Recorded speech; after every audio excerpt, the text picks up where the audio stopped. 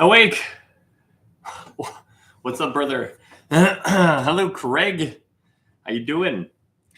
Good to see you. Hi, I'm first. What's up, legit? What's up, Lynn? Good morning, good morning, good morning. Susie, hello on YouTube. Good morning. How are you? Peekaboo, Deb. Hello, hello, Lisa. Holler back. Lessa Peluso. Good morning. Morning from snowy West Virginia. Man, is it getting weird over there? Hello, Unbalanced. How you doing? Good to see you. Good to see you. What's up, Diana? Hello, hello. Giselle Mobile. Good morning. Brenanner. Brenanner. I need my free hoodie for being on the first 10. Mercedes, aren't you? Don't you live over in the UK? Hello, Amira. Good morning. Hopefully you're doing well. Good to see you. Yogi, thank you for that heart. I didn't see it. Awake. Thank you for the rose, Mercedes. Do the first people, 10 people get a free hoodie. What's up, DJ Nick? Your live came up at the right time for me. Very cool, Mercedes. Hello, Liz. I'm just scrolling all the way up. Good to see you. How you doing, Liz? Hopefully you're doing well. I'm just following some people back right now. That's what I'm doing. All right, got to the top. All right. Bridget, hello, Bridget. Good morning. Yes, in the UK we wear hoodies too. That is good to know. Wasn't really sure, but that is good to know. I'm just messing. What's up, Shepard? How you doing? It's a nickname, Brenanner. I like it. What's up, Sal? How you doing? Free hoodie here. Over here. All right, go along. I'll just start throwing them out while we're doing these lives. You're just gonna have to hang out like 10 feet in front of me because I can't throw that far. I'm totally kidding. From the UK, what's up, Darren? God bless everybody. What's up, Tess? Good morning. Brian, do you know anything about this Mr. Beast that's talking about purchasing TikTok? I saw him on GMA. No, I think there's a couple people who actually are trying to do that, but I don't think TikTok is going to sell. That's just my 2 cents on it. Good morning, Ryan. Hey, good to see you, Given Grace. Good morning. Hey, American living in Australia. Are you really? What made you move there, Aaliyah? That sounds like fun. Are you? So you live there permanently then, huh? What time is it there? Good morning, Brent. Yeah, it's been here 6 years. Was it worth the move? And why did you move? I have questions. Good morning, brother. Oh man.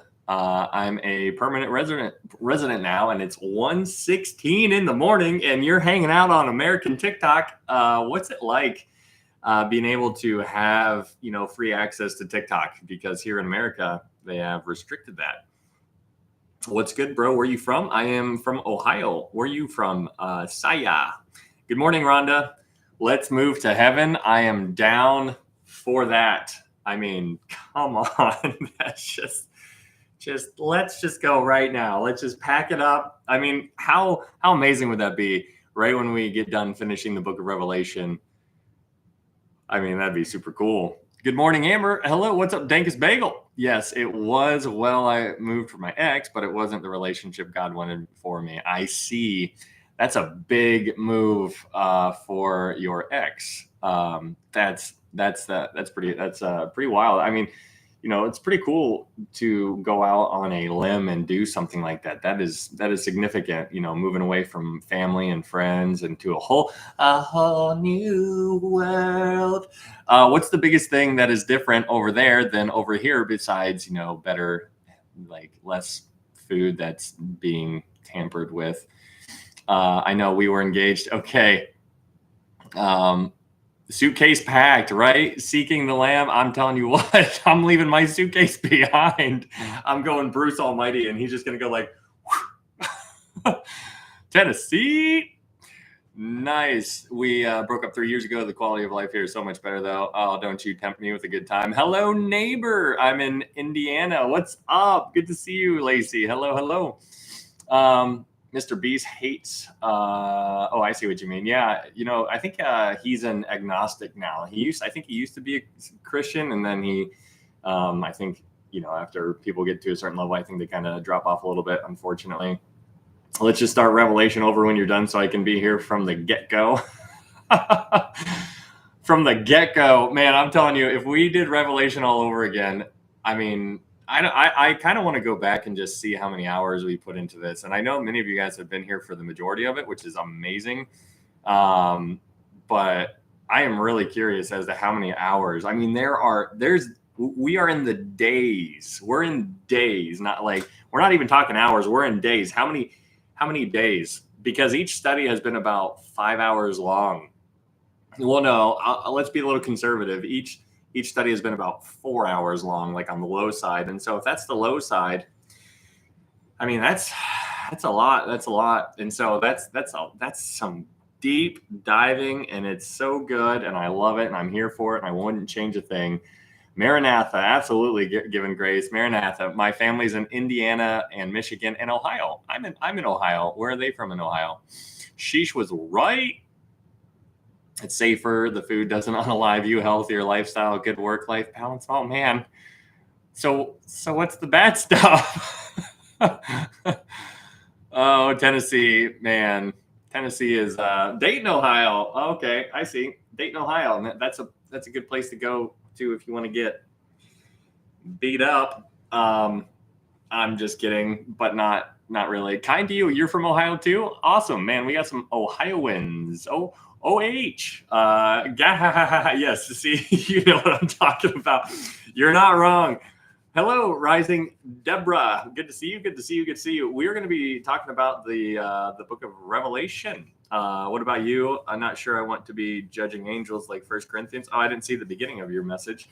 If you said something, your building's God's kingdom. Hey, we're all doing it. It's not just, I really hope you, and that's one of the things, like, I hope you guys don't look at me as anything special. I'm not. I mean, our human minds, we put certain things on different pedestals, but we got to remember, oh, this was all the way over there. Could you guys even hear me?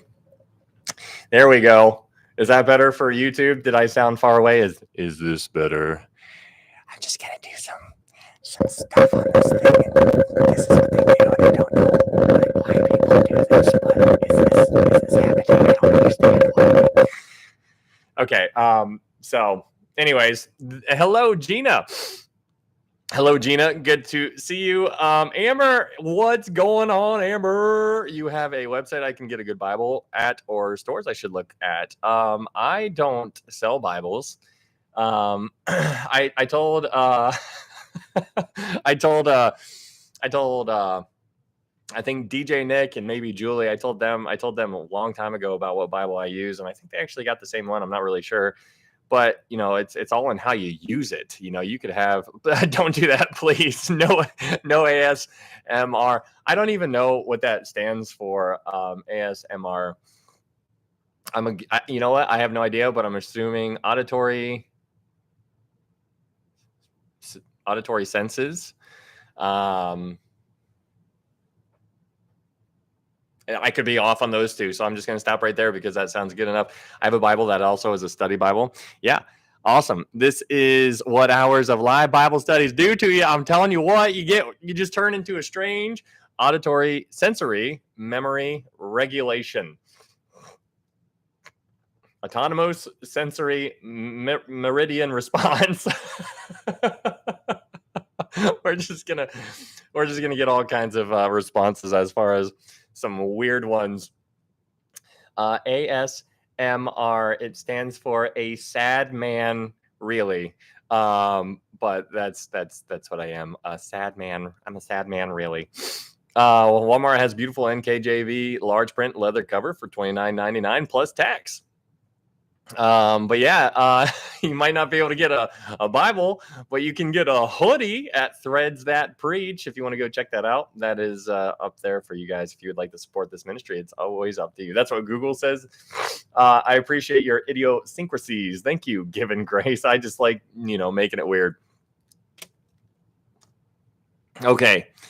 How you doing, Amber? Are you doing all right? good to see you up in the club. We all up in the club up in here. My shirt's Burr here Thursday. Check out his shirts. Very cool. Very cool. Hello, Charlotte.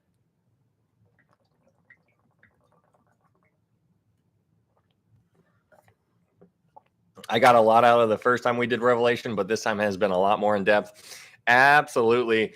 Stay weird, bro. I will never not be weird. I think that that keeps you young, and that's not what I'm going for, because take me home right now. I mean, like, let's just go. Being young is not something that's on my bingo card. It's not like I want to live forever. I'm like, man, people who want to live forever down here, I'm just like, are you out of your mind? Great merch. The Hulk water bottle. Let's go. Okay. Hydrate. Yes. Laughter is the best medicine. Okay. All right. Well, actually, my mouth is like really dry all of a sudden. I don't know what's going on. They're probably doing something to the water.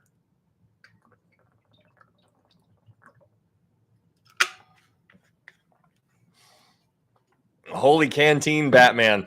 All right, let's go ahead and get started. This one's actually not going to be that long, because this is chapter 22, and there's, you could obviously do it in many kind of different ways, but we are going to be finishing the book of Revelation, and it's going to be, it's kind of fun.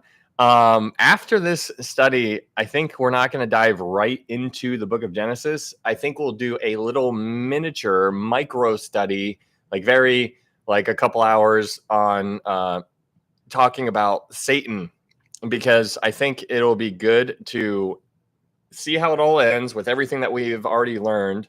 And then before we go back to the beginning to learn about Satan a little bit more. And then when we have more understanding of Satan, then we can go and dive into the beginning. So that's kind of the game plan, just in case. So you can write it on your calendar. We're like, okay, Revelation, Satan, and Genesis. That's the idea. Let's go ahead and dive into the book of Revelation. If you guys are new here, thank you so much for being here. My name is Ryan. We are just going through the Bible book by book, chapter by chapter, verse by verse. And it's a good time.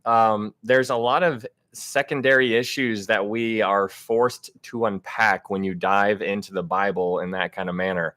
You get into a whole bunch of interesting waters, and it's difficult sometimes because I'm a human being and so are you, and so we're all humans trying to handle each other and being like, how can I navigate this unknown territory with you, whereas I want to keep that bridge connected, and so that I don't burn any bridges. And that's why we need to always let our speech be with grace and seasoned with salt. And that's a difficult thing to do, but that is something that you can get to after you stay in the word for a certain amount of time. And so it's, your spiritual walk, if you nurture it, if you care for it, then you are going to grow.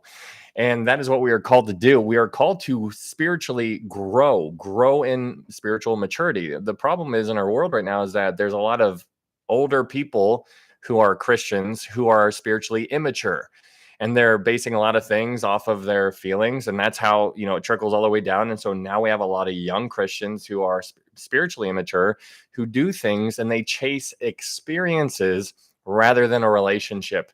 And so they do all this experiential type of, they're looking for I don't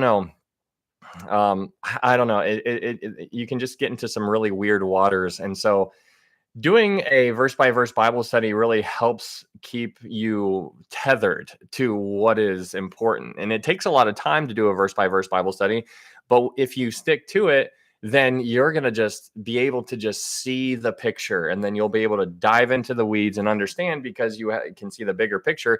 And when you see the bigger picture, then it only is going to be beneficial. It's interesting because our church right now is trying to accomplish going through the Bible in 90 days. And that's pretty difficult because you got to be really diligent in going through the Bible. Reading the Bible in 90 days is no small task. I think they're in the book of Nehemiah. I'm actually not doing that. Thank you, Rachel.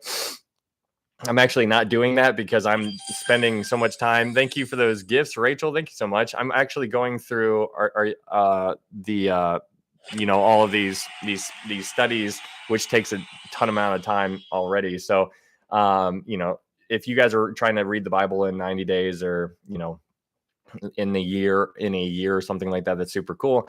But these studies really help slow things down, and you just bounce all over the scriptures, and it's more of a story in a sense than reading one verse, then the next verse, then the next verse. You get to tie in everything else, and when you tie in the rest of scripture into whatever you're reading, then it makes the entire Bible come to life, come to life, and that is unbelievable. That's one of the things that I just get so pumped up about this book, because it's not just one book. It's 66 books. It's written by over 40 different authors over 2,000 years, and we are reading it. These are different authors from different walks of life. You have kings, you have priests, you have fishermen, you have tax collectors, people that are rich, people that are poor. They are all writing, and we are reading what they're writing, and they are all tied together, and it's absolutely unbelievable. Are you a Calvary Chapel? I am I don't know what that means. I am a independent Baptist. That's the, if you want to put a title on it, I suppose that you could use that. If you are looking for a denomination, that's what the church that I attend. 90 days is impressive, but I'd be afraid I'm not retaining enough. Yeah, it's definitely not about retaining when you are trying to go through the Bible. It's about picking up little pieces, and then as time goes on, those things will come to mind when you actually are done with the entire thing. And that's what's kind of cool about it. Sometimes you pick things up without even realizing it. And how many times have you just been like walking throughout your day, and then a verse comes to mind, and you're like, where's that verse? Like, I don't even remember what the words are, but I remember the concept. I remember reading something about like how it says this. Man, where was that? And so that's kind of cool, because even though you don't remember exactly where it is, you understand the idea, you understand the concept, and the concept will stick with you, even though the actual word for word verse might not. Your father is why I trust you more. Okay. No, they also claim the verse by verse. I've seen your sermons, and we are one. Okay. Well, good to see you, Chelseness. I just bought that book, The Story, from the Christian Store. I don't know anything about the story. Interesting. All right. So let's go ahead and dive on into the recap. If you guys are new here, all the time, I know, right? So we're going to go ahead and dive into the review. If you guys are new here, my name is Ryan. We are going through the Bible book by book, chapter by chapter, verse by verse. We just so happen to be in the book of Revelation right now. And so if you guys do not follow me on YouTube, I would encourage you to follow me on YouTube, because right now we are live streaming on YouTube and on TikTok at the same time. And so if they get rid of TikTok here in America, it's still an option on the table. I mean, if we lose TikTok, then we're not going to be able to download it again. Like if you try to update your phone or something like that, people have lost access to getting back into TikTok, which is terrible. So they're cutting communication with one another, and that's unfortunate. So if you would like to stay in touch, even if I lose TikTok, then I'm going to keep on going on YouTube. And there's a YouTube link up in my TikTok profile. It's ITZ_sheesh, ITZ_sheesh. So if you click up here, you'll be able to find it in the links that are in my TikTok profile. So anyways, we're going through the book of Revelation, but the main thing is always the main thing. And I always want to keep it that way, because there's a lot of secondary issues. The entire book of Revelation, many people have different ideas as what certain things mean. And so I always want you guys to remember that I'm giving you the way I think. I give you the way I think, and I tell you why. It is on you to search the scriptures with all readiness, and to receive the word with all readiness, and search the scriptures daily to find out whether these things are so. That is what you should be doing, and that is what I should be doing. We are to receive the word with all readiness and search the scriptures daily to find out whether these things are so. So you are to receive it and then test it. We are to test all things and hold fast to that which is good. And so always remember that I am doing the best that I can. I'm just a guy. That's all I'm not a pastor. I'm not a theologian. I'm not a scholar. I'm nothing like that. But it doesn't mean that, just like, hopefully, this is kind of eye-opening in a sense, because there's some people out there who don't have a title at all. I don't have a title. And so it really makes you recognize that just because somebody has a title doesn't mean that they don't know what they're talking about. There are a lot of unknown people out there who are just insanely diligent in studying and studying and studying and studying. And I absolutely love that, because when you stumble upon one of them, you're just like, holy smokes, like, what school did you go to? And they're like, I actually never went to school. And you're like, what? On the other hand, you can have people who have a doctorate, a PhD, all of these things, but then just because they have that title doesn't mean that they know what they're talking about. I told you guys that story. I went to that church camp and I sat next to the speaker that was there that week, and I was like picking his brain. I was like, hey, what do you think about Revelation and this verse and this chapter? And he was like, whoa, getting into the deep waters there. And I was just like, not really. This is rather elementary. I was like, and so he didn't know how to answer. And so we just talked about something else. And so it was at that moment that I learned that people don't really dive deeply, or if at all, into the book of Revelation. And so it's really fascinating because, the Bible is prophecy. It's like 30% prophecy. And many people, many pastors, typically try to avoid that. And I'm like, for me, it's like my favorite thing. I love talking about this. But I never want you to, even though this is my favorite, book in the Bible, my favorite thing to always talk about is the gospel. How do you get to heaven? How do you get to heaven? This is always going to be the main thing. The main thing is, how do you get to heaven? Well, first off, you need to understand the bad news. The bad news is that you are a sinner. For all have sinned and fall short of the glory of God. Romans 6:23 gives you a little bit more detail. He says, for the wages of sin is death, but the gift of God is eternal life through Jesus Christ our Lord. And that's unbelievable. Through Jesus Christ our Lord, period. It is for by grace you have been saved through faith, and that not of yourselves, it is the gift of God, not of works, lest any man should boast. And so that is the main thing. The main thing is always going to be the main thing, in that Jesus died on the cross for your sins. He was buried he died according to the scriptures. He was buried. He rose again on the third day according to the scriptures, which you can find in 1 Corinthians 15. And that's everything. That's unbelievable. That we need to make that the biggest, the news, the biggest headline in history, in world history. But people are trying to make that seem like it's not that big of a deal. And we get all distracted with all the things going around, and it kind of loses its shine, its sparkle. But for God so loved the world that he gave his only begotten son, that whosoever believes in him shall not perish, but have everlasting life. What an amazing good news is that. That's amazing. Good news. The good news is that you were drowning and God came in, he dove in after you and he picked you up and he brought you on. But he was like, only if you're willing. He's never going to force it on anybody. And it is a free gift and it is for everybody, which is so neat. But that is always going to be the main thing. The main thing is the main thing, which is the gospel. So diving into the book of Revelation, we're going to do this review. And if you are new here, we're going to be focusing on Revelation chapter 22, but we always do a review of what we covered up until this point. And so we've already completed Revelation chapter 1 through 21. And so we're going to do a little bit of a flyby, and these reviews go rather long, which I think is good for repetition reasons. If you repeat something, hear something repeated multiple times, then it will stick with you and you'll understand the idea, even if you can't understand the entire picture. So in the book of Revelation, it's always good to remember that who the author is. Whenever you're diving into a new book, remember who the author is. Do some study on who the guy is who's writing the book. And so here in this situation, the guy who's writing this book is a guy named John. John walked with Jesus. He talked with Jesus, and it was unbelievable. In the Gospel of John, John shows you so much information about how to operate, because John doesn't even talk about himself. He talks about himself in like the third person. He says, he refers to himself as the disciple whom Jesus loved. John wanted to remove himself from the entire scene just so you will focus on Jesus. And I'm like, man, that is so unbelievable, because it's less of me and it is more of him. He must increase and I must decrease. And so it's really tough, but this just speaks to humility. And humility is where you and I need to live, because there's this danger that's lurking in our own minds that you are a big deal, that you are like, God couldn't be doing what he's doing without you. That's like, we're like, oh man, or whatever we like to like puff ourselves up, but really we need to deflate ourselves. We need to be like, I need to lower, because when you lower yourself and you clothe yourself with humility, then people are going to notice that.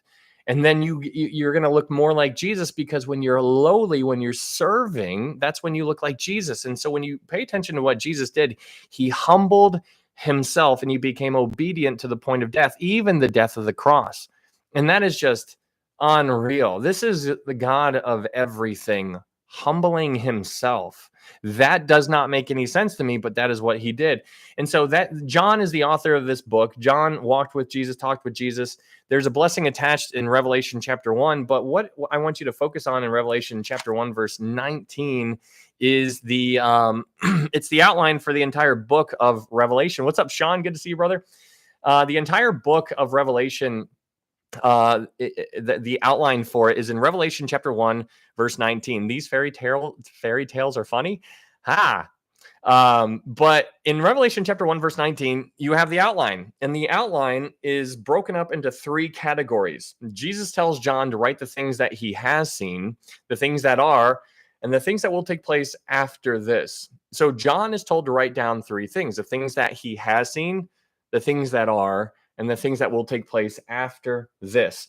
And so that's in Revelation chapter 1 verse 19.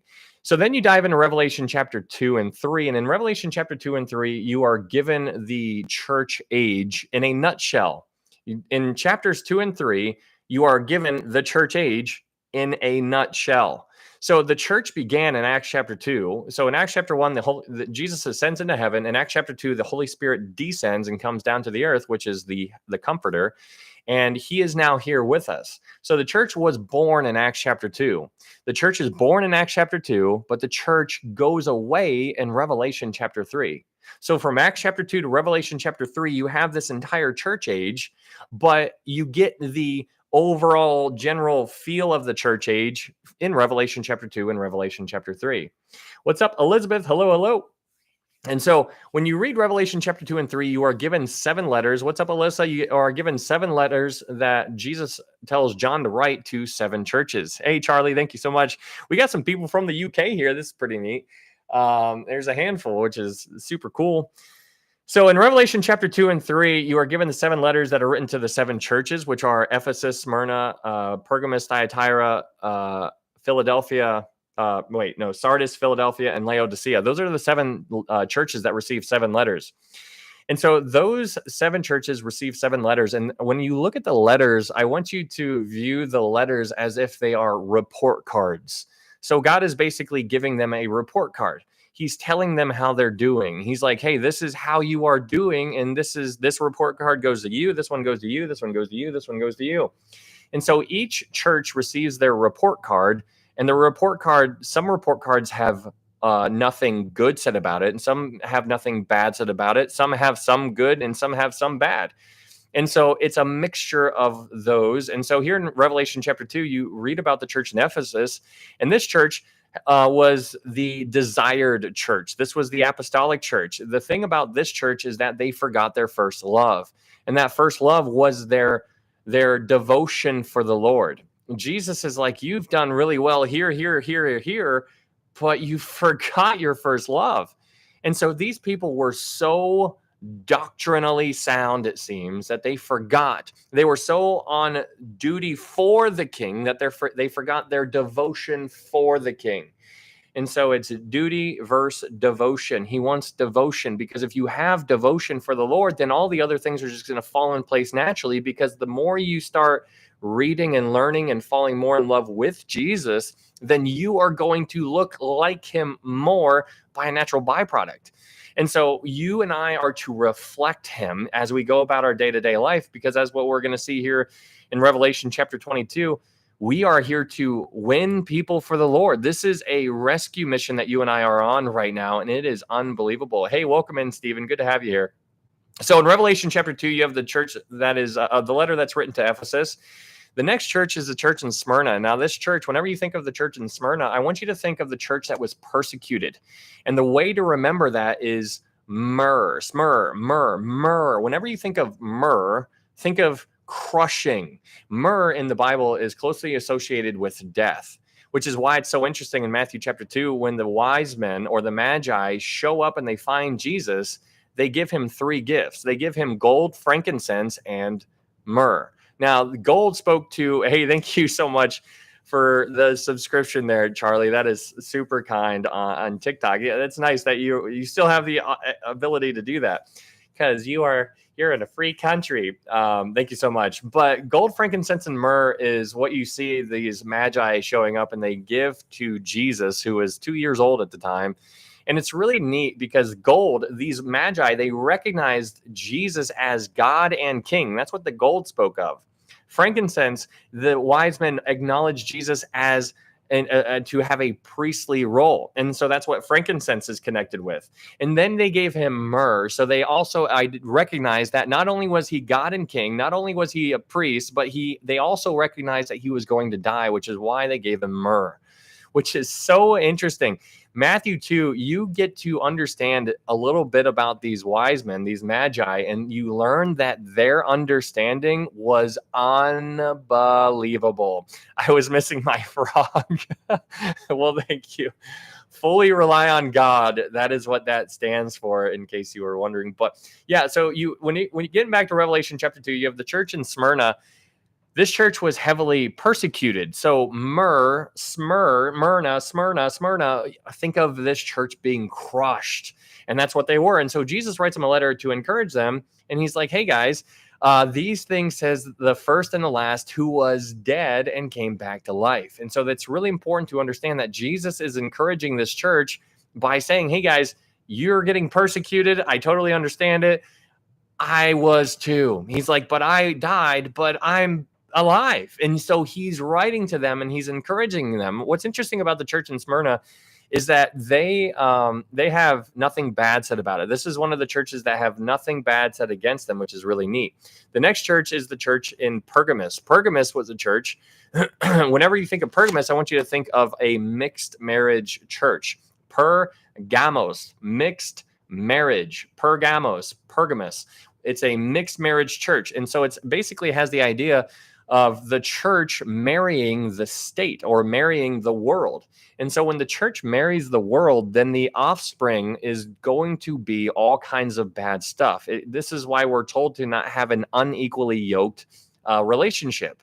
And so if you're a born again believer and you are married to somebody who does not believe that Jesus is Lord, then you know exactly what I'm talking about. And you're probably feeling the side effects of that unequally yoked relationship. And it's probably getting all kinds of crazy in certain areas. And, this is why, it will do us well to listen to what we're taught here in the Bible.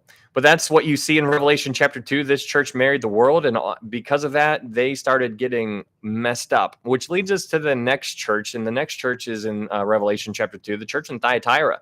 The church in Thyatira is known for continual sacrifice. That's the idea behind the word Thyatira, continual sacrifice. And so when you think about continual sacrificing, this church in Thyatira basically mirrors what you and I would refer to as the Roman Catholic Church. Many people in the Roman Catholic Church who refer to themselves as Christians are actually lost. And they might look very religious, but many of them are absolutely lost. And this is heartbreaking, but they don't understand it. They just are in this programmed mode to basically do things like Hail Mary, full of, cross themselves, say certain things, have the rosary prayer beads. They confess their sins to priests. They water baptize infants. They do all of these things, transubstantiation. They have all of these works-based ideas, and those works-based things that people are doing in that kind of church lead them to believe that they are good and that they are going to heaven, and it's not right. And so God writes them a letter and he's like, hey, if you do not repent, if you do not change your mind, then you will be going through great tribulation.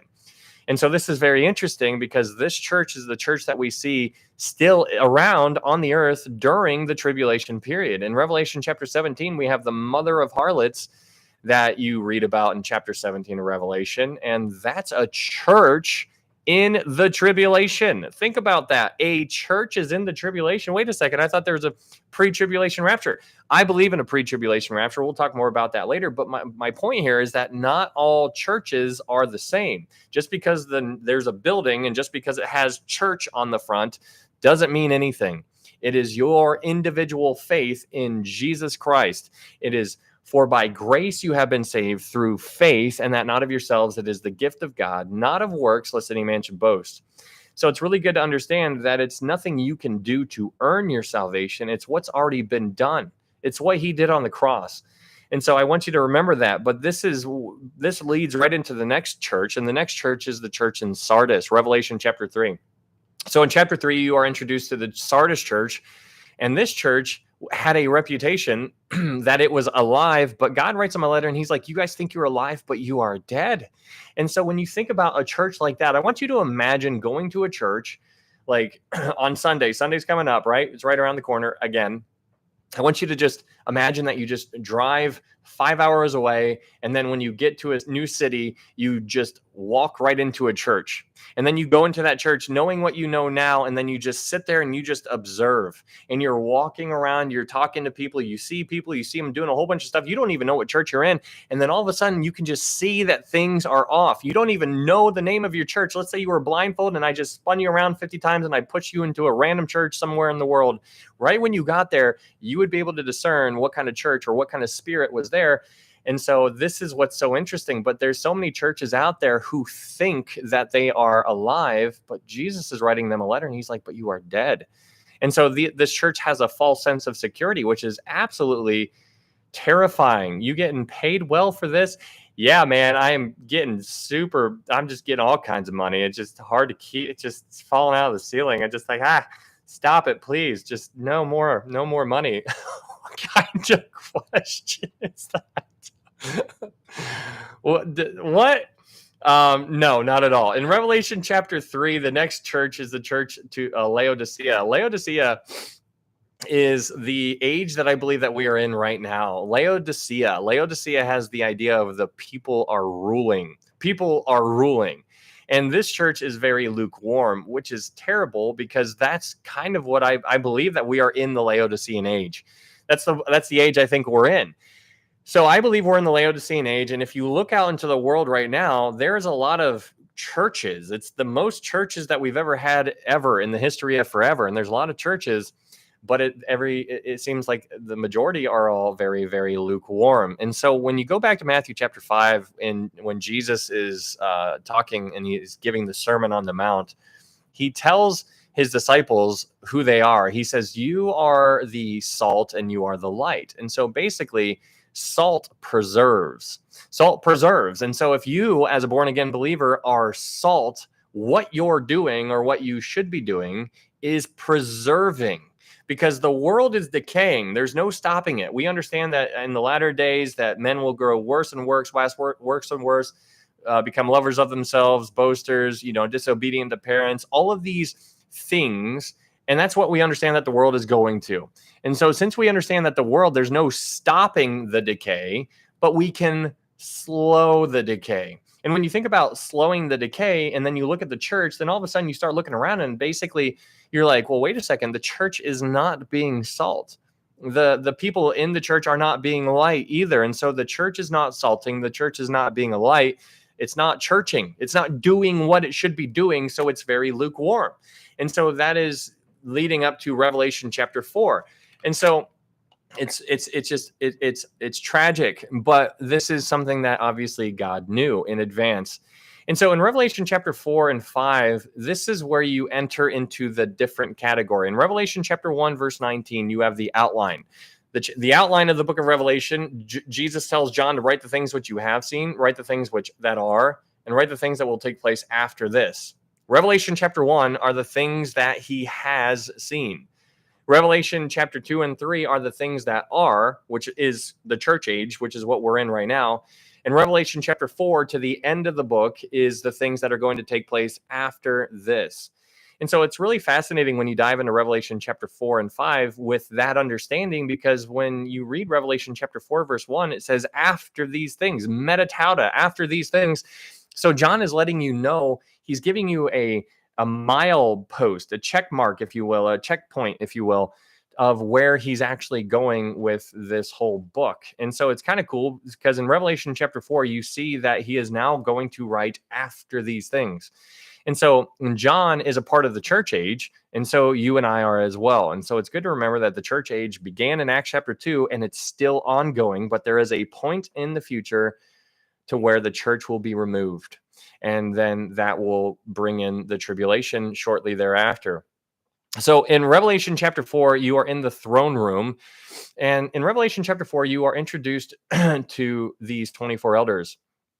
The 24 elders are not found anywhere else in the Bible, which is, I think, is really kind of provocative. But when you dive into Revelation chapter 4 and 5, you learn about the 24 elders, and we will talk more about them when we get to chapter 5.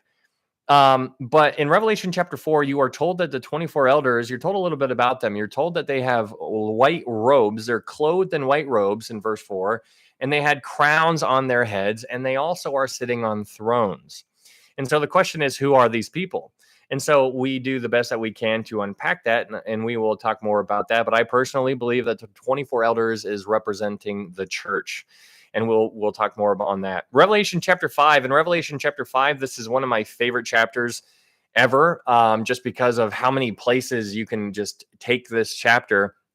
But in Revelation chapter 5, this chapter really coincides well with the book of Ruth. And if you understand the book of Ruth, then you understand what Boaz did for Ruth. Because Ruth she a Gentile bride. She there was another relative that was closer to Ruth, and basically Boaz went on her behalf and did what he needed to do in order to gain Ruth as a bride. And so Boaz is called a Goel, a kinsman redeemer. And he paid for her. And he not only did he do that, but he handled it all. Ruth was just hanging out back there doing her own thing, just chilling, while Boaz is over there doing everything that needs to be done. And then Boaz comes back and gets her. And so it's really cool. The entire story, it parallels what Jesus did, because Boaz in that story is Jesus, Ruth is the church, and Naomi is Israel, which the typology there is just unbelievable. It's probably all just an accident and just coincidence, though. I'm sure. But in Revelation chapter 5, you see God the Father sitting on the throne, and John is in the throne room, and he sees God the Father sitting there holding a scroll. And so John is just like, he just starts sobbing uncontrollably. And he's like, what? He starts weeping because there is nobody that was worthy to take the scroll. So John recognized that scroll needed to be taken from God the Father's hand. And so John is there sobbing, just complete ugly crying. He's just holding nothing back. It's just like snot bubbles. It's getting weird.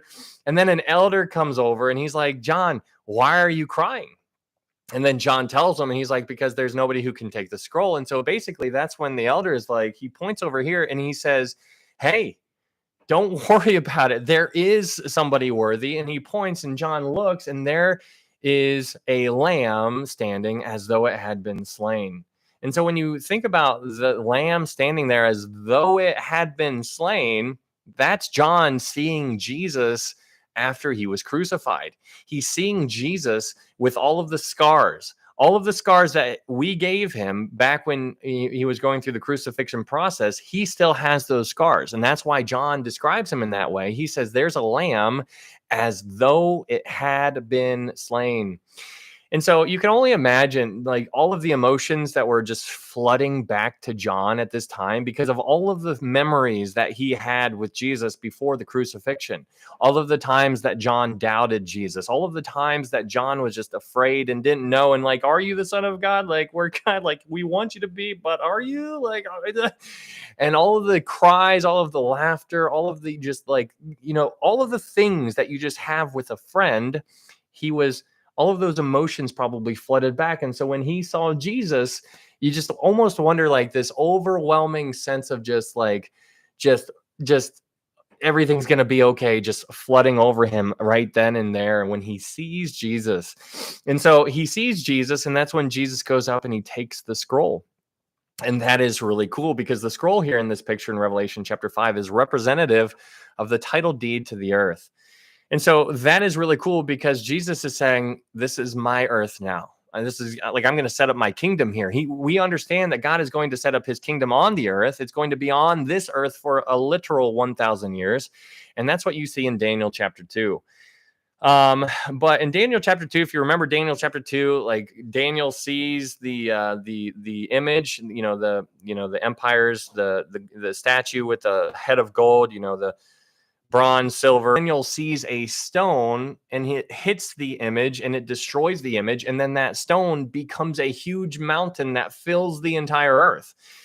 And so that mountain in Daniel chapter 2 is representing the kingdom of God that is going to be set up on earth. That kingdom is the same kingdom that they were wanting to literally just appear. That's why if you read the Gospels, you'll find people who literally thought that the kingdom were just going to appear just like that in front of their eyes. And so it's really neat because in Matthew chapter 6, Jesus talks to the disciples and he teaches them how to pray. He says, hey, when you pray, pray like this: Our Father who art in heaven, hallowed be your name. Thy kingdom come. So we are to pray for that kingdom. And so if you understand about the kingdom and if you understand the government that's within the kingdom, then you understand that there's people who are going to be outside that kingdom. And so those people who are outside, that is why I'm here. That is why you are here. We are to go out and try to get those people and bring them in with us because we understand what will happen if they are left outside. And so in Revelation chapter 5, you have the 24 elders. Again, they fall down. And so when you think about these 24 elders, you're not told much about who they are. They don't come right on out and tell you who they are, but they do tell you a clue that is very important to pay attention to. In Revelation chapter 5, verse 10, they tell you that they are kings and priests. That is very important to understand. They are kings and priests. And so when you dive into that, you're like, well, why is this important at all? The reason why it's important is because in the Bible, if you're looking at this from a Jewish perspective, there were kings and then also there were priests. Kings came from the tribe of Judah. Priests came from the tribe of Levi. So kings and priests, they were from different tribes. They never mixed. You can never be a king and priest, but you could. There were very specific times where somebody was a king and a priest. And so when there are times where somebody is a king and priest, your antenna should just spike and you should just like, what's going on? Why is that a king and a priest at the same time? I thought that was a no-no. Well, when you dive into who the kings and priests are, that really is revealing. So the first king and priest that we are told about is a guy named Melchizedek in Genesis chapter 14. In Genesis 14, you are introduced to Melchizedek, who is a priest of the God Most High and king of Salem. That is before the Levitical law. That is super important to understand.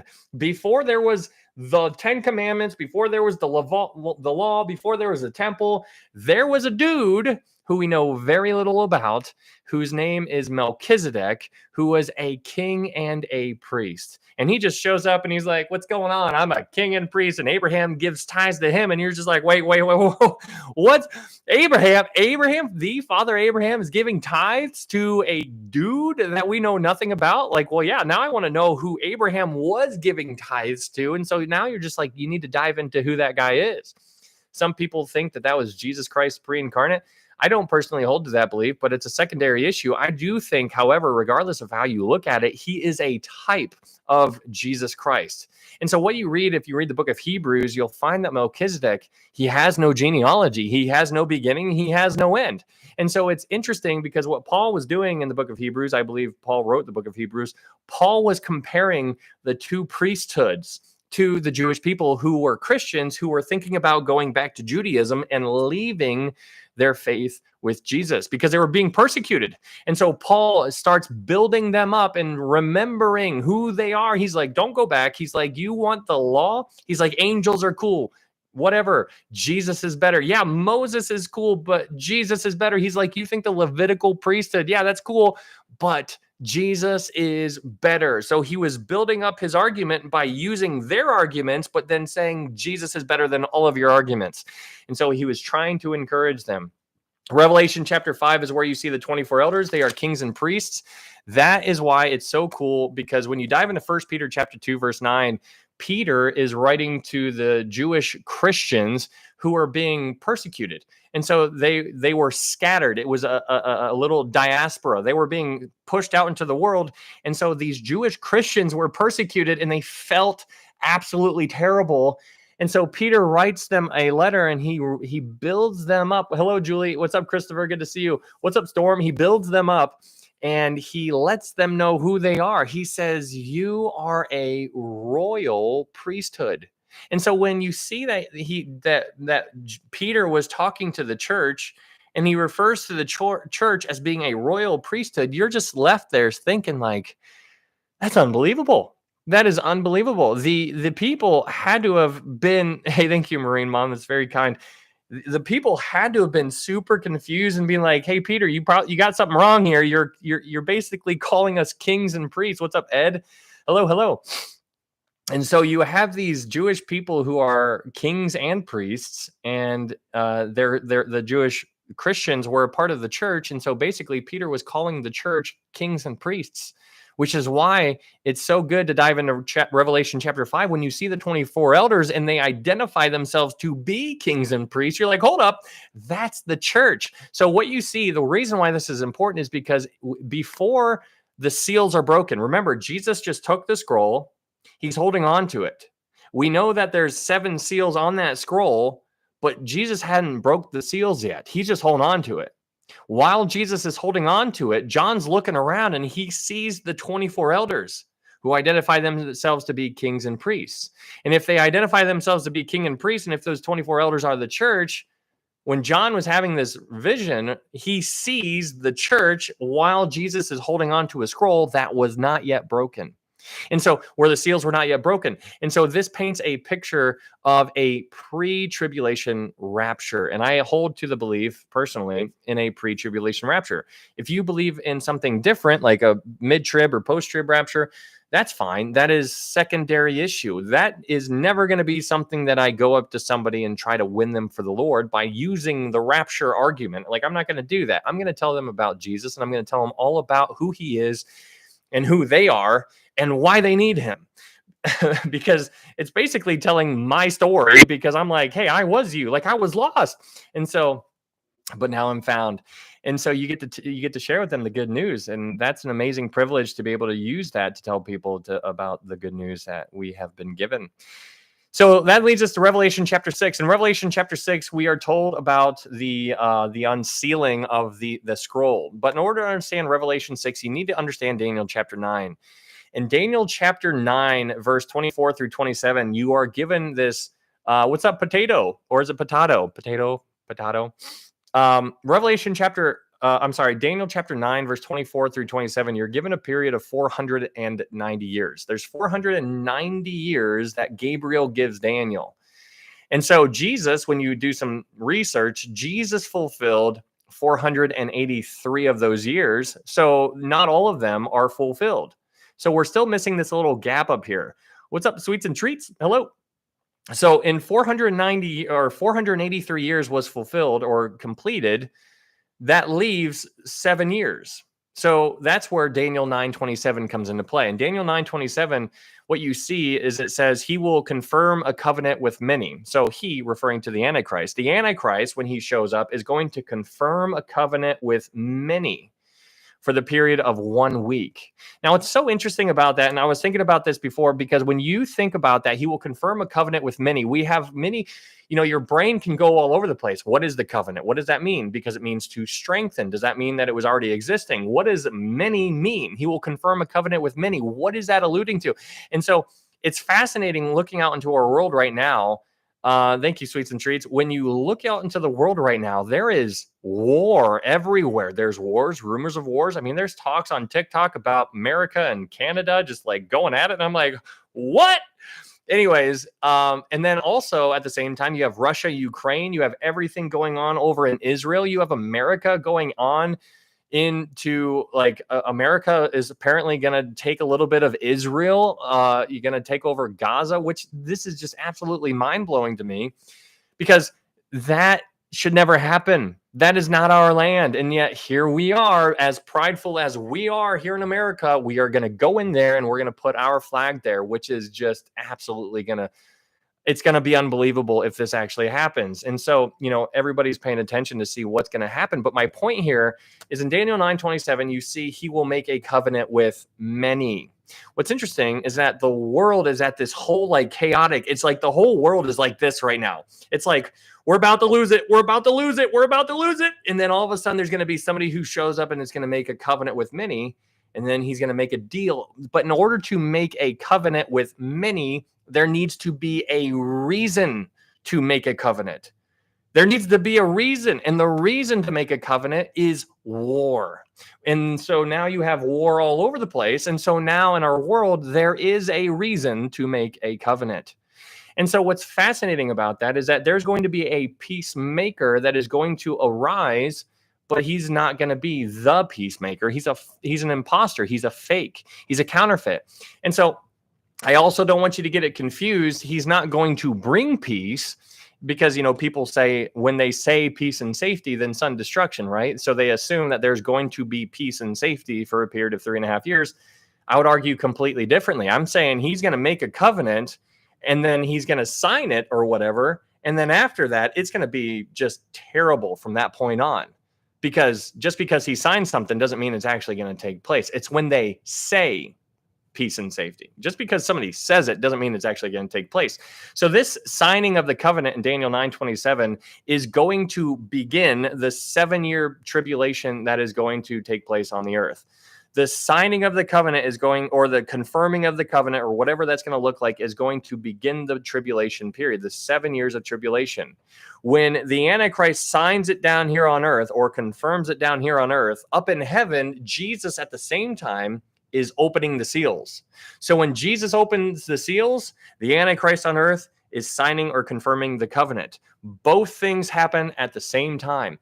And so when Jesus opens the seals, that's where we go into Revelation chapter 6. In Revelation chapter 6, you're introduced to the seal judgments. What's up, Julie and Yogi? Yogi's back. Good morning, whoever I missed. So when you dive into Revelation chapter 6 and you see these sevens, you see 7 all over the place. 7, 7, 7, 7, 7, 7, 7, 7. And so in Revelation chapter 6, you have the 7 seal judgments, and you have the 7 trumpet judgments, and you have the 7 bowl judgments. There's 7s all over the place. You can just make a list of them, and you can just keep on going because it's inexhaustible almost. There's people who tried to make a list of 7s, and it's like this long, and I'm not exaggerating. It just keeps on going. You can just keep on finding stuff. But in Revelation chapter 6, you're introduced to the 7 seals. And these seals are unsealed by Jesus. Remember, Jesus was the one holding onto the scroll. So Jesus is the one breaking the seals. And so when he breaks the seal, the first person or the first seal that the world gets is the Antichrist. And that's interesting. So when the seal is open, they get him, but he's not unveiled yet. But this is when he arrives in a very dubious kind of manner, because when he shows up, he is given a crown and he goes out conquering and to conquer. So that is very interesting. But again, this white horse rider is this is the Antichrist. This is not Jesus Christ. Don't get it confused. Just because he's on a white horse, don't think that he is the Savior, because he is not. He is a complete imposter. So in Revelation chapter 7, moving on to Revelation chapter 7, you are introduced to 144,000. The 144,000 are Jewish men who are going to receive the seal of God on their foreheads. And so that is fascinating. There's some people out there who want to be one of these 144,000. And I'm like, why would you want to do that? Like, why not just put your faith in Jesus right now and not have to worry about this? So these are 144,000 Jewish men who are virgins. You read that they are virgins in Revelation chapter 14. They have not defiled themselves with women. So that is Revelation chapter 7. Then in Revelation chapter 8, they are told, or we're told about the trumpet judgments. The trumpet judgments are, there's 7 trumpet judgments. And the trumpet judgments, this is where the heavenlies get involved with the activity that is happening on the earth. And in the seal judgments were hold on, I got a little puzzle piece. The sealed judgments was basically just mankind getting involved with the beginning of the tribulation. But the trumpet judgments is when the heavenlies start to be involved with the tribulation. Because in Revelation chapter 8, you see the angels getting involved. And when the angels get involved, you can look at the trumpet judgments as a judgment of the thirds. And when I say the thirds, I mean it's a third of everything. Whenever something is getting hit, it's a third. And so, for example, whenever the water is getting hit, it's a third of the water. What's up, Sam Ma'am? How you doing? Whenever the trees are getting hit, it's a third of the trees. Whenever the ships are being destroyed, it's a third of the ships. And so when you think of trumpets, think of 1/3. It's 1/3 of whatever is being hit is going to be taken out. It's going to be destroyed. So in Revelation chapter 8, you are given the 4 trumpet judgments, and they all seem to be pretty bad. But then at the end of chapter 8, you find that those trumpet judgments really aren't that bad. And the reason that you find out the trumpet judgments aren't that bad is because of what happens at the end of Revelation chapter 8. In Revelation chapter 8, you see that this angel, after all of those 4 trumpets have already been blown, you see an angel coming out of heaven, and he is screaming to the earth. He says, woe, woe, woe to the inhabitants of the earth because of the remaining 3 blasts of the trumpets that are about to sound. And so basically, this angel is telling the world, being like, hey, if you think that all that was bad, you ain't seen nothing yet, because this angel knows what is about to happen. And so that brings us into Revelation chapter 9. In Revelation chapter 9, what you have the next trumpet judgment, which is when this angel falls. And when the angel falls, he's given a key. The angel takes the key and he opens the bottomless pit. And out of the bottomless pit come all of these locusts that John describes, but they're not locusts. These are demons. And so in Revelation chapter 9, you see this demonic invasion that is unleashed onto the earth. And so what you find in Revelation chapter 9, verse 1 through 12 is that these demons are given power over mankind to torment. They are not allowed to end their lives. They are allowed to torment mankind for 5 months exactly. This trumpet judgment is going to last for 5 months. And so that is fascinating, because then when you keep on reading in Revelation chapter 9 verse 13 to the end, you get to the second, or the next one, the next trumpet judgment, which is you get to the 6th trumpet judgment, which is another demonic invasion, in my opinion. And the 4 angels that are bound at the great river Euphrates are unleashed, and they get this 200 million man army, and they go against the world. And they end the lives of 1/3 of mankind. In Revelation chapter 9, verse 15, it says, so the 4 angels who had been prepared for the hour and day and month and year were released to end 1/3 of mankind. That's crazy. And so you have 2 different demonic invasions here. The first one was given power for 5 months, but they were only allowed to torment people. And this isn't like, tickling people until it hurts. This is tormenting. And so the next demonic invasion after that is so much worse. They were given power to end 1/3 of mankind. So 1 trumpet is where they are allowed to torment mankind for 5 months. And the next trumpet judgment is where they are allowed to end them. And 1/3 of mankind. And that is fascinating. Revelation chapter 10, you have this little parenthetical. It's like a commercial break almost. This is like what John sees. And John sees this mighty angel coming down. And so some people think that this mighty angel is Jesus. And some people think that this mighty angel is just another mighty angel. So, there's some good reasons for both arguments. Doesn't matter, but one reason why, or reasons why it's Jesus, is that he has a rainbow on his head. His face was like the sun and his feet like pillars of fire. He had his little book open in his hand, and he set his right foot on the sea and his left foot on the land, and cried with a loud voice as when a lion roars. And then when he roared, the 7 thunders thunders uttered their voices. And so It's really interesting, who this angel is. It could be Jesus. It could be it could just be another mighty angel. People are divided on that. It's secondary at the end of the day. But that leads us into Revelation chapter 11. And Revelation chapter 11 is a chapter you need to really familiarize yourself with if you're trying to find out the correct order of operations. So I always, as per usual, I give you guys my opinion. This is what I believe. And so you guys need to test all things and hold fast to that which is good. But what we do need to understand, regardless of your opinion on the order of operations of the end times, if you study eschatology, the thing that we need to recognize is that there is a correct answer. There is a right answer here. And so we need to study to show ourselves approved. And so I give you guys what I believe, and I try to explain it in a way that's relatable.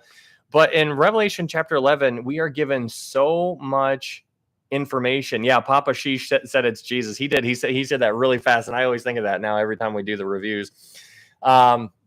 There was something that made me think about that it is probably Jesus when I was studying Revelation chapter 22, because that came to mind. Anyways, but in Revelation chapter 11, we are given so much information. Revelation chapter 11, verse 1 through 3. You are told that there's going to be another temple, and you are told that there's going to be two witnesses, and those two witnesses are going to be here for 3.5 years. Now, the reason why this is so important is because of how much information is given to you. It is crazy how much information is there. And so when you start thinking about the information in Revelation chapter 11, verse 1 through 3, you have the two witnesses that are there for 3.5 years. They're there for 3.5 years. They're standing in front of the temple. They're closely associated with the temple. And so this is a ton of information. The reason why this is a ton of information is because we're told that there is going to be another temple. We understand that there is going to be a third temple. Now, I also need you to recognize that there are people out there who say that the temple is not literal. It's not a literal temple and that we are the temple. And that's all lovey-dovey and stuff like that. But that's not the context that's actually being talked about here. These people are standing in front of a literal temple. It's a physical temple. And so this also coincides with Daniel 9:27, because in Daniel 9:27, it says he will, in the middle of the week, he will break the covenant and he will basically cause all the sacrifices and offerings to cease.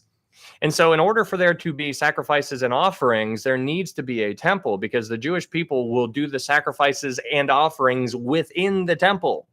And so for the first 3.5 years of the tribulation, there is literally going to be a temple standing during the tribulation period. It's going to be standing for the entire 7 years. But for the first 3.5 years, there's going to be two witnesses that are directly associated with the temple. And so these two witnesses are going to be untouchable. They're not going to be touched by anything. These people are going to have their witness, their ministry is going to be unstoppable. And these two witnesses are going to be Jewish men, from what we can tell, because they are clothed with sackcloth. Now, only Jewish people clothe themselves with sackcloth, and so this is directly associated with Jewish men. And so these Jewish men, some people think that it's Elijah and Moses. Some people think that it's Elijah and Enoch. It doesn't really matter what your opinion is, because it's a secondary issue. If we are it's amazing how much we really do give a lot of focus on here. It's not that big of a deal. The thing is to recognize that there is going to be two of them. And so when you think about these two witnesses and they're there for 3.5 years, the reason that we're told that they're there for 3.5 years, don't sleep on that detail. Remember, every detail that we are given is there on purpose. And so when you think about these two witnesses having a ministry of exactly 3.5 years, well, that's a clue. And the reason why that's a clue is because when you keep on reading in Revelation 13, you see that there is an antichrist. The beast that rises up is you see that in Revelation chapter 11, the beast arises and he makes war with them. Well, that beast that makes war with them is going to be given authority for 3.5 years as well. So the two witnesses have authority for 3.5 years. The two witnesses have authority for 3.5 years. At the end of their 3.5 years, the Antichrist rises up, makes war with them. Their bodies are going to lay in the streets for 3.5 days. after their bodies are laying in the streets, that's when the Antichrist, I'm assuming, is going to go into the temple that the two witnesses were guarding. That's when the two witnesses go, or that's when the Antichrist goes into the temple. That is when the abomination of desolation is set up. And that's what you read about in Revelation chapter 13. So when the Antichrist rises up and overcomes these two witnesses, that is basically when he reveals himself. Because up until that point, the Antichrist hasn't been allowed to go into the temple. He hasn't been allowed. And so since he hasn't been allowed, he wants to go in the temple because he's like, that's God's temple. He's like, I understand that this is what, this is all about God. Yeah, whatever that guy, God. He's like, I'm going to go in there and I'm going to put my throne in there. And so that's what he's going to do. He's going to do that. And he's also going to build a statue, which is the abomination of desolation.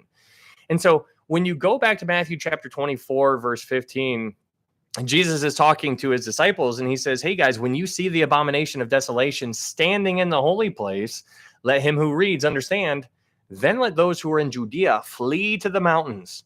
And so Jesus was basically telling them, he's like, guys, there's coming a day where there is going to be another temple. And when that temple shows up, there's going to come a day when there's going to be somebody who goes in there and he's going to do the exact same thing that Antiochus Epiphanes IV did. And so that's what Jesus does in Matthew 24. He authenticates the book of Daniel. And so he tells you and I to go check out the book of Daniel. And when you go check out the book of Daniel, you read all about the abomination of desolation. And so what this guy Antiochus Epiphanes actually did, thank you, Michelle, this guy, he hated the Jewish people. He persecuted them. He ended them. He also went into the temple, and not just the temple, but he walked into the Holy of Holies, and he killed a pig, and he also erected a statue of Zeus in there as well.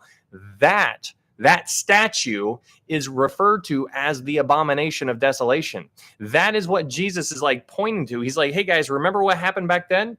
Well, what he did, that's going to happen again in the future. Antiochus Epiphanes IV was a type. He was a little miniature model of the future Antichrist that is going to arise. And when he does arise, you're not going to know who he is for the first 3.5 years because he's going to have his play face on. But then in 3.5 years into the tribulation, he's going to break the covenant. And that is when he's going to go into the temple and he's going to set up and he's going to reveal himself. That's when everybody's going to know who he is. And so that is very interesting. But he's not allowed in the temple for the first 3.5 years because there's 2 guards outside guarding the temple. And so these 2 witnesses are given a ministry of 3.5 years. They are untouchable for 3.5 years. And then at the end of the 3.5 years, it says in Revelation chapter 11, it says in Revelation 11, verse 7, it says, when they finish their testimony, the beast that ascends out of the bottomless pit will make war against them, overcome them, and kill them. And their dead bodies will lie in the street of that great city, which is spiritually called Sodom, where our Lord was crucified. It says in verse 11, it says, now after the 3.5 days, the breath of life from God entered them, and they stood up on their feet, and great fear fell on those who saw them. So it's really interesting thinking about this kind of stuff because you have this, you have the 2 witnesses who are literally like after these 2 witnesses, like just think about the hatred towards these 2 witnesses that are going to be there for that time. The world is going to see these 2 witnesses. And when they see these 2 witnesses, the Jewish people are going to hate them. And the reason why we know that they're going to hate them is because after the 2 witnesses die, you see that the Jewish people are giving each other gifts. It's going to be a satanic Christmas, if you want to visualize something like where, you get each other presents during Christmas time or whatever. Well, when these 2 witnesses die, their dead bodies are in the streets. They're able to be seen for 3.5 days. Nobody's even cleaning it up during this time. They're just there. Can you imagine just like hanging out and being like, oh, there, yeah, that's so weird. But that's what it's going to be like during the tribulation time. And so their bodies are going to be there for 3.5 years for 3.5 days. And then at the end of the 3.5 days, after everybody's done giving each other presents and like saying, yay, we did it. Just think about the person who took out the 2 witnesses, because you see the hatred directed towards the 2 witnesses. Can you imagine the Jewish people and like seeing like when somebody is strong enough to take out the 2 witnesses? Thank you, Kemi. the person who takes out the two witnesses is going to get a ton of glory. The Jewish people are going to hate the two witnesses. They're not going to like them, which is why they're celebrating. And so when somebody is strong enough to overcome the two witnesses, that person is going to be like a superhero to the people. And that he's going to deceive a whole bunch of people, and people are going to be like, oh, this guy is super powerful, let's go follow him. That leads us into Revelation chapter 13, which is what we're going to get here. We're going to get more detail about that here in a little bit. If you guys are new here, we're just going through the Bible book by book, chapter by chapter, verse by verse, and we're just doing a Bible study. We just so happen to be in the book of Revelation. We're going to be focusing on Revelation chapter 22 today, but this is just a review on all the things that we've covered already, and this is just a quick flyby. We're just touching on some of the details. If you would like to follow there's a YouTube link if you want to go check it out. It's in my TikTok profile. It's called ITZ_sheesh, where I upload these to YouTube. And so if you're looking for a verse-by-verse Bible study that covers things like this, then maybe consider checking us out there. In Revelation chapter 12, this brings us to the next chapter. In Revelation chapter 12, you have another amazing chapter. Revelation 12 is a picture of Israel. It's a picture of Israel, and it basically is a flyby of Israel's history at like 1,000,000 miles an hour. So imagine if you're flying over America at 1,000,000 miles an hour, you'd be able to pick up like little bits and pieces. You wouldn't be able to see everything, but you'd see little bits and pieces of America. Well, that's basically what Revelation chapter 12 is. Revelation chapter 12 gives you a quick flyby over the history of Israel. And so in the history of Israel, you have three players on the board. You have the woman, you have the child, and you have the dragon. The woman is representing Israel. The child is representing Jesus, and the dragon is representing Satan. So you have Israel, Jesus, and Satan all in Revelation chapter 12. So in chapter 12, you see that there is going to be war that is going to break out in heaven sometime in the future. It hasn't happened yet, but there's going to be a time when war is going to break out in the future. It's going to break out in heaven. That is important to understand because right now, Satan currently has access to the earth, to the heavens, to the earth, to the heavens. He's going wherever he wants to go. He can do whatever he wants to right now. He's got an access card that grants him access wherever he wants to go. But there's coming a day where he is going to lose access to heaven. And that day is during the 3.5-year mark, which begins the Great Tribulation. So in Revelation chapter 12, you see this great war that is going to break out in heaven. And it is Michael, the archangel, who is going to actually kick Lucifer out of heaven. And so in Revelation chapter 12, you see after Satan gets kicked out of heaven, everybody starts rejoicing because he was the one who was constantly accusing the brethren. And so what's interesting about that is that when you are accused of something, he's not wrong a lot of the times. There's truth in what Satan says, but it's always mixed with lies. So he's always accusing you. He's always accusing me if you're a born again believer, and he's saying that you are not worth it. And so that he goes, you see this whole picture in the book of Zechariah, and you see this interaction there with Satan accusing why am I blanking right now? Joshua. And so it's just so interesting to see the dynamic between Satan against you, because when you think about Satan, he has different forms. He's referred to as the angel of light, and he's also referred to as a lion who walks about like a roaring lion. So he has different forms. And so when you think about him as an angel of light, when he's trying to deceive people, he shows up as an angel of light. When he's trying to hurt and persecute the church and Israel, he shows up as a lion. And so can you imagine if the roles were reversed? Because it wouldn't make much sense. You can't deceive people as a lion. No, you need to be an angel of light. And so he shows up as an angel of light when he's trying to deceive.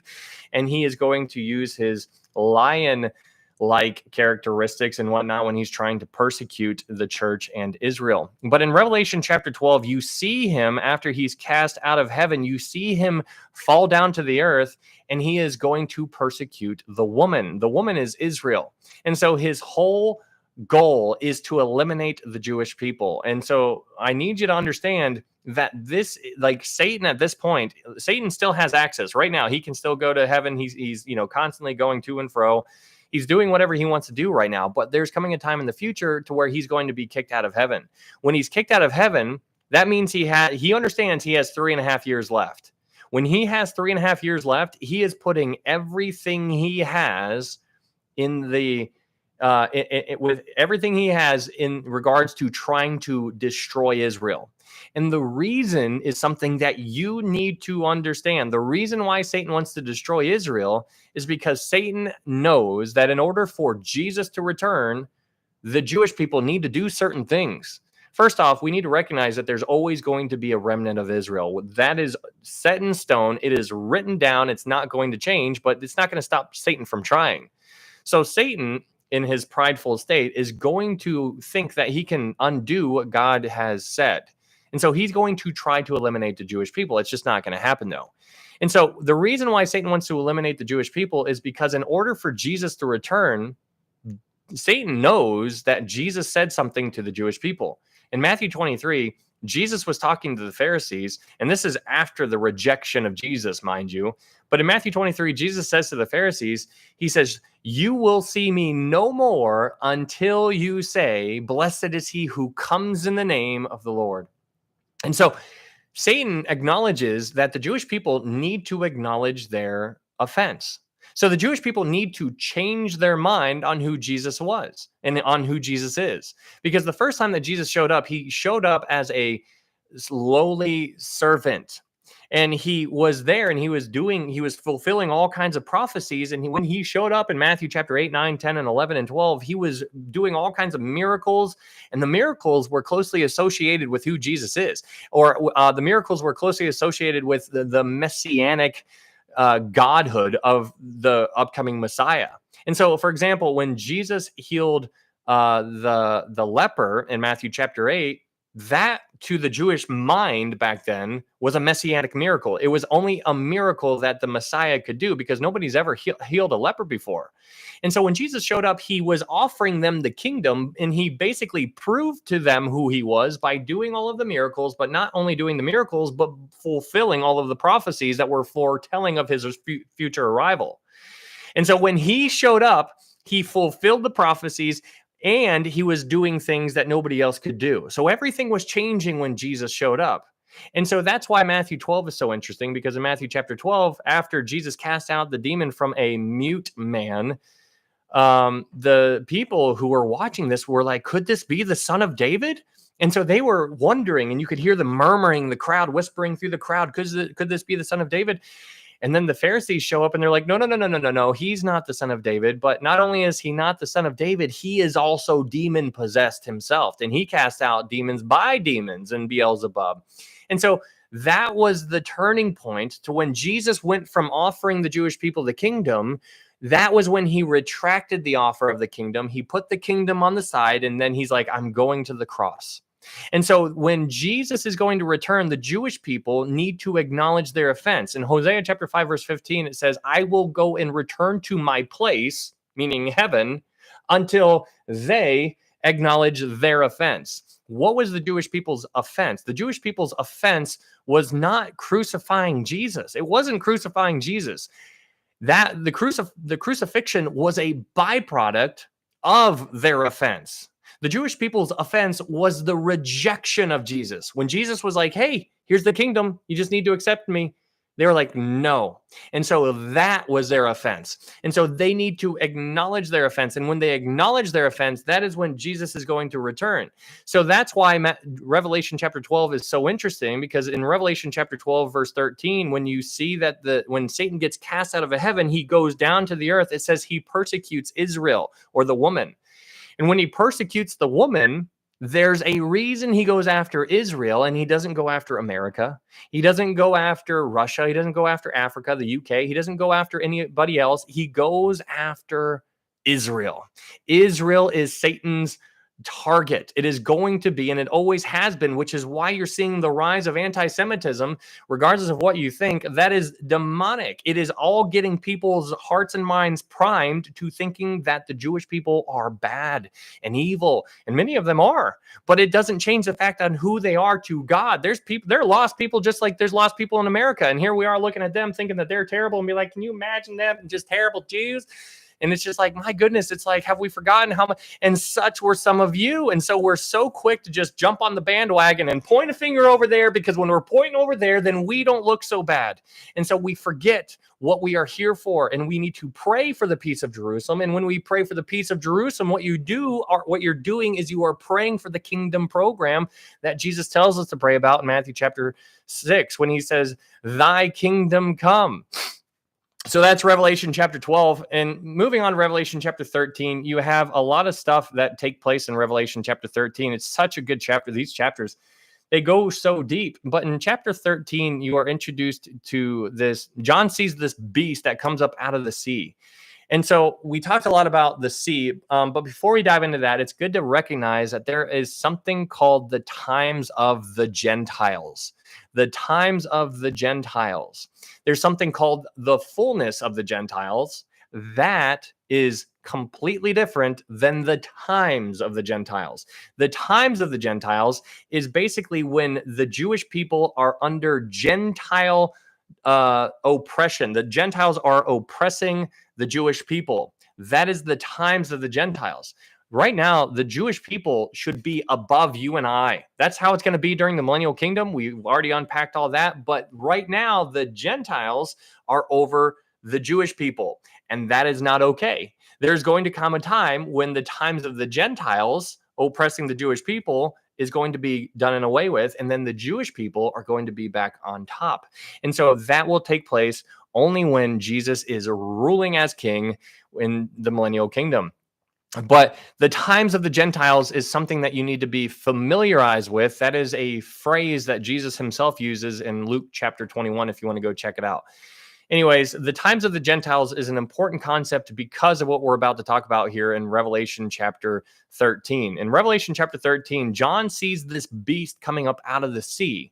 Now, this beast is very similar to what Daniel saw in Daniel chapter 7. In Daniel chapter 7, Daniel, way back in the Old Testament, Daniel sees these apocalyptic, Daniel has apocalyptic insights as well. But in Daniel chapter 7, Daniel sees these beasts coming up out of the sea.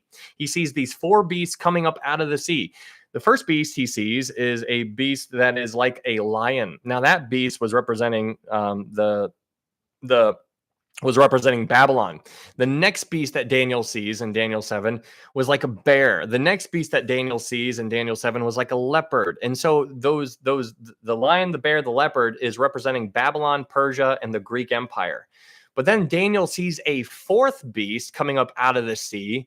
And that 4th beast was something that was unlike anything he's ever seen before. So that 4th beast, Daniel's like, can you tell me more about that? I want to know more about that beast. And so that 4th beast is a picture of the Roman Empire. And it was just going to be so much bigger and more powerful. And so that was the 4th beast that Daniel saw in Daniel chapter 7.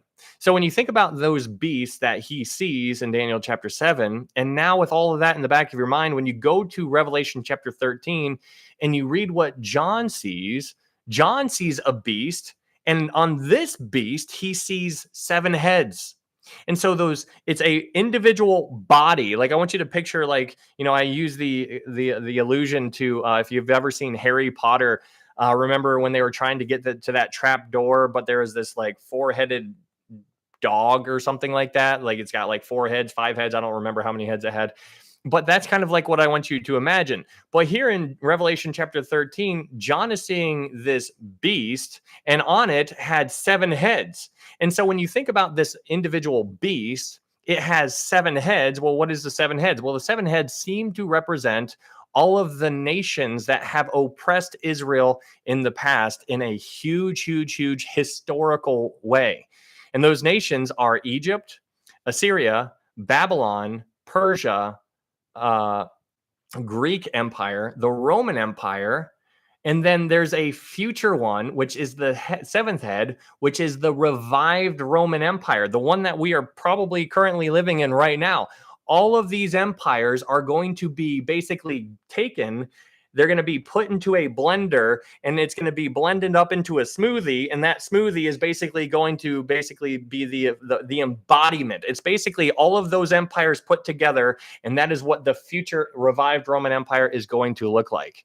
And so it's really fascinating seeing this beast. And so John, in his in his lifetime. He's having this vision. He's looking so far out into the future, and he sees this beast rising out of the sea that is unlike anything anybody has ever seen before. And John is probably just like jaw on the floor, just like, like in the cartoon version, like where it's just, he's like, holy smokes. And so sometime in the future, there is going to be a revived Roman Empire that is going to physically embody all of the other past, the strengths of all of the other empires. And you see that in Revelation chapter 13, verse 2, because in Revelation 13, verse 2, John says, now the beast which I saw was like a leopard, Alexander the Great. What we know about Alexander the Great was he was fast, and everywhere he went and devouring, conquering, and to conquer, and all those things. Then he goes on, he says, and his feet were like the feet of a bear, meaning that this dude is going to be, hey, thank you, Jill, this beast is going to be super powerful and ruthless. It is going to just wreck everything, just like the Persian army did, which is the bear and the Persian, the connections there. And then it says, and his mouth was like a mouth of a lion, which is speaking of Babylon. So Babylon is king, which is interesting because that's the head of gold in Daniel chapter 2, the vision there. So it's so interesting because when you think of Babylon and you think of how all of these empires are mixed into one, and they are just basically given to all of, they're going to come back into play in the end. It's fascinating to see that Babylon is right there at the very top of it, because Babylon, it says his mouth like the mouth of a lion. These Babylonian ties are so provocative, because when you go back to Genesis chapter 10, we read about a guy named Cush. Now, Cush begot Nimrod. And if you know anything about Nimrod, the very first kingdom of the world was Babylon. Because if you read the book of Genesis, what you see is that God, after the flood, God tells Noah and his family to scatter. He's like, go out and populate the earth. He tells them to scatter. But what's equally important to understand is that there was another command that happened later on. God tells them to scatter. Nimrod says to gather. Let's all make a name for ourselves. And so all the people were scattering like God told them to do. But then Nimrod, a mighty hunter in very active rebellion to God, gave a different command, and man followed his command because Nimrod was mighty. And so they wanted to follow him because they're like, oh, Nimrod's super cool. Let's go follow that dude. That guy's super neat. And so they end up following Nimrod's command, and Nimrod's command was to gather and to make a name for themselves. And so people were supposed to be out in creation and loving on the creator, and instead they were gathering together, making cities and saying how cool we are. And look, there's nobody that can touch us. We're going to be awesome. And so it took the center of attention off of God, and it focused more on man. And so that is what you see. You see this division in the entire picture of the Bible. You see there's the image. Which image are you going to worship? There's going to be an image, and it's going to be erected in this third temple that we're going to see here in Revelation 13. But we understand that Jesus was made in the image. He was he was completely embodied, the full Godhead of the, I just am, in him dwelt the fullness of the Godhead bodily. It's just so interesting to see a tale of two images. It's going to come down to it. There's going to be a decision that is going to be made for everybody. But in Revelation chapter 13, you're introduced to another beast. There's multiple beasts that are in Revelation chapter 13. Hey, thank you, Patricia. Thank you for that gift. In Revelation 13, after this beast, this Antichrist rises up, whatever you would like to refer to him as, there's going to be another beast that rises up, and this beast is going to be the false prophet. There's going to be somebody who follows the Antichrist around and basically does some amazing things. And so this is really instructive for you and I, because when Jesus showed up on the earth, he did all kinds of signs and wonders. He did everything. And so even after he did everything, even after he was rejected. Okay, so this is what's so interesting.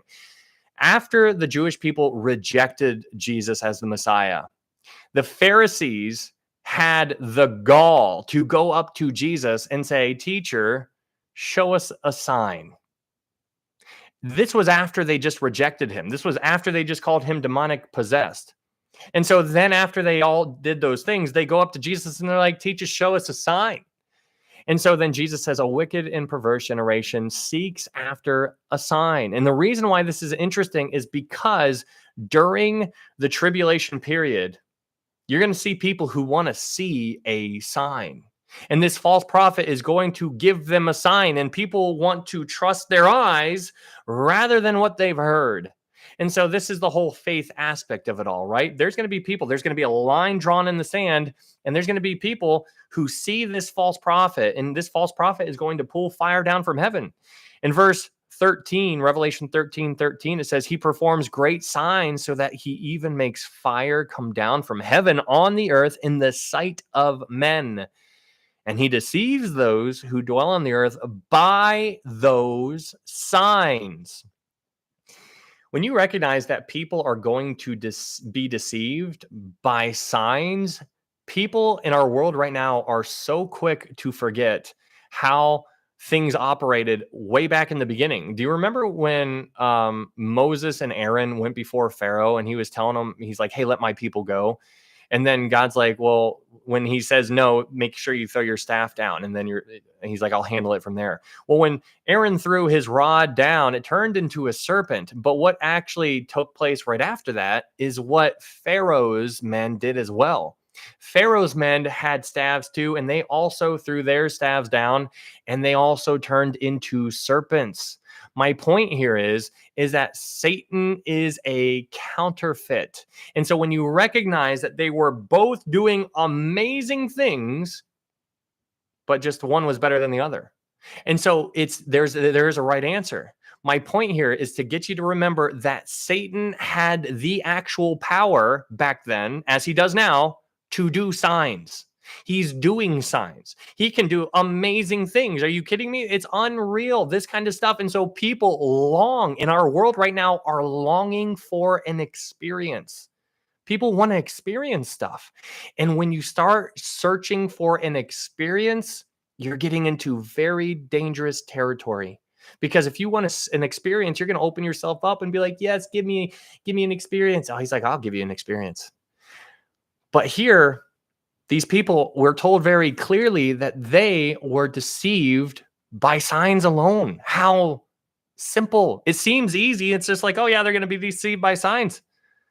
But my goodness, this is why you need to stay as close as you possibly can to the word, because when you stay as close as you can to the word, then you're going to be able to catch a counterfeit. You'll be able to spot a counterfeit from a mile away, which is why I told you, if I blindfold you right now and I spin you around and I throw you in a car and I kidnap you and I drive you 100 miles in a direction unknown and I put you inside a church and then I take off the blindfold and I just make you sit there, are you going to be able to tell if that church is sound? Are you going to be able to tell if that's the gospel? Are you going to be able to tell if you're in the right area, if this is the right place to be? Or are you going to be like, yeah, woo, I'm in a church? No, you need to understand there are counterfeits all over the place. And when you understand there are counterfeits, then your guard is going to be up so much more, but there's people who do not understand. And so that's why Jesus says in Matthew chapter 7, he says, many will say to me in that day, Lord, Lord, did we not do all of these things? Understand that when he said that, he said, did we not cast out demons in your name? Did we not prophesy in your name? And Jesus is going to say, I never depart from me. I never knew you. And so when you think about the two things that people are going to say, people are going to bring up casting out demons, and people are going to bring up prophesying. And so if you're paying attention here on TikTok, if you're just scrolling on TikTok or even on YouTube or whatever platforms, there's a whole bunch of religious people out there who are doing all of these things. And they're very popular, and they're doing a whole bunch of weird stuff. And I'm just like, you need to be insanely careful, because they're removing the simplicity that is in Christ. And when you remove the simplicity that is in Christ, and you get into this works-based, more experiential kind of doctrine rather than sound doctrine. And this is terrifying. And so we always need to remember how to know for sure you can get to heaven. Guys, it's super simple. You need to first understand that you are a sinner. For all have sinned and fall short of the glory of God. For the wages of sin is death, but the gift of God is eternal life through Jesus Christ our Lord. It is for by grace you have been saved through faith, and that not of yourselves. It is the gift of God, not of works.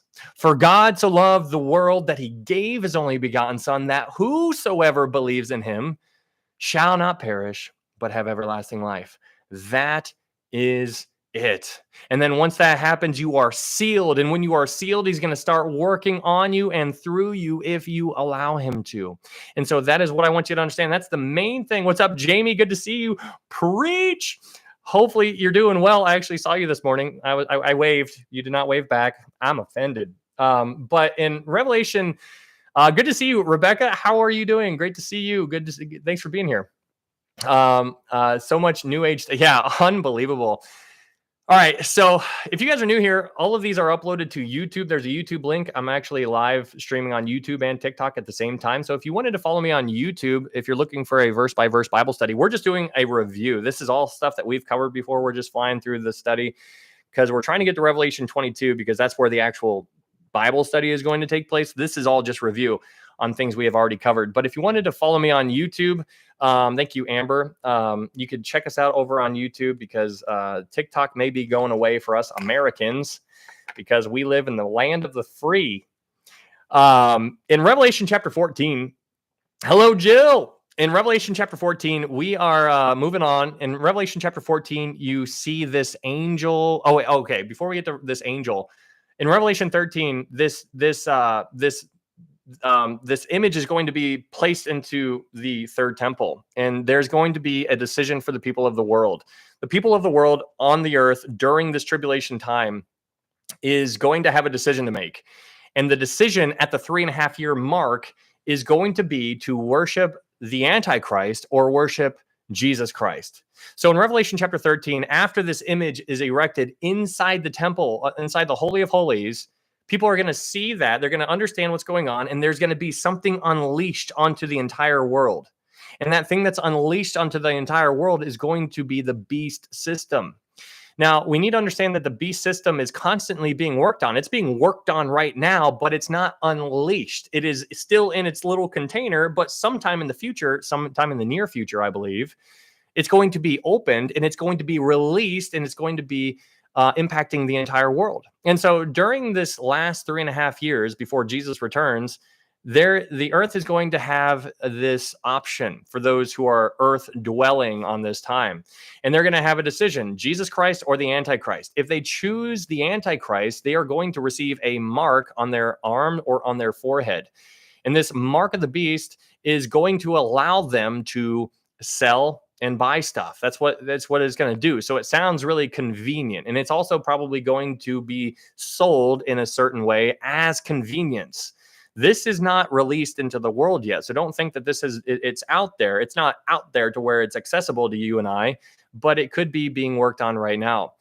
So that is going to take place in Revelation chapter 13. But in Revelation chapter 14, this angel comes out of heaven and starts preaching the gospel to the earth. And he's just telling everybody to, it says in verse 6, Revelation 14, verse 6, it says, saying with a loud voice, fear God and give glory to him. For the hour of his judgment has come, and worship him who made heaven and earth and the sea and springs of water. So this angel comes out of heaven. Thank you, Christy. This angel comes out of heaven and starts preaching to the people of the earth. It's almost like a plea. He's pleading. He's like, guys, he's like, you do not understand. He's like, worship God. And so this angel basically brings it back to the ABCs of the Bible. It's about the creator. This is about the creator. And so that's what's so interesting in Romans chapter 1, because when you read Romans chapter 1, you see that they worshiped the creature rather than the creator. And so that has always been going on. But here you see this at this it's almost like a final call, if you will, that's taking place in Revelation chapter 14. In Revelation 13 and 14, the line has been drawn in the sand. The line is now the earth is told to divide. It is dividing. There is only two camps. And that's basically what Paul talks about in 1 Corinthians. He says the foolishness of the cross. The cross is foolishness to those who are perishing, but to those who are being saved, it is everything. And so the cross is a dividing line, and it's separating. And so here in Revelation 13 and 14, you see that is a very clear, there's a line in the sand, and the earth is being divided. And so this earth being divided, those who choose the Antichrist and those who choose Jesus Christ, those who choose the Antichrist are going to be called goats. They're the ones who are going to show up at the sheep and goat judgments. The one who choose Jesus Christ, they're going to be sheep, and they're going to show up at the sheep and goat judgment if they survive the 7-year tribulation. Many of the sheep are going to be ended. They're going to lose their heads literally during the tribulation, because they're going to be hunted down because they're not going along with the system. And so basically Satan is going to be lying and lying and lying and lying and lying and deceiving. And so he's going to rally up all of his human forces that he possibly can muster, and he's going to turn them on the people who are not following in line. And those who are not following in line are the ones who get saved during the tribulation period. And the ones who get saved during the tribulation period are the ones who are going to stand before the sheep and goat judgments if they survive. And so that's what you see in Revelation chapter 14. That takes us to Revelation 15. Revelation 15 is almost a little bit of a it's basically another commercial break in a sense, and it basically zooms back out into heaven and it paints this heavenly scene. And so inside Revelation chapter 15, you get this heavenly scene that you are seeing, and John sees the temple in the heavens. And so he sees angels going into the temple, and they all go in, they pick up a bowl, and then they leave. And so there's 7 angels. They all go in. They each get 7 bowls, and then they all leave. And then we're told very specifically that God is in the temple alone. And when you think about that detail, you're like, why are we told that God is in the temple alone? That is so provocative. And so the reason why I personally believe is because God understands what he's about to tell those 7 angels to do. And God is telling those 7 angels he's going to be telling them to pour out the bowls onto mankind. And God doesn't want to do that. So he is in the temple alone. It's almost like he understands. Obviously he understands, but if you can appreciate it, he's like, I need to be alone now. I need to be alone because he is long suffering, not willing that any should perish. But he's like, I'm coming down to it to where I understand that they have completely given themselves. He's like, if this is what you want, are you sure? Are you sure? Are you sure? I gave you the Bible. I gave you the prophets. I gave you the church. I gave you all of this, and you are still rebelling against me. He's like, if this continues on, it's going to be worse than ever before, and it's not going to be able to be sustainable. He's like, this is where it ends. This is the final call. And so this is a decision to make. And so the 7 angels leave. God is in the temple alone. And then in Revelation chapter 16, a voice comes out of the temple, which is God's voice. Thank you, Sharms. A voice comes out of the temple, and he says, pour out the bowls onto the earth. And the first bowl that is poured out into the earth is on those who receive the mark of the beast. Those who receive the mark of the beast get the very first bowl. That is important. The reason why is because order matters. It's kind of like when we talk about Jacob and Esau. Like whenever we talk about Jacob and Esau, we just think that's a normal way to say it, but it's incorrect. It's Esau and Jacob, although it is Jacob and Esau. The reason why is that we think the oldest should be named first. Esau was older, so it should be Esau and Jacob, but we always say Jacob and Esau. Why? Because Jacob was the one who is actually who received the promise. And so it's an interesting, the order, when you start to pay attention to order, even when you look at the disciples, Peter is always named first, and every time it's listed, Peter. He's always the first one listed. So here, when you think about the order of operations here, you see the very first thing that's being poured out on is on mankind who received the mark of the beast. And so the people who received the mark of the beast during this time, they had an insane amount of light revealed to them.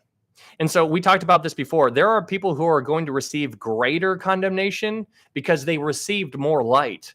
And so we talked about that before at the Great White Throne Judgment. That's why when Jesus, when he was talking to, he says in Matthew, he says, woe to you, Bethsaida, woe to you, Chorazin, because if the mighty works that have been done in you were done in Sidon and Tyre, they would have repented long ago. But now it is going to be more tolerable for them in Sodom and Gomorrah than for you in the day of judgment.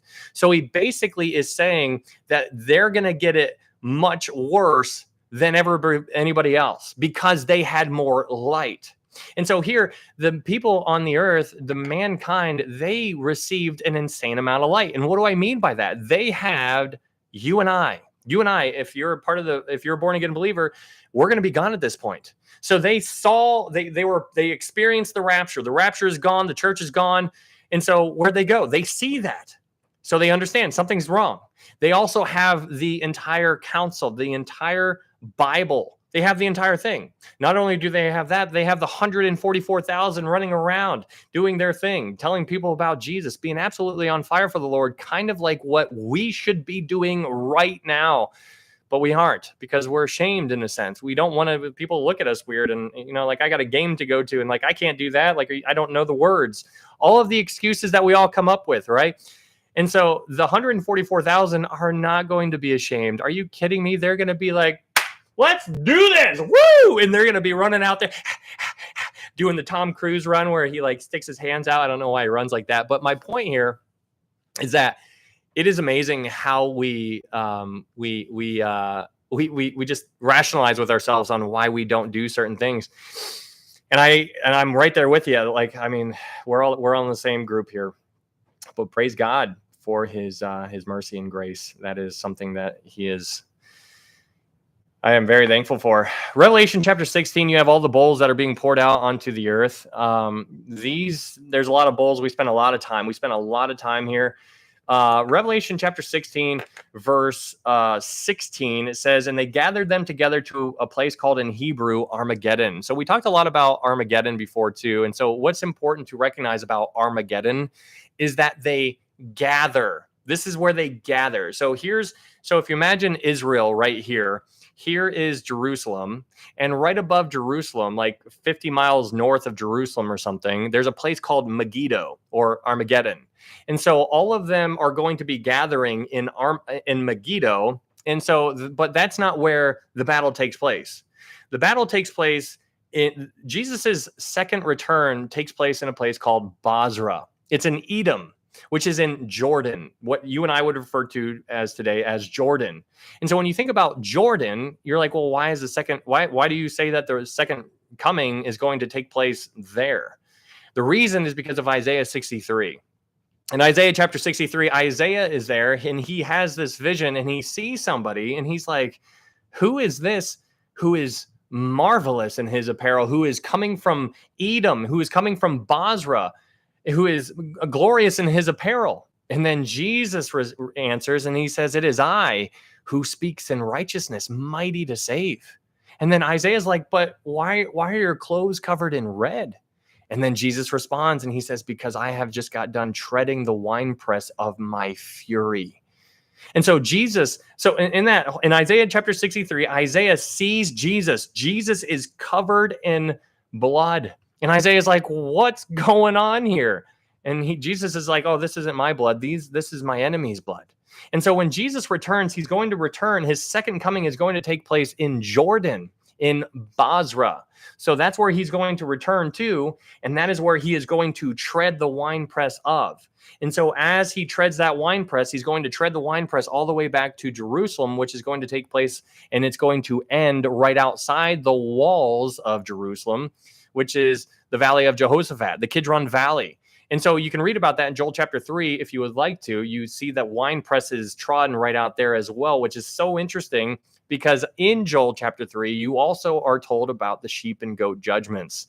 That is where Jesus is going to gather all of the nations of the earth who are still alive at the end of the tribulation.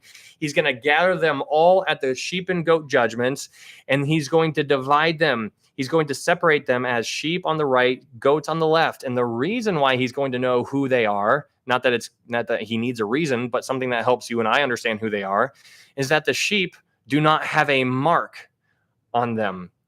The goats do have a mark on them. The goats also are covered in loathsome sores. So it's not going to be difficult to distinguish which one are the sheep and which ones are the goats, because it's going to be very, very apparent. So anyways, that's in Revelation chapter 16. Something else to be mindful of in Revelation chapter 16 is verse 17. In Revelation chapter 16, verse 17, it says, then the seventh angel poured out his bowl into the air, and a loud voice came out of the temple from the throne saying, it is done. And so when you think about God saying it is done, like, okay, like, what do you mean it is done? Like, this is not the first time, like he's going to say this again. So what is it is done in relation to? Well, when God says it is done, it's in direct connection to the time of Jacob's trouble. The time of Jacob's trouble. It's the time of Jacob's trouble, which is found in Jeremiah chapter 30, verse 7. You can read about that, but it's the time of Jacob's trouble. So when God says in Revelation 16, verse 17, after the final bowl judgment is poured out into the earth, the thing that is done is the time of Jacob's trouble. Jacob's trouble is done. Why is Jacob's trouble done at this time?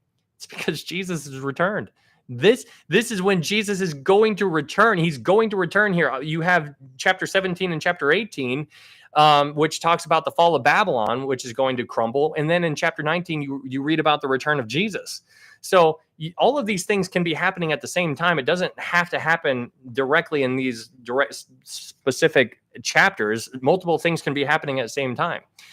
And so John's just writing it in a way, which is why I told you before, imagine if I have a clown behind me juggling, and then like there's like a couple chihuahuas over here wrestling, and they're playing with a tennis ball, and then there's a couple spiders crawling on the wall. And I told you to write down what was happening. You would write down everything happening, but if somebody was reading it, hey Tamara, if somebody was reading it, they'd be like, well, which one was happening first? Were the dogs playing?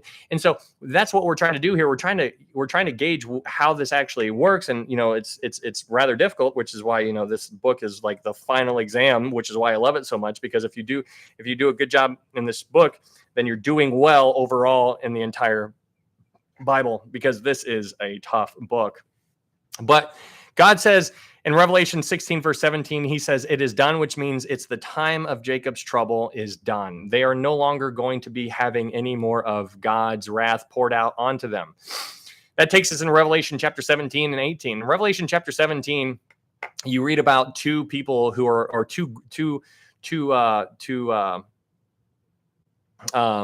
kind of systems that are around during Revelation chapter 17. In Revelation 17, you have the beast and you have the woman. The beast and the woman are two systems that are around during the tribulation. The beast is a picture of the political system. The woman is a picture of the false church, false Christendom, the fake church, the church that was written a letter in Revelation chapter 2, where the church in Thyatira, when he says, hey, church, you better repent or you will be going through great tribulation. Well, here you see that there is still this church that is around during the great tribulation, and now it is referred to as the mother of harlots. So many people make connections here to the Roman Catholic Church. And this church is still a works-based salvation kind of teaching, and it's false doctrine. It's wrong, but they are misguiding many people. Many people are just completely given over to doing all kinds of things and Hail Marys and confessing their sins to priests and like water baptizing infants and, transubstantiation, all of these things to get them to heaven. And they're doing everything that they can except the right thing. And the right thing is putting their faith in Christ and what he completed on the cross. But in Revelation chapter 17, you have these two systems. The first one is represented by a beast. Now, this beast is a picture of the 10 kings. The 10 kings you can read about in Daniel chapter 7. The 10 kings are the 10 horns that you read about in Daniel chapter 7. But the 10 kings are going to be the political system that are basically in control for the first 3.5 years. They're there for the first 3.5 years. During the first 3.5 years, before the Antichrist is revealed to the world, the 10 kings are basically the ones who are in power. Because we understand that the Antichrist, the beast, is only going to have authority for 3.5 years or 42 months. So for the first 3.5 years, the 10 kings are basically the ones calling the shots. The beast is going to be having a partner in crime, and that partner is the woman. The woman is representing the fake churches that are still out there. Whatever church, whatever religion that is in contrast to Jesus Christ, then that is embodied by this woman. And so the beast and the woman are a dynamic duo, and that's how it is for the first 3.5 years. after the first 3.5 years are over, the beast is going to turn on the woman and devour the woman and destroy her. So this is at the 3.5 year mark. That is when the woman gets destroyed. And that is also the same time when the Antichrist rises up. And that's when his clock starts for his authority to last. And his authority is going to be given to him for exactly 42 months or exactly 3.5 years. So when the woman gets destroyed, that is when the Antichrist rises up. And the reason why the woman is destroyed is because the Antichrist is not going to share any of his glory with anybody else. He needs to get rid of the fake churches. He's like, all of those false doctrines that you guys were talking about, no, yeah, throw that away. He's like, you're going to worship me now. You worship me and only me. There's nobody else. You worship me. That's basically what this Antichrist is going to say, which is why the woman, the false church, needs to get destroyed. And then that takes place. And then the Antichrist rises up. So at the second 3.5 years, the 10 kings are going to be, 3 of them are going to be subdued, and they're going to go down to 7 kings. So they start with 10 kings, they go into 7 kings for the last 3.5 years. And then the Antichrist will be the little horn. So it says in Revelation chapter 17, verse 11, it says, the beast that was and is not is himself also the 8th and is of the 7 and is going to perdition. So that's basically in a nutshell, an explanation of probably one of the most difficult things to really explain in the entire book of Revelation. Revelation chapter 17 is a doozy. But that leads us into Revelation chapter 18. Revelation chapter 18, you have basically the chain of command that is basically enacted during this. John is describing the chain of command that takes place in Babylon. So in Babylon, so I use the connection of Walmart. If you imagine Walmart, you go into Walmart, Walmart has a chain of command. There's a CEO, there's a COO, then you have all of the general managers, and it goes all the way down to regular managers, and then there's the people who work the floor inside Walmart. Well, same concept in Revelation chapter 18. In Revelation chapter 18, you have kings, and then under the kings, you have merchants. And then under the merchants, you have the ship masters. There are the 3 that are mentioned in Revelation chapter 18, kings, merchants, and ship masters.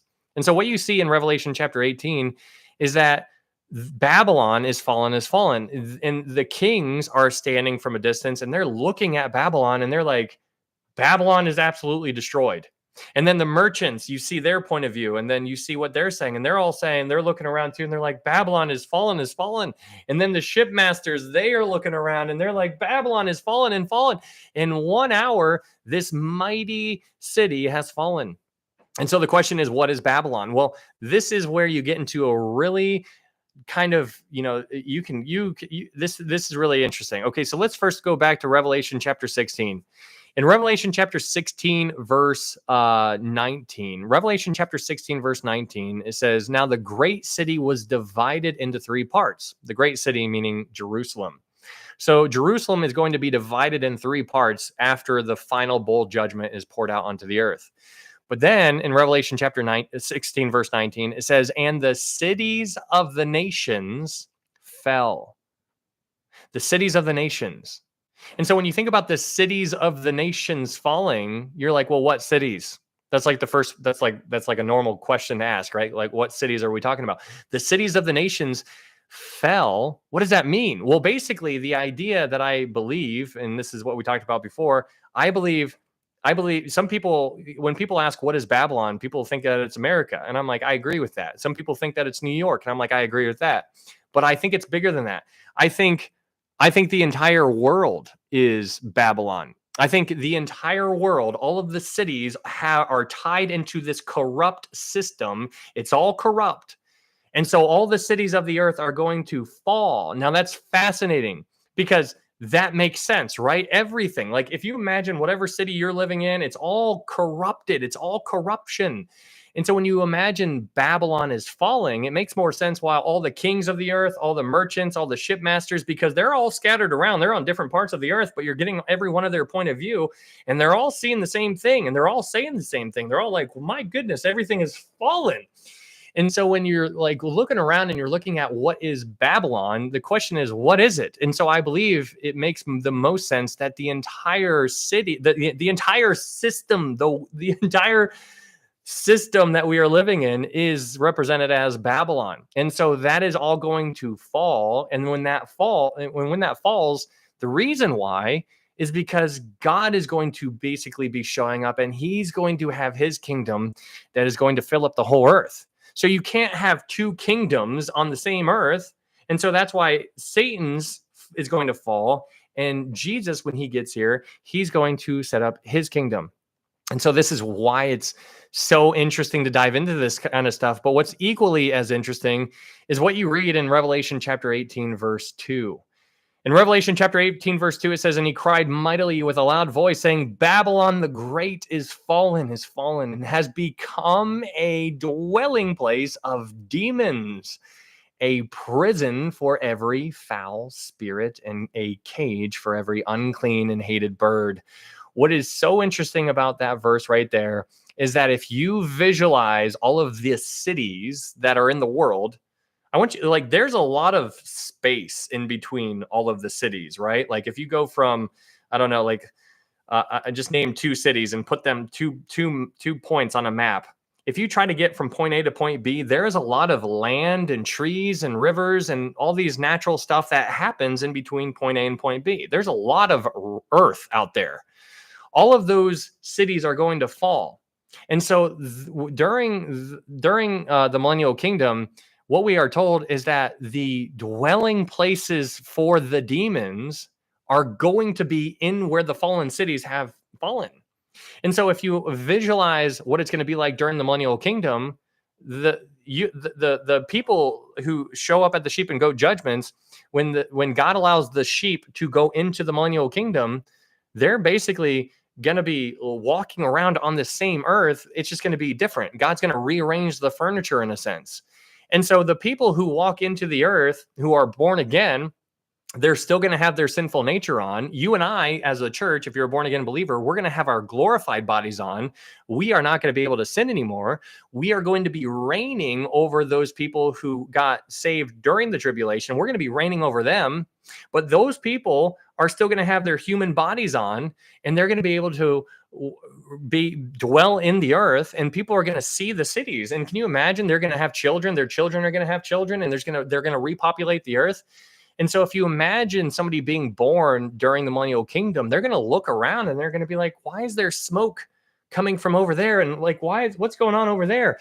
And so that is where all of the demons are going to be imprisoned during that time period. And so that's very provocative. So Babylon, all of the cities of the nations, when all of those cities fall down, wherever you are in Russia, America, China, all of those cities fall down, demons are going to be caged in those areas. And then the rest of the earth, which is where the majority of the earth is going to be inhabited by people who are populating the millennial kingdom. And that is very interesting. So anyways, that's just my opinion. This is all good stuff to dive into. It's rather deep. It's rather provocative, to say the least. And I'm not being dogmatic on any of this kind of stuff. I am just telling you my opinion. Why can't we sin anymore? No, we can right now. But after we get raptured up out of here, sin for the church is not going to be an option. We are going to be in our glorified bodies. We will not be able to do that anymore. It will not be an option. So that leads us to Revelation chapter 19, which is another amazing book or chapter. Revelation chapter 19 is there's some interesting concepts to really wrap your mind around in Revelation chapter 19. Revelation chapter 19, verse 7, it says, "For the marriage of the Lamb has come." The marriage of the Lamb. So you need to understand that the marriage, Revelation chapter 19, verse 7 is talking about the marriage of the Lamb, and the Lamb being Jesus. So the marriage of Jesus has come. So you have marriage, the wedding. In Revelation chapter 19, verse 9, it says, "Blessed are those who are called to the marriage supper." So there are two things that are in these first couple of verses here in Revelation chapter 19. You have the wedding and you have the wedding supper, or the reception. Those are two very different things. So who did Jesus get married to And who is that? It says his wife has made herself ready. I believe that the church is the bride. I believe if you are a born again believer right now, you are a part of the church. You are the bride, and so am I. And so it's really interesting because there is an order of operations that is going to take place. There is going to be a rapture. There's going to be a tribulation. There's going to be a millennial kingdom. And so the question is, when do those things actually take place? Well, I personally believe that there is going to be the very next thing that's going to happen is going to be a rapture. I believe in a pre-tribulation rapture. If you believe in something different, it's fine. It's a secondary issue. We need to be telling people about the good news and keep our focus on that rather than these secondary things. But I believe in a pre-tribulation rapture, which means I believe that the rapture is the next thing on the prophetic timeline. There is an order of operations and there is a correct order of operations. There's a lot of good Christians who disagree with what I'm saying, and there's a lot of really good Christians who agree with what I'm saying. So it just depends. You need to get in there and study and show yourself approved, and that is why we need to receive the word with all readiness and search the scriptures daily to find out whether these things are so. It's not an easy thing. It takes a lot of work, but this is everything, guys. You could be amazing at, working out or playing golf or basketball or some sport or doing something. And all of that stuff is meaningless unless you're glorifying God in it in some kind of capacity. This right here, knowing this right here is how you arm yourself with the full armor of God. People don't know how to arm themselves anymore because they don't know the word. And if they don't know the word, then they're just walking around the earth right now, just completely bumping and getting bruises all over each on. They're like hurt and they're limping and they're just trying to get through, and they're making it much more difficult. But here in Revelation chapter 19, going back to the timeline, I believe the rapture is going to be the next thing that takes place. I believe in a pre-tribulation rapture. After the rapture occurs, that's when the church goes up into heaven. And then we are up in heaven for 7 years. While we're up in heaven for 7 years, that's when the wedding takes place. So while we're up in heaven for 7 years at the wedding, down here on the earth is when the tribulation is going to take place. So 7 years of a wedding and 7 years of a tribulation. So at the end of the 7 years, that's when the second coming takes place. That's when Jesus comes back to the earth.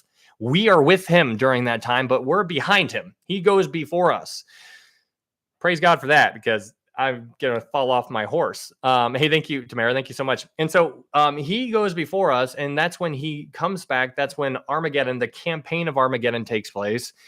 And then after he comes back, then the sheep and goat judgments takes place. And then after the sheep and goat judgments, then the millennial kingdom is going to take place. During the millennial kingdom, Satan is going to be taken, he's going to be bound, and he's going to be put into the bottomless pit for 1,000 years. And during that 1,000 years, thank you, Tamara, during the 1,000 years, that is the millennial kingdom. That is thy kingdom come. That is when his kingdom is going to be built on the earth. And so that is during that millennial kingdom, that is where you and I are going to be reigning with him. And so it's really interesting because all of these things are very real and they're very literal. I believe all of this is literal. There are people who disagree with the millennial kingdom, which I'm just blown away. Hey, thank you, Christina. Thank you guys so much. In Revelation chapter 19, you see in verse 11, this is the revelation of Jesus Christ. Revelation chapter 19, verse 11, when you see when the world sees Jesus on a white horse and the clouds break. Thank you, Christina.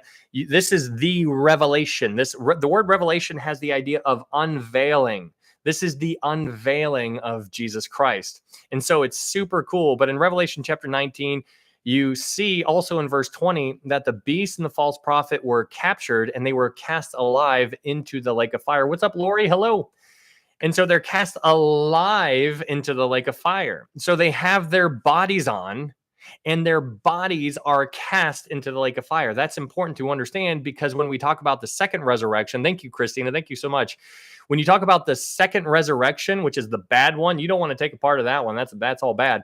But the second resurrection, when the dead are resurrected, they're going to receive their bodies back and they're going to be standing before the great white throne with their bodies. And then they are going to be cast into the lake of fire after they are judged according to their works.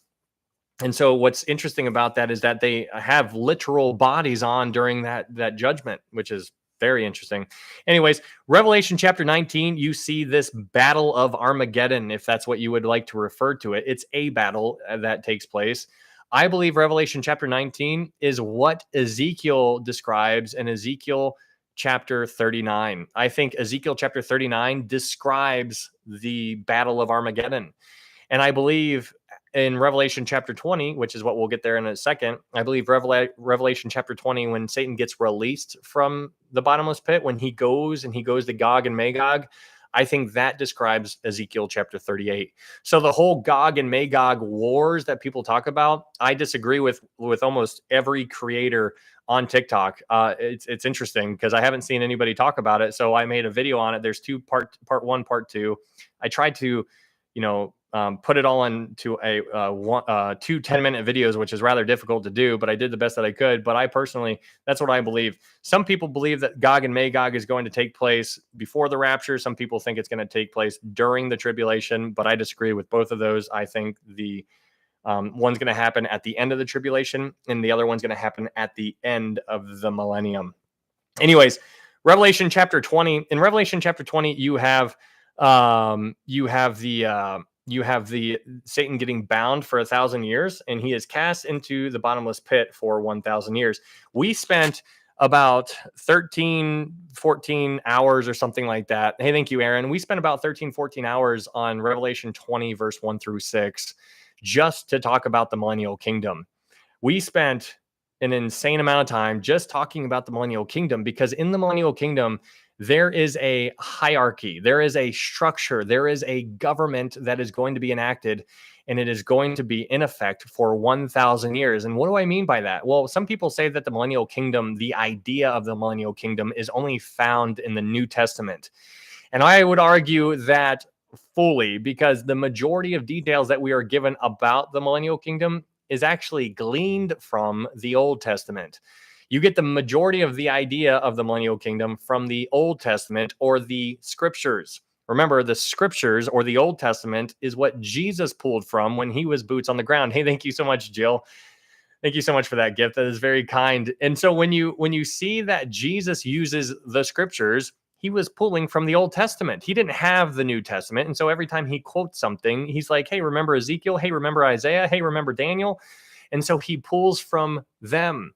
And so when you start talking about the idea of the millennial kingdom, what is it? Well, during the millennial kingdom, basically to understand the picture of it, you need to understand, we appreciate all the DJ. Yeah, thank you, Jill. Thank you so much. The millennial kingdom is really neat because during the millennial kingdom, in Isaiah chapter 9, verse 6 and 7, where it says, unto us a child is born, unto us a son is given, it goes on to say that the government will be on his shoulder. So the government is going to be on his shoulder. And then what we find in verse 7, Isaiah chapter 9, verse 7, we find that his kingdom will have no end. And so when Jesus returns to the earth after Armageddon takes place, after Satan is bound, after after the sheep and goat judgments, Jesus is going to have his kingdom on the earth, which is what Daniel chapter 2 talks about, how a stone hits the image and it breaks the image into many pieces. And then that stone became a mountain and it filled the entire earth, right? And so that's what you see here in Revelation chapter 20, in a sense, because you see Satan is locked up for 1,000 years. And so during this 1,000 years that Satan is locked up, he's done away. He's not hurting or deceiving anybody for 1,000 years sometime in the future. This is going to happen in the future. This is not happening now. It is going to happen sometime in the future. When this takes place, what's actually really interesting is that when Jesus returns to the earth, if you read Daniel chapter 12, there's actually 75 days from when Jesus returns to the earth to when the millennial kingdom begins. So when Jesus returns to the earth, there's things that are going to take place. It doesn't go, Jesus returns 1 second, and then the very next second, the millennial kingdom begins. That's not how it works. The way it works is that Jesus returns, and then after he returns, there's 75 literal days, human days, where he is going to be telling everybody what to do and handling business, handling stuff such as the sheep and goat judgments. He's going to be taking care of that. We also read in Daniel chapter 12, the last 2 or 3 verses in Daniel chapter 12, it talks about how 30 days after the tribulation ends, the abomination of desolation will then be taken down. The abomination of desolation is going to be allowed to stand 30 days after the 7-year tribulation. That is crazy, because in Daniel chapter 12, we see that it's taken down at 1290 days. It's normally 1260, which is all just saying 3.5 years. But in Daniel chapter 12, we see that it's 1290 days, which is 30 days after the end of the tribulation. So the abomination of desolation is actually standing for 30 days after the tribulation actually ends, which is really kind of wild to think about it. But that's one of the things that's going to be taken down within those 75 days. And so after Jesus returns, there's going to be 75 days where he's basically setting up his structure, his kingdom, his government. And then after that, Satan's going to be bound. And then after he's bound, then the millennial kingdom starts. He's locked up for 1,000 years. Everybody who is in the kingdom right at the very beginning is going to be born again believers. You and I, if you're a born again believer right now, you and I are going to have our glorified bodies on. You and I are going to be reigning with him. And the question is, who are we reigning over? We are going to be reigning over the people, the human people who walked in. We are not going to be human people. We're going to be in our glorified form. They're going to have their sinful nature on still, but we're going to be reigning over them. And so during the kingdom, there's going to be 2 branches of government. But at the very top of this government, it's not going to be a democracy. It's going to be a monarchy. Jesus is going to be king. He's going to be reigning as king, but he's going to have a government under him. And there's going to be a Gentile side and there's going to be a Jewish side of this government. The Gentile side is going to be composed of people like you and I, if you're a Gentile. If you're a born again believer right now, you're going to be part of that government, which is super cool. On the Jewish side, under Jesus, it's going to be David. King David is going to be resurrected. He's going to be king over Israel. We unpacked all of those verses. Then under David, it's going to be the 12 apostles who are sitting on 12 thrones. And then under the 12 apostles are going to be judging the 12 tribes of Israel. And so you're seeing this hierarchy, this chain of command, but it's all branching off of Jesus. And so that's all going to take place during the millennial kingdom. During the millennial kingdom, Jesus, right now, you and I are paying attention to what's going on over in Israel, and we're very fascinated what's going on with the third temple. The third temple is going to take place, but what's equally interesting is about the fourth temple. A lot of people don't even know anything about a fourth temple, but there's going to be a fourth temple, and that fourth temple is not going to come into existence until the millennial kingdom, because God himself is going to build that temple. He's going to build that temple. He's like, this is going to be, I see Amanda. God is going to build that temple. And on the third temple, when that third temple is going to be built, it's going to be built on the Temple Mount. But when God builds the fourth temple, he's going to have a new Temple Mount that is going to be on a huge high mountain that is higher than all the mountains of the earth. And on top of that mountain, his temple is going to be on top of that mountain. And the reason why we know it's going to be a huge mountain is because we are given the dimensions of the fourth temple. And the dimensions of just the temple alone is 1 mile by 1 mile by 1 mile by 1 mile. This temple, I mean, if this is a huge temple. If you have asthma and you try to just do a lap around it, you're gonna die. Just try. It's such a mile. I mean, hopefully they install like those like airport like little moving floor things. I don't even know what they're called, but you just feel like you're super fast on one of them. But my point here is to get you to understand that there's going to be a temple that is going to be on top of this mountain. So just like how there's going to be a Temple Mount in Israel right now that is going to host the third temple, during the millennial kingdom, there's going to be a new Temple Mount that is going to host the fourth temple. And so this is all going to take place during the millennial kingdom. So that fourth temple is going to be literal. My point here is to get you to understand that the millennial kingdom is literal. Why do we know that? Because it speaks of this fourth temple, and that literal millennial kingdom has a literal temple, and that literal temple is not going to exist during the eternal order. When we get to the new heavens, new earth, and new Jerusalem, there is no temple. So that fourth temple is only there for 1,000 years, and then that's going away. And then the new heavens, new earth, and new Jerusalem is going to exist. And we are told very clearly that that eternal order has no temple. And so there's people out there who's like, there is no millennial kingdom. And I'm just like, I don't do that. In my mind, I might, but I don't do that physically. Unless they go and catch these hands. No, I'm totally kidding. But that's just something. So that's just a part of the millennial kingdom, and I think that is that's super good to remember. There's a lot of things that take place and that need to be fulfilled when there's a lot of things that need to be fulfilled that are going to be fulfilled during the millennial kingdom. And so that is good to know. Paige, will we not have free will? How will we keep from sinning? Well, Paige, when we are raptured out of here, we are going to be glorified. That's the 3 tenses of salvation that we talked about before. There is justification, sanctification, and glorification. So I believe if you are born again, you are always born again. I do not believe that you can lose your salvation. The way it works, though, is that when you put your faith in Jesus Christ, it's at that moment when you are justified. Justified is something that happens one time. It's a one and done thing. So if you got saved 10 years ago, that was when you were justified. It happened 10 years ago. If you got saved 10 days ago, that was when you were justified. It happens one time. That's past tense if you are a believer. But as you go about your day-to-day walk right now, as we're talking right now, currently, you and I, if you're a born-again believer, we are being sanctified, which means I'm still messing up, which means he's still working on me. I am a work in progress. That's while we are boots on the ground right now. But when we get home, when we are to be absent from the bodies to be present with the Lord, when we're present with the Lord, we're going to be glorified. And so when we're glorified, that means that there is no more sinning. No more sinning. It's not even an option. And so hopefully that helps. But there's justification, sanctification, glorification. So you can say, I have been saved. I am currently being saved, and I also will be saved. It's a past tense, present tense, future tense, and that is all encapsulated in this idea of salvation. And so hopefully that makes sense. But that is Revelation chapter 20.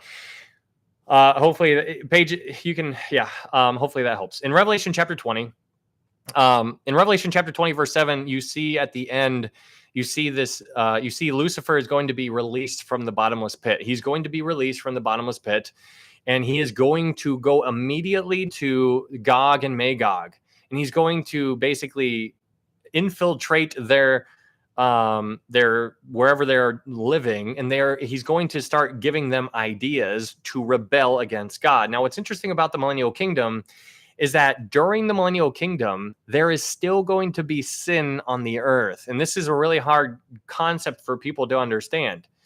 But during the millennial kingdom, there is going to be a perfect king, and there's going to be a perfect government. The perfect king, Jesus, and the perfect government, you and I and the Jewish people who are born again or saved during that time, it's going to be a perfect king, perfect government, but we're going to be ruling over people who still have their sinful nature. And so when we are ruling over people who still have their sinful nature, there is still going to be sin. And so that's what's so interesting when we read the book of Ezekiel, because there's going to be a sacrificial system that's still going on during the millennial kingdom. And so you're like, well, what's this all about? And so we unpacked that was during those 13 hours of just talking about the millennial kingdom. But there's a lot that takes place. But it's good to remember that there is going to be sin that is going to be around during the millennial kingdom. And so, God even talks about how he's going to withhold rain from certain nations who do not come and observe the Feast of Tabernacles during the millennial kingdom. So there's still going to be feasts that are still observed, and God is going to rule with a rod of iron during that millennial kingdom, because we all are familiar with the phrase, he is going to rule with a rod of iron. The question is, when is he going to rule with a rod of iron, and what does that even mean? Well, the reason why he's ruling with a rod of iron is because when he is sitting as king on the earth, he is reigning over people who still have their sinful nature bodies on. And so he is going to rule with a rod of iron over that. And so righteousness is going to be enforced. And so now when you look out into our world right now, you see a government that is completely broken. It is completely corrupt. It is just broken on every single level. But in the future, during the millennial kingdom, we're going to be living in a system that is going to be a perfect system, a perfect government. But what's remarkable about that is that even though with a perfect king, with a perfect government in place, there is still going to be people who rebel. And that is what takes place in Revelation chapter 20, verse 7, because in Revelation chapter 20, verse 7, it says, now the 1,000 years have expired. Now, when the 1,000 years have expired, Satan will be released from his prison and will go out to deceive the nations which are in the four corners of the earth, Gog and Magog, to gather them together to battle, whose number is as the sand of the sea. So you are getting a picture here that there is a massive amount of people who are going to rebel, even though they can see Jesus physically, even though they see you and I physically in our glorified bodies, and we're going to look awesome, by the way, and they're going to see us. We're going to do all the things that need to be done. It's going to be amazing. We're going to rule perfectly with Jesus because he's perfect, and because he's perfect, we're completed. It's going to be wonderful. But at the end of the millennial kingdom, there is going to be a huge amount of people. It says, as the sand of the sea. This is crazy. And so it says he's going to go to Gog and Magog to gather together to battle, whose number is as the sand of the sea.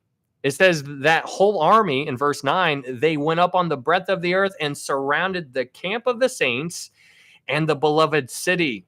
So this huge army is going to form together at the very end, and it's going to form because after Satan gets released, he's going to go straight to Gog and Magog. He's going to go to Gog, who is the prince, the leader of the people. Magog is the people. And so Satan is going to go to Gog. He's going to tell Gog what to do. Gog is going to rally his troops. He's going to gather all the people who are in active rebellion to Jesus, who is reigning as king. They're going to form a plan. They're going to go and they're going to get there, and they're going to surround the camp of the saints and the city. And then it tells us very plainly, it says in verse 9, it says, and fire came down from God out of heaven and devoured them. So these people are going to gather, and this right here in Revelation chapter 20, verse 7 through 9, seems to be what is described very vividly in Ezekiel chapter 38. And so if you're looking into studying the Gog and Magog war and like when does it happen, what it's actually talking about, I personally believe that the Gog and Magog war, I believe there's two. I think there's one at the end of the tribulation, and I think the other one takes place at the end of the millennial kingdom. There in Ezekiel 38 and 39, those are two different events. Ezekiel chapter 38 seems to describe what happens at the end of the millennial kingdom. Ezekiel chapter 39 seems to happen what happens at the end of the tribulation, which is the second coming. Two battles take place. When Jesus returns, there's a battle. He's directly involved in that battle. He is physically in the game. He is getting bloody. Their blood is getting on him. That's basically what's taking place in that battle. The second battle is completely different. God just sends fire out of heaven and just devours them. He's like, boom, done. And then right when that is done, that takes place to the next thing that is going to take place in the book of Revelation chapter 20.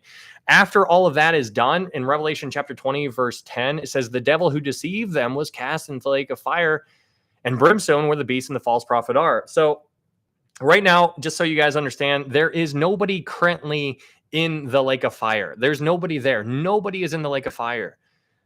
If people die in their sins right now, if they never put their faith in Jesus Christ and they die, then they go to a place called hell or Hades or Sheol.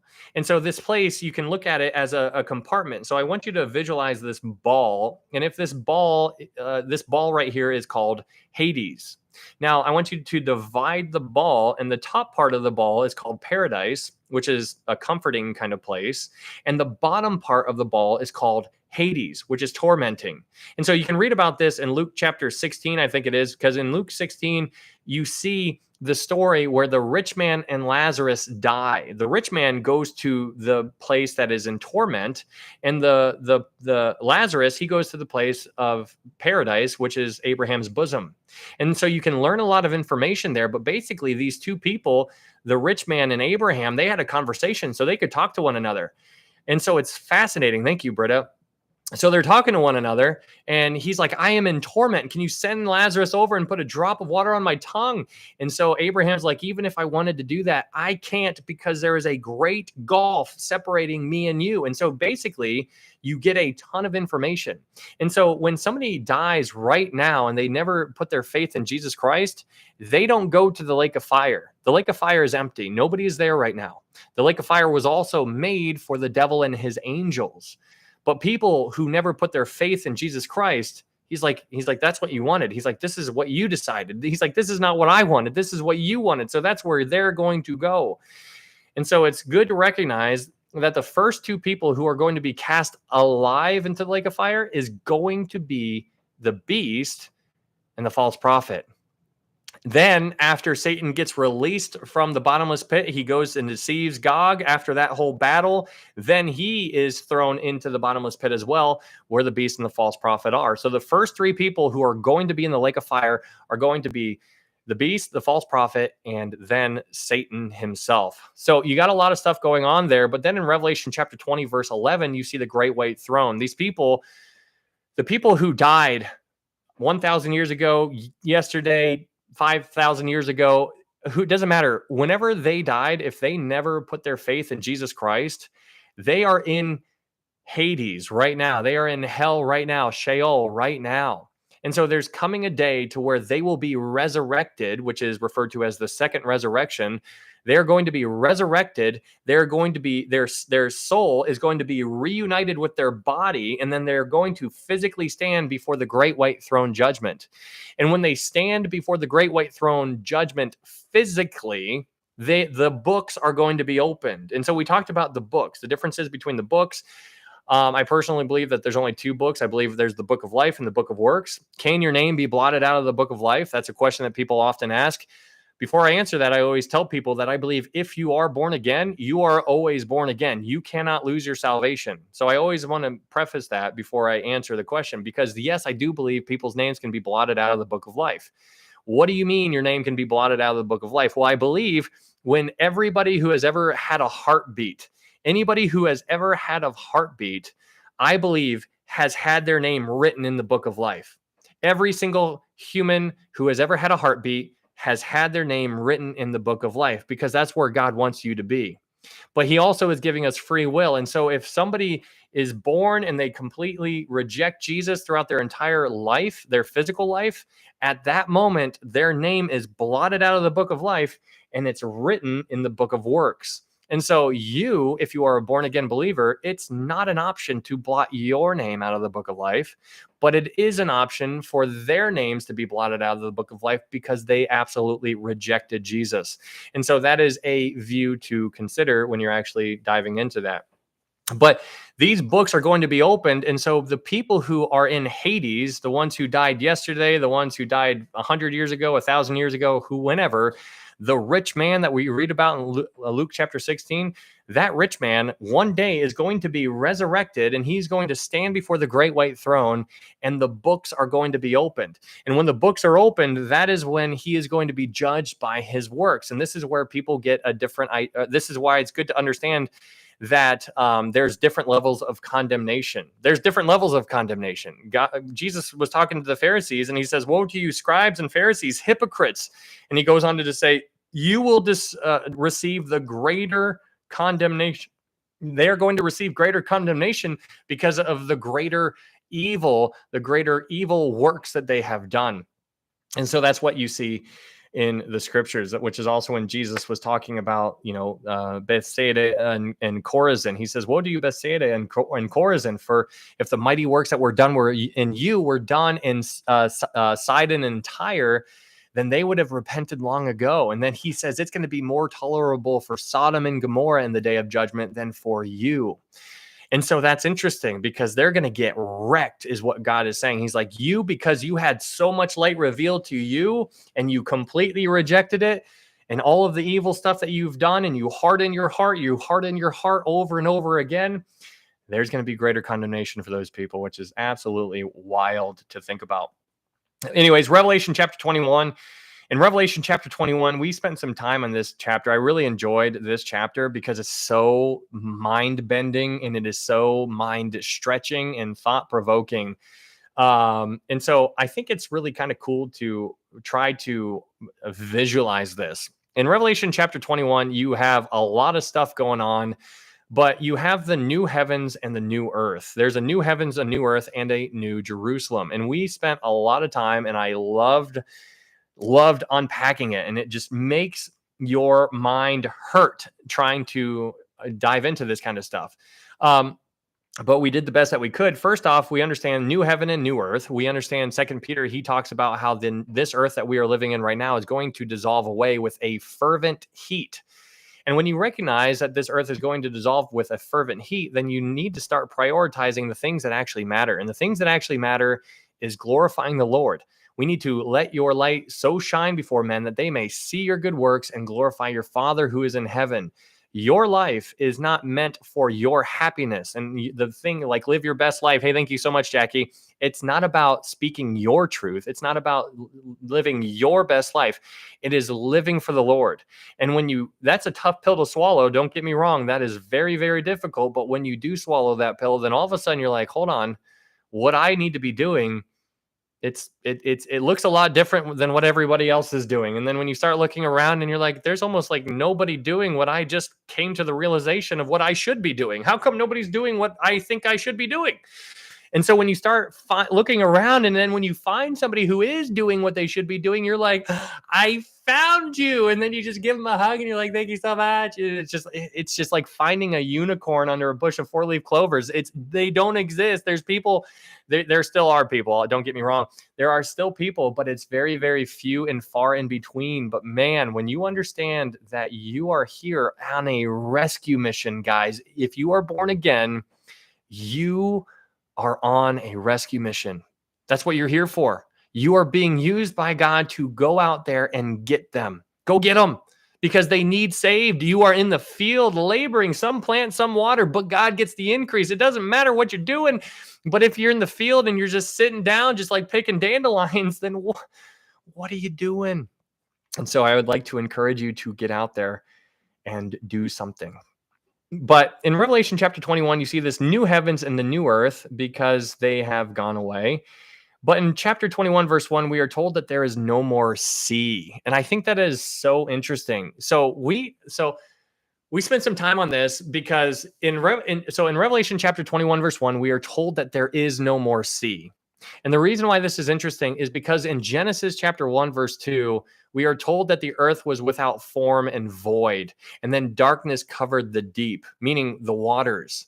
And so when you think about that in contrast to the first heavens and first earth, which is what we're living on right now, we are told from the very beginning that there is darkness.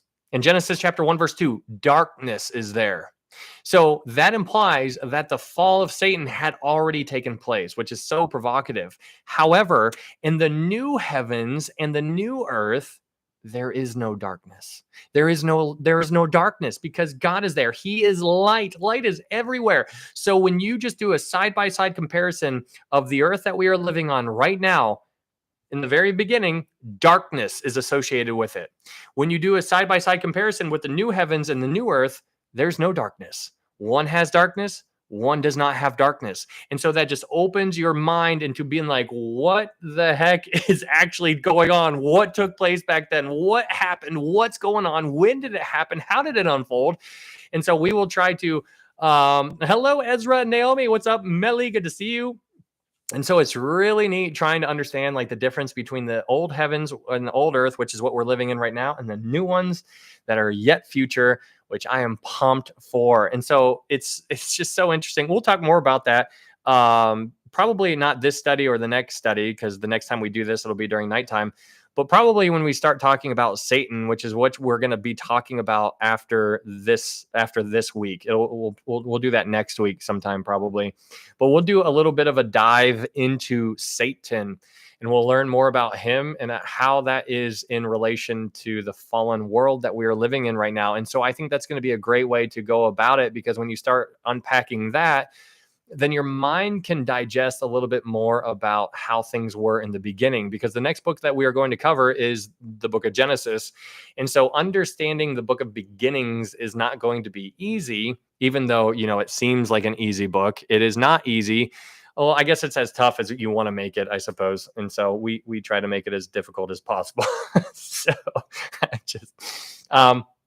in Revelation chapter 21, verse 2, you see New Jerusalem coming down from heaven. We talked about this before. This New Jerusalem is really interesting. In John chapter 14, verse 2 and 3, Jesus is talking to his disciples, and he says, if I go to prepare a place for you, I will return so that so where I am, there you may be with me also. So this new place that Jesus is going to prepare is something that is in works right now. He's preparing a place for you and I.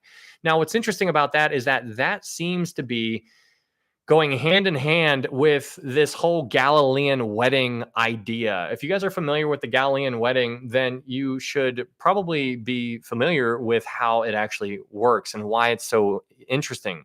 The reason why the Galilean wedding is unique is because, in contrast to all the surrounding cities to Galilee, every other city around Galilee, when they had a wedding, everybody knew when the wedding was. They got a letter in the mail. It was a save the date. It's going to be on so-and-so day. And so everybody knew when the wedding was going to be. But in contrast to the Galilean wedding was unique because nobody knew when it was going to happen. Nobody had any idea. And so basically the way it worked is the groom would go to the bride. They would make that agreement. There would be that proposal. They would both say, okay, well, let's do this. And then the groom would go away. He would go back to his father's house, and he would start adding on to an addition to that. And so you were having way too much fun. Yeah, thanks, Warren. I just have so much fun. It's just so good talking about this kind of stuff. It's so wonderful. But the groom would go back to his father's house and start building on. And so he would keep on working. Meanwhile, the bride is back where she was originally, and she just needed to be ready. And so that's what you and I need to be doing. We need to be ready. And so there's a lot of people who are not ready. There's a lot of people who are just like, whatever. People have been saying that forever. And oh yeah, scoffer's going to scoff and all this kind of stuff. But you and I, we need to be ready because we understand what kind of time we are living in right now. And if you're paying attention to the world, you're seeing a lot of chaos. And now all of a sudden there seems to be a reason for a covenant to be confirmed because there's war over here. There's war over here. I want you guys to visualize or imagine somebody rising up when their Russia-Ukraine war. You have Israel surrounded on all sides, being attacked and hated all around. And all of the other chaos that's going on, America and Canada, like what the heck is that all about? You have so much crap going on right now. I want you to imagine somebody rising up and saying, I have an idea. Let's do this. And then there's a covenant confirmed. In order for a covenant to be confirmed, there needs to be chaos. And so when there's chaos, then the covenant makes sense. People don't make covenants really when everything's all fine and dandy. People make covenants and they strengthen those covenants when things are chaotic. And so right now things are chaotic everywhere. And so the world is screaming for a peacemaker, and they're just going to be deceived because they're going to want to follow somebody who they can see rather than somebody who died for them on the cross already. The world wants a king that is super strong and, mighty, and a warrior and very, very loud and boisterous. They don't want somebody who is lowly. They don't want somebody who is very, very humble. They don't want Jesus. And so they will get what they want. And that's heartbreaking. But in Revelation chapter 21, verse 2, you see this New Jerusalem coming down. This New Jerusalem seems to be the place that Jesus was talking about in John 14. What he said, I'm going to prepare a place for you. This New Jerusalem is what Jesus was talking about when he said, I am going to prepare a place for you. What's up, Jaycon? How you doing, man? Good to see you. Thanks for being here on the YouTube. Yeah, if you guys are new here, my name is Ryan. All of these studies are uploaded to YouTube. If you like this, there's a verse by verse. We just do a verse by verse Bible study, and I'm live on TikTok and YouTube right now. And so if you would like to follow me over on YouTube, you can go do that. We just so happen to be going through the book of Revelation right now. The next book that we're going to do is the book of Genesis after this one. And so what you're watching right now is just a review of all the things that we have already covered up until this point. The focus today is going to be on Revelation chapter 22. We are almost there. This is just a really super long review. I'm so sorry. But in Revelation chapter 21, you see this New Jerusalem coming down, and this New Jerusalem is going to be where the bride is going to live. And so some people think that Jesus is marrying a city. No, Jesus is marrying the bride, which is the church, you and I. You and I are in the city. And so when John looks, he sees the city, he sees you and I in the city. And so that's why he says it's a city adorned as a bride for her husband. And so you and I are in the city. He sees us. Think about that. I want you to think about that because I had that thought before. When John was looking so far into the future and he saw all the things that he was seeing, he sees the church. So when John was looking out into the future, he might have saw your face. And that's just mind-blowing to me. And I'm just like, was I just like in the vision, just like, just like over here, like John, this is like 2,000 years before I was even born. I'm like, that is unbelievable. But John is looking into the future. And when he's looking into the future, he's seeing the church, which means he saw me. And I'm just like, let's go. Like, this is super neat. Man, how unreal is that? Revelation chapter 21, it says, the way that this place is described is basically by the things that are not there. There is going to be no more death, no more sorrow, no more crying. There shall be no more pain, for the former things have passed away. That is awesome. And then you get a little bit more description about what's going on in Revelation 21 about the New Jerusalem. This New Jerusalem is going to have walls around it. And so we did some unpacking here in Revelation 21 about this New Jerusalem. Now, it's so dynamic to visualize this city. So we're given the dimensions. First off, it has a wall around it. I have questions. Why is there a wall around the New Jerusalem? What's the wall for? Well, what's also interesting about this wall is that it has 12 gates around each of the 12 each sides. So each side of the wall is going to have 3 gates, 3 gates, 3 gates, 3 gates, 3 gates. And each of the 3 gates are going to have the names of the 12 sons of Israel. And so they're going to be, it's very Jewish. This whole thing is very, very Jewish. And then after the 12 gates, you have the 12 foundations that are the foundations of this New Jerusalem. And the foundations of this New Jerusalem are going to be named after the 12 apostles. And so what you see there is a very Jewish thing that is a part of entering into the city because of the 12 tribes of Israel. And then also what's holding up the Israel are the 12 apostles. And the 12 apostles are speaking of the church because they were the founding fathers of the church. And so you have the foundation, the church, holding up Israel.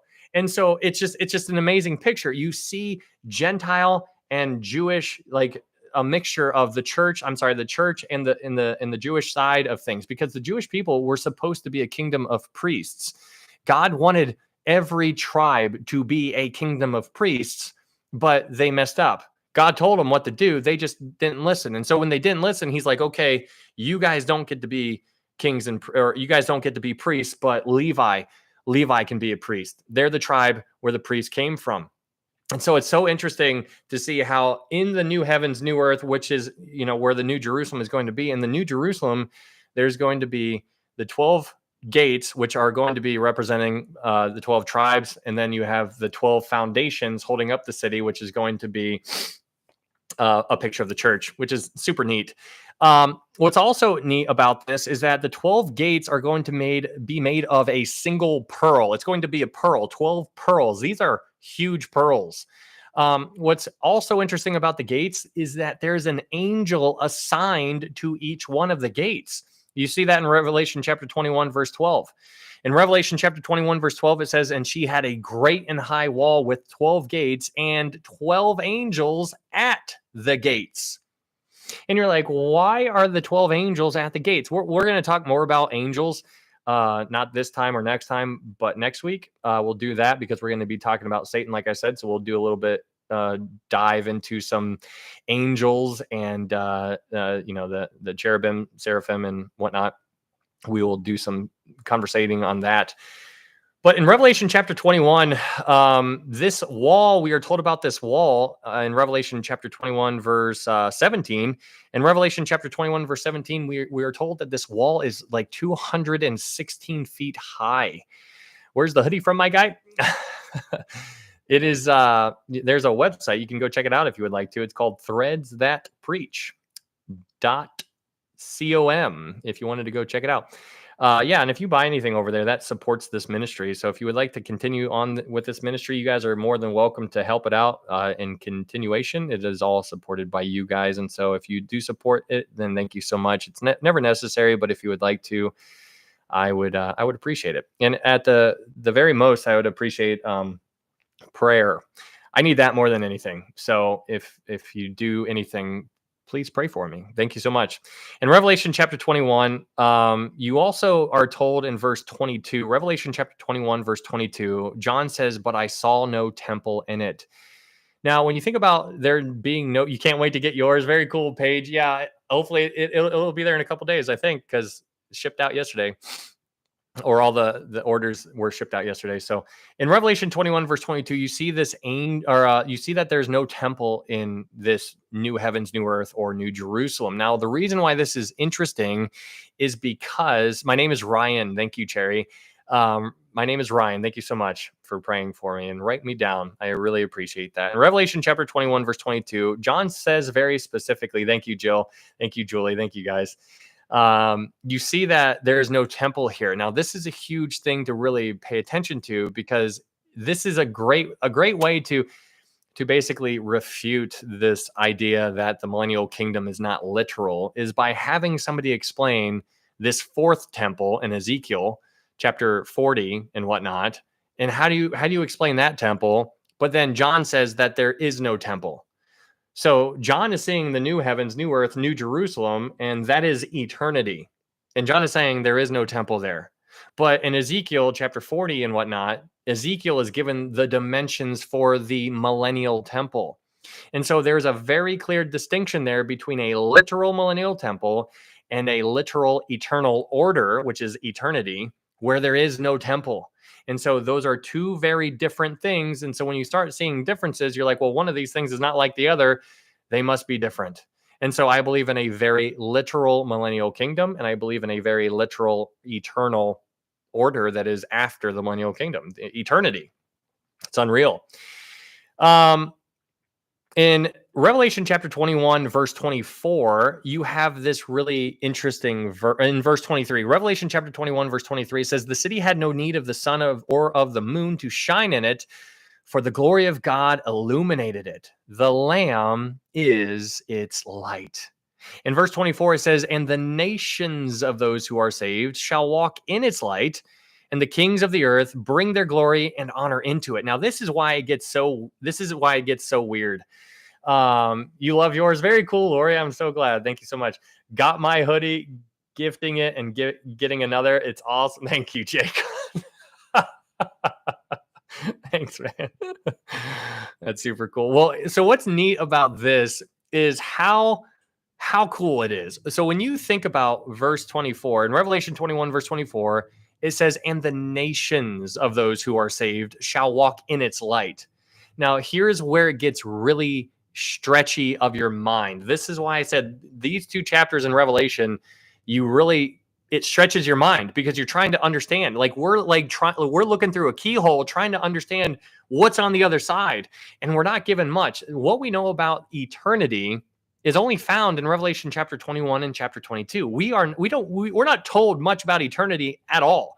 And the majority of what we are told in chapter 21 and chapter 22 of Revelation. And so why this is neat is because of what it says in Revelation chapter 21, verse 24. it says, and the nations of those who are saved shall walk in its light. Now, this is neat because the Bible, there's a distinction in the Bible. When you read the Bible, whenever you see the word the nations, it's referring to the Gentiles, because it's always the nations and then Israel. It's always Israel and the nations. Israel is set apart from the nations. And so it's the nations and Israel. And so here in eternity, John, hey, thank you, Oak Tree. John is telling us that the nations of those who are saved shall walk in its light. And so during eternity, there is still a distinction between Jew and Gentile. It doesn't tell us that there's any, pro or con. There's just a distinction. There's still, everybody's going to know who the Jewish people are. Everybody's going to know who the Gentiles are. That's still going to take place. But it says the nations who are saved shall walk in its light. And so when you think about the nations are going to walk in its light, it really makes you really stretch your mind. And so there's two different ways to view this.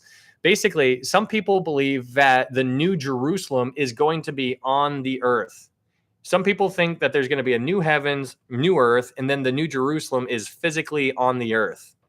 I don't believe that as much. I think it makes a little bit more sense for it to be more of a satellite city. So here's the house for the bride, and the millennials are here's the place for the bride, the tribulation saints, and the Old Testament saints. And the earth, I think the earth is for the I think the earth is for the millennial kingdom saints, the people who made it through the millennial kingdom. And here's why it gets weird, because there is a difference between so if you go back to Revelation chapter 20, verse 5, in Revelation chapter 20, verse 6, it says, blessed and holy is he who has part in the first resurrection. Over such the second death has no power. But they shall be priests of God and of Christ and shall reign with him 1,000 years. Now, what's interesting about that is that the people who take part of the first resurrection are told that they are priests. Now, you and I as a church are kings and priests, but here we are told that everybody who takes part in the first resurrection is given the privilege to be called a priest. And so they are going to be servants. We are going to be serving God. And so that's really neat to think about that. But what's interesting about this first resurrection is that there are going to be people who never die. So at the end of the tribulation, there's going to be the sheep and goat judgments. The sheep are going to be allowed to walk into the millennial kingdom. They still have these bodies on. You and I are going to have our glorified bodies on. We are different. And so these people who are born again, who enter the millennial kingdom, they're never going to die. So they're not going to take part of the first resurrection. So they are not labeled as priests. You and I are different from them. And so these people who survive and live the 1,000 years during because they're going to live the entire time. They're not going to die. There's no mention of millennial saints being resurrected anywhere in the Bible that I'm aware of. And so it seems that when the old heaven and old earth goes away, there's going to be a new heaven and new earth over here in a new Jerusalem. When that takes place, the millennial saints that still have on their sinful bodies, they are going to be translated over to the new earth. And when they are translated over to the new earth, they are going to be renewed in a sense. They're going to be regenerated to where they are no longer going to sin. That's what's going to happen to them. So they're on the new earth. You and I, on the other hand, are different than them, and we will be translated to the new Jerusalem. And so when we are translated to the new Jerusalem with the Old Testament saints, we unpacked this last time because in Hebrews chapter 12, it talks about how there's going to be categories that are involved in the new Jerusalem, and the people who are there are the church, an innumerable amount of angels, and the spirits of just men made perfect. The spirits of just men made perfect is alluding to the Old Testament saints. They were just because they put their faith in God, and they were made perfect when Jesus died on the cross, and then his blood cleansed them of their sin. They were not made perfect while they were in paradise. They were just waiting to be made perfect while they were in paradise. And then when Jesus died on the cross, it changed everything. Up until when Jesus died on the cross, they were just covered by blood. That's what atonement means. It means covering. And so they were covered by animal blood. That's why there's a difference between animal blood and Jesus's blood. Animal blood just covered them. It was good enough to keep them out of heaven, or good enough to keep them out of hell, not good enough to get them to heaven, because they still had that sin inside. And so when Jesus's blood covered them and cleansed them, that's when he was allowed to go and get them and bring them home to God.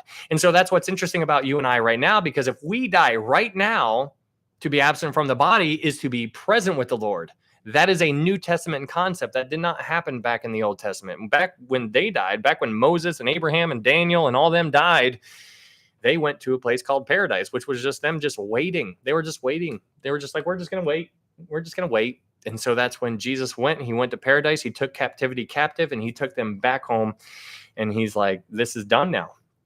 And so that is super neat. But anyways, in Revelation chapter 21, verse 24, you see these nations. It says in Revelation 21, verse 24, it says, "And the nations of those who are saved shall walk in its light, and the kings of the earth," think about that for a second. During eternity, there are kings of the earth. So there is difference. So there's a distinction here. It's kings of the earth. So there's people on earth, the new earth, that are going to be operating in a type of society. There's a society going on earth. You and I are not living where there are kings of the earth. We are living in a satellite city, which is different than kings of the earth. We are living where Jesus is king in Jerusalem. Now, these people who are kings of the earth are going to be able to go back and forth, back and forth, back and forth, and they're going to be able to bring their glory into the New Jerusalem, which is where you and I are going to be living if you're a born-again believer. But it's different than the kings of the earth. Hello, Kelsey. And so what I want you to think about here in Revelation 21, verse 24, it says, "And the nations of those who are saved shall walk in its light." And so when you do a dive into Revelation chapter 21, you see that this eternal New Jerusalem is going to be covered in stones. There's going to be all kinds of stones all over the place. And it gives you the description, and they're colors. These are colorful stones. And we're told about the stones. And many of the stones are clear. And so when you picture this city that we are going to be living in, I want you to imagine God living in it. And when he's living in it, God is light. It says the Lamb is its light. And so when you walk into, like, if you see like a chandelier ever, and the light hits the chandelier, it refracts in the light, and then there's like a rainbow on the wall, and you see a rainbow, and you're like, oh, look, a little rainbow. The reading rainbow. I can do anything. But when you think about this chandelier, this city that is going to be in the future, you see that the light is not going into it. The light is coming out of it. It's like an explode. Take a look. It's in the book. Oh, man. And so back when simpler times. But when you think about this little city, it is going to just have light just emanating throughout, and it's going to be an explosion of light and mixed with color going all over the place. And that is why it says, and the kings of the earth are going to walk in its light. They're going to walk in its light. And so that's why I believe that if this is the earth, the new heaven or the new earth, this is where the kings are going to be. You and I are going to be living up here, I believe. And then the kings of the earth are going to walk in its light. And so there's a distinction between the kings of the earth. It doesn't say the kings of Jerusalem, because that ain't going to fly in Jerusalem. That Jesus is king. But there's kings on the earth. And so you're just like, well, hold up. Like, well, how does this even make any sense? And so basically, eternity is going to be this society. It's going to be a society. 2.6. Thank you, Elise. And so it is so very interesting. Thank you, Jake. Thank you so much for those roses. It is so interesting to try to like visualize how this is all going to play out. And so we talked also about, is there going to be people who have who are going to be born again? Is there people who are going to be born in this eternal order? That's the question that that's a great question. And so I kind of like went back and forth on that because I'm like, no, I don't think that there is going to be people who are born in heaven. I don't think that's going to happen. But then at the same time, I'm like, well, hold up. Like, if Adam and Eve never sinned, then they were going to populate the earth. And so then I was like, well, hold on. So they probably would have populated the earth because they understood what it was. And so that's why when God was talking to him after they sinned, he said, you're going to have pain in childbearing. That implies Eve understood what childbearing was, because anyways, my point is that there's not going to be pain. And so the question on the table is there going to be children that are born in eternity? And so I was trying to like work that one out. And I'm like, number one, it's a secondary issue. It doesn't matter one way or the other. But this is where you need to understand, though. You and I, as the bride, I don't think you and I are going to have children, but I think the kings of the earth, the people living down here, I think they will. We are going to be different than the people living on the earth because they're going to come to us and bring their glory into it. But they're kings on the earth. They have a whole society. There's kings. It's like a little mini system that is going to be set up. And so if you imagine the Garden of Eden where Adam and Eve never sinned, then it seems like they would have had children, right? Can you imagine the Garden of Eden and nothing else was there, just Adam and Eve for all eternity, just been like, so, like I'm sure I don't want you to get the idea that it was boring. I'm just saying that just Adam and Eve, it seems like he would have wanted, that's why he says, go out and replenish the earth. Like he told them he wanted that to happen, right? That's the first thing that he commanded them: repopulate, refill the earth. And so it's really dynamic. I don't know the answer. It is something that you can run around and try to unpack. But one of the things that was another thing to consider when you're trying to work that one out is in Zechariah chapter 8. It talks about how there's going to be there's going to be men and women of great age in the streets of Jerusalem, leaning on their staffs, basically, at the end of the millennial kingdom. They're going to be great in age and they're just going to be living there and they're going to be loving it. But then in the very next verse, it also says that in the streets, there's going to be boys and girls. And when you think about the little boys and girls, you're like, well, hold on. What happens at the end of the millennial kingdom? Let's say that there was a 5-year-old boy who loved Jesus right at the end of the millennial kingdom. Well, he gets translated over into the new heavens and new earth and whatnot. Is he translated over and is he all of a sudden a 30-year-old man? I don't know how that's going to work, but it seems like he's going to be translated over as a little boy. And so he's just going to be translated over to the new heavens and new earth as how he was before, just in a regenerated kind of way. And it's just like, well, what does this, how does this work? And the answer is that I don't know, but there's going to be people of all different ages, all different shapes, sizes that are going to be translated from the millennial kingdom over to eternity. And so you're just left with this, well, what do we do with this information? Like we just do the best that we can. So that is the review of Revelation chapter 1 through 21. And so, does that mean old people will still be old and crippled? No, because I think if anything ever happens are you talking about during the eternal order? No, during eternity, no, none of that will take place. I don't think. I don't even know how that's going to work. I have no idea, but nobody's going to be crippled. That we know that for sure. And I think old is going to be relative. So you can work with that. I have no idea. We'll figure that one out when we get there. You can parse through that as best as you can. But if you guys are new here, thank you so much for being here. That was just a review. We're actually going to be finishing up the book of Revelation today. And it's been such a journey. What an amazing study that this has been. But let's go ahead and get on into it. Before we get on into it, if you want to, if you're looking for a verse by verse Bible study, we're going through the Bible book by book, chapter by chapter. And if you're new here, I upload all of these studies and I upload them directly to YouTube. There's a YouTube link up here. If you wanted to go follow me over there, I would encourage you to do that, just because they could remove TikTok from us. And if they take TikTok from us, then we'll still be going live on YouTube. And we are live on YouTube right now. And thank you guys so much for being here on YouTube. And thank you guys so much for being here on TikTok. Thank you guys so much. And if you would like to support this ministry, there are ways to do that in my TikTok profile and YouTube profile as well. There are links there if you would like to check that out, but it is always up to you. In Revelation chapter 22, before we do that, I want you guys to understand these are all secondary issues. I don't know all the answers. I'm not a pastor. I'm not a scholar or anything like that. I'm just a guy who tries to learn. And I try to explain what I've learned to you in a way that I need explained in a way to me. I need you to talk to me like I'm a little 3-year-old baby.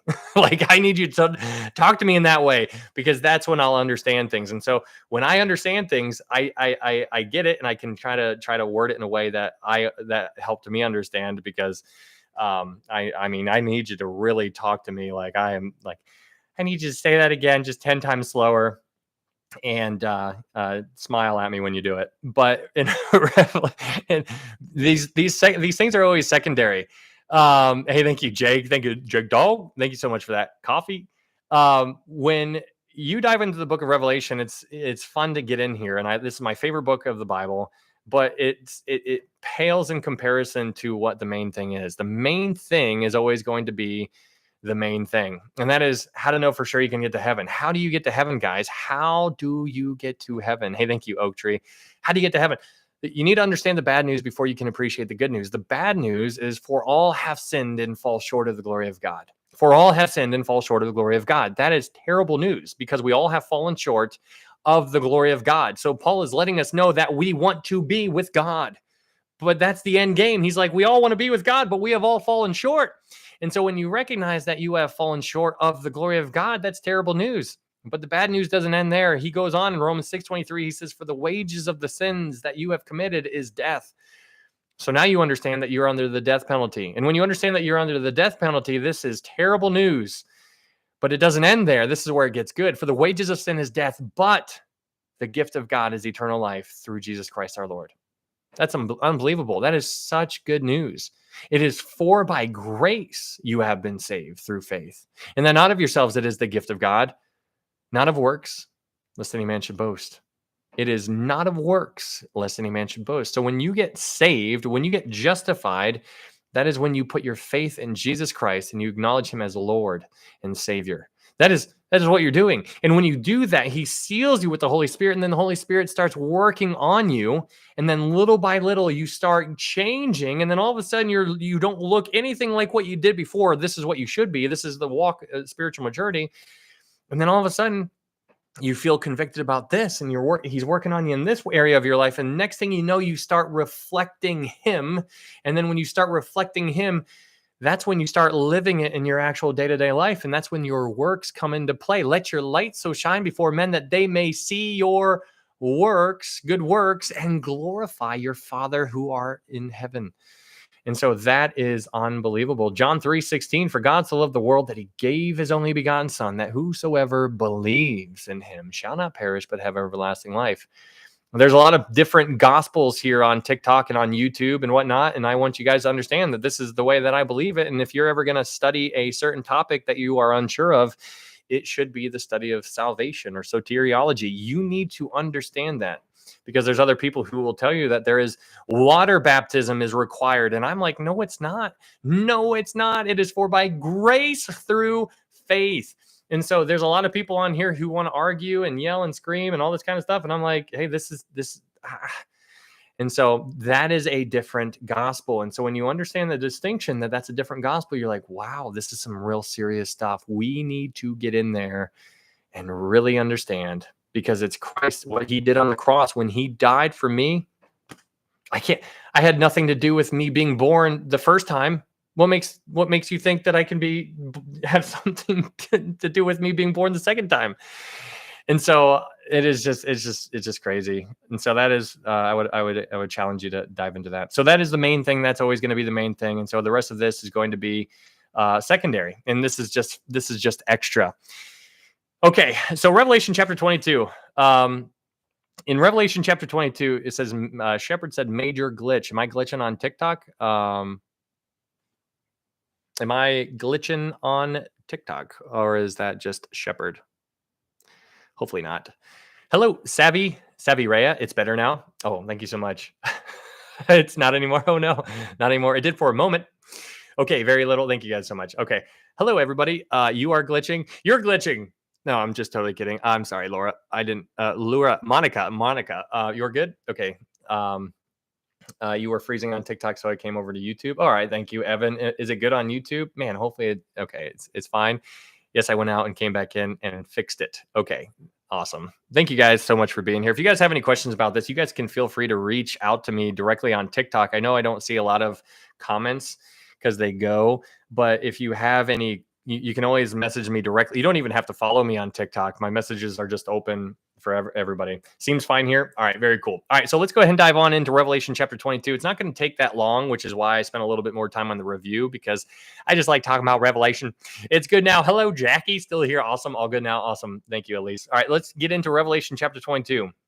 So we're reading about the eternal order. The eternal order. I have a question that's bothering me. We'll message you. That's okay. Yeah, absolutely, Trixie. 100%. Full send it. Try to stump me, because when you stump me, then that forces me to dive into it, which is, only edifying. So that's good stuff right there. Revelation chapter 22, verse 1. It says, we're talking about the eternal order. So in Revelation 22, verse 1, it says, "And he showed me a pure river of water of life, clear as crystal, proceeding from the throne of God and of the Lamb." So John is still explaining to us what he is seeing. And now he's saying that he is being shown a river of water of life. And this is interesting because before what we are told, yeah, that's fine. Yeah, Kelsey, just message me. That'd be great. In verse 1, we see a pure river. Now, this is interesting because in Revelation chapter 21, verse 1, in Revelation chapter 21, verse 1, John says he sees a new heaven, new earth. But then he says also there was no more sea. So we understand that there is no more sea or oceans that are around during the new heaven and new earth. There's no more sea, but there is a river. And so there's a difference between the sea, oceans, and a river. Here we are told that there is river. And so water is going to be around, but there's not going to be any sea. And so this is, again, a distinction between the millennial kingdom, because if you remember in the millennial kingdom, there are going to be seas. In the millennial kingdom, we see that out of the temple of God, there is going to go forth a river, and out of the river, it's going to go down to Jerusalem. And then when it hits Jerusalem, it's going to branch out into two different directions. And one side of the river is going to branch off into the Dead Sea. And the other side of the river is going to branch off into the Mediterranean Sea. Now, that is in the earth that we are living in right now. That is going to take place in the millennial kingdom. But during eternity, there is no sea, but there is a river. And so that's, again, a distinction. So this is one of those side-by-side comparison where you can say one of these things is not like the other. And so they are different. And so that is another argument to see or to understand why there is an actual literal millennial kingdom, because one has sea and the other one does not have sea. This one in Revelation chapter 22, this eternal order is going to have rivers. And so it says in verse 1, it's Revelation 22:1, it says, "And he showed me a pure river of water of life, clear as crystal, proceeding from the throne of God and of the Lamb." Now, this water of life, it's so interesting. Let's go to, there's a couple of references that you can pull from, but let's go to John chapter 4 real fast. John chapter 4. And in John chapter 4, this is where Jesus is talking to the Samaritan woman. And I absolutely love this story. Is there a mention of a sea of glass or something like that? Yeah, that's in Revelation chapter 4, probably like verse 6 or something like that. In John chapter 4, you have a picture of, you have the story of where Jesus is talking to the Samaritan woman. In John chapter 4, verse, let's just read in John chapter 4, verse 5. In John chapter 4, verse 5, it says, "So he came to a city of Samaria, which is called Sychar, near the plot of ground that Jacob gave his son Joseph. Now Jacob's well was there. Jesus, therefore, being wearied from his journey, sat thus by the well. It was about the 6th hour. A woman of Samaria came to draw water. Jesus said to her, 'Give me a drink.' For his disciples had gone away into the city to buy food. Then the woman of Samaria said to him, 'How is it that you, being a Jew, ask a drink from me, a Samaritan woman? For Jews have no dealings with Samaritans.' Jesus answered and said to her, if you knew the gift of God and who it is who says to you, give me a drink, you would have asked him, and he would have given you living water. The woman said to him, sir, you have nothing to draw with, and the well is deep. Where then do you get that living water? Are you greater than our father Jacob, who gave us the well and drank from it himself, as well as his sons and his livestock? Jesus answered and said to her, whoever drinks of this water will thirst again, but whoever drinks of the water that I shall give him will never thirst. But the water that I shall give him will become in him a fountain of water springing up into everlasting life. So there's other examples of living water, and you can read about that in other different places there. But this water of life is an interesting concept because in that story in John chapter 4, what that Samaritan woman ended up doing, she was basically testing Jesus over and over again. And their conversation goes back and forth, back and forth, back and forth, back and forth. The Samaritan woman goes on to say, I perceive that you are a prophet. And then Jesus tells her something about herself that nobody else could have known. And so she completely changes everything at the end, and she puts her faith in Jesus. And then Jesus tells her to go into the city, and she goes into the city and she tells everybody about Jesus. Now, I love this story so much. And I remember talking about this when we went through the Gospel of John, because I love what she did. I love this lady. She ran in and she told everybody. She couldn't stop talking. And that's why I think it's hilarious that it was a woman, because, women just can't just stop talking. I'm just like, my good. No, I'm totally kidding. I'm totally kidding. But she just went off and she was just telling everybody. She's like, can I tell you about Jesus? And so she told everybody, and then everybody comes out, and it's just like so cool. It's a perfect picture of what you and I should be doing. Truth. Okay. You are lying. And so it's so neat because she did what we should do. When we get born again, we need to be doing that. And she did it just naturally. Holly, thank you so much for that. Thank you so much for that gift. Bridget says, I can relate to yapping. Shelba with her very, very, she writes a lot of words all the time. You can just tell she's she cracks me up. Hey now. But it's so neat to see what that encounter does. She went in, she told everybody about Jesus, and that is what we need to be doing. That's as simple as it gets. Thank you so much, Holly. And then after a while, they came back in Samaria and knew him because of her. Yeah, absolutely, Evan. It's so neat. And I wonder how many people are going to be in heaven because of what she did. And that's what's super neat to think about it. It's like she had an experience with Jesus Christ himself. And then she ran and told everybody about it. You couldn't stop her. She left her water pot at the well. She's like, I don't even care about this right now. I need to go tell people what just happened. And so you see this reaction, and then there was an action. You see an action, then there was a reaction. And so she ran in, she told everybody about Jesus, and that's what we need to be doing. The thing is that that's what the church right now is not doing. And so this is really difficult because, this is one of the reasons why I believe we're living in the Laodicean world, because the church is not churching. And so if I often ask the question, when was the last time you told somebody about Jesus? And the answer, it varies, and it doesn't happen very often. And if you've told somebody about Jesus within a month, then that's really awesome. But at the same time, that's kind of sad. But then on the flip side of that, another question is, when was the last time somebody told you about Jesus? To make it a little bit different, because when you think about, there's a lot more people out there than just you. When was the last time somebody came in and told you about Jesus? Hey, thank you, Sophie. And so when you think about somebody telling you about Jesus, the chances of that happening are astronomical, because there's a ton of people that you come in contact with all the time. Many of them are Christians, and none of them ask you if you know how to know for sure that you can get to heaven. Many of them probably assume that you are going to heaven, but they never ask. And so that's one of the interesting things. I told 3 people in the last month, save no one. That's okay. Seeds were planted. And so, some plant, some water. And so God gets the increase for that. So maybe if somebody will come along, Charlie, and pick up where you left off there. And that's what we're supposed to be doing. We're on the same team. And so this is what's so interesting about it. And so I never want you to assume somebody is born again. If you go to church with somebody and you've never had that conversation with them, just nonchalantly be like, hey, how do you know for sure you're going to heaven? and just sit back and watch. Don't nod your head up and down. Just sit there and let them go, because it's going to be very revealing. It is terrifying how many people think that they are going to heaven, but they don't understand much at all.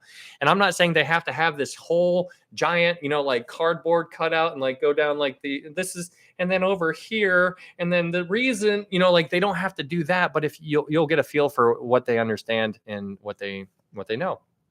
And my point here is that there's a lot of people who go to church who think that they're going to heaven, and the mission field is also within the church walls as well. So just be cautious of that. But in Revelation chapter 22, verse 1, it says, "And he showed me a pure river of water of life, clear as crystal, proceeding from the throne of God and of the Lamb." Now, what's interesting about that is that when you think about, it says this water of life is proceeding from the throne of God. It's proceeding from the throne of God and of the Lamb. In Ezekiel, what you find in Ezekiel like 48, I think it is. Let's go to it's actually Ezekiel 47. Ezekiel chapter 47. In Ezekiel chapter 47, you have water coming out of the temple. In Ezekiel chapter 47, verse 1, it says, "Then he brought me back to the door of the temple, and there was water flowing from under the threshold of the temple toward the east." And so you see water coming out of the temple. It's coming out of the temple. That's in the millennial kingdom. This Ezekiel 47, verse 1, this is speaking of the millennial kingdom. So during the millennial kingdom, water goes out of the temple and then goes down the millennial mountain, goes to Jerusalem, and then branches off into two different places. One goes to the Med Sea, one goes to the Dead Sea. And so you have that division of the water, but that's during the millennial kingdom. In the millennial kingdom, the water comes from the temple. In contrast to the eternal order, the eternal state, in Revelation chapter 22, we see that the water comes from the throne of God. So there's water sources from two different places. One is from the throne during the millennial kingdom, and one is from the temple in the millennial kingdom, and one is from the throne in eternity. And I think that's really good to key in on there. There's differences here. The millennial kingdom is different than eternity. In Revelation chapter 22, verse 2, it says, "In the middle of its street and on either side of the river was the tree of life, which bore 12 fruits, each tree yielding its fruit every month. The leaves of the tree were for the healing of the nations." Now, this is an interesting kind of verse right here. So let's unpack this. So it says, "In the middle of its street and on either side of the river was the tree of life." And so people, try to figure this out. And like, obviously, I don't know beyond a shadow of a doubt, but I can give you a way to view it. People view this differently, but a way to view it is that the trunk of the tree of life will extend to both sides of the river. And that is how you're seeing it. That's, if you want to visualize that, the trunk of the tree is extending to both sides of the river. But what's interesting about this tree is that this is the tree of life. Now, this tree of life is what was taken away from Adam and Eve when they sinned. They were denied access to it. Now, what's interesting about the denying of access to the tree of life is that after they were denied access to the tree of life, what happened to Adam and Eve? What happened to Adam and Eve after they were denied access to the tree of life? Adam and Eve, they died. They died. And so when they lost access to the tree of life, they eventually died. Now, don't get me wrong. They lived a very long time. I don't remember how long they lived, but they lived centuries. But when they lost access to the tree of life, you're like, well, hold on. Does that tree of life, was that what was like allowing them to continue? And so you have this interesting kind of, you're trying to like visualize what's going on here. But Adam and Eve died when they sinned. Obviously, it was the sin. It wasn't actually the fruit that was keeping them alive. It was the sin that was actually killing them little by little. And so this tree of life is now entering back into the conversation. Psalm 1, yeah. This tree of life is entering back into the conversation now. So, but this is going to take place in eternity. But what's interesting about this tree of life is that it says this tree of life bore 12 fruits. Now, why this is interesting is because when you go outside, if you plant an apple tree, the apple tree isn't going to have watermelon, bananas, peaches, plums. It's going to have apples on it. There's going to be one fruit on there. And that is really interesting to see this tree of life that we're told is bearing 12 fruits. When you think about this tree bearing 12 fruits, it opens up the door to all kinds of, this is why it hurts your mind, because we can't understand this. This is painting a picture to something that you and I have no grasp of understanding. This is outside our reality. This is a tree that bears multiple kinds of fruits, and I'm just like, I don't know how to talk on this. The only thing that really makes sense to me is kind of like what we talked about before, different dimensions. I think it could speak to some kind of different dimensionalities. Like, we are living in a very limited kind of, bubble. Like, our time and space and reality here is very limited. And so what we see here is just this is what we know. This is reality. But this is not what it used to be, I don't think. When Adam and Eve walked with God in the Adam before they sinned, I think everything looked completely different. I mean, we talked about Ezekiel 28, how the stones were all over the place in the Garden of God. The Garden of Eden is described as light, and light was all over the place. It was different. Everything was different. And so I think when you think about this tree bearing 12 pieces of fruit, you're just like, the only thing that really makes sense is by understanding. See you, Wendy. Thank you so much for being here. By understanding or recognizing that when we are to be absent from the body, present with the Lord, it's going to be unlike anything like our wildest dreams could ever imagine. It's going to be different than a million times what you can even imagine. And so you see that in a little kind of picture here, just by talking about a simple tree. A tree that bears 12 pieces of fruit that's like, if that happened here on earth, it would make the news, and people they'd be like, it's alien, right? That's what they would do to it.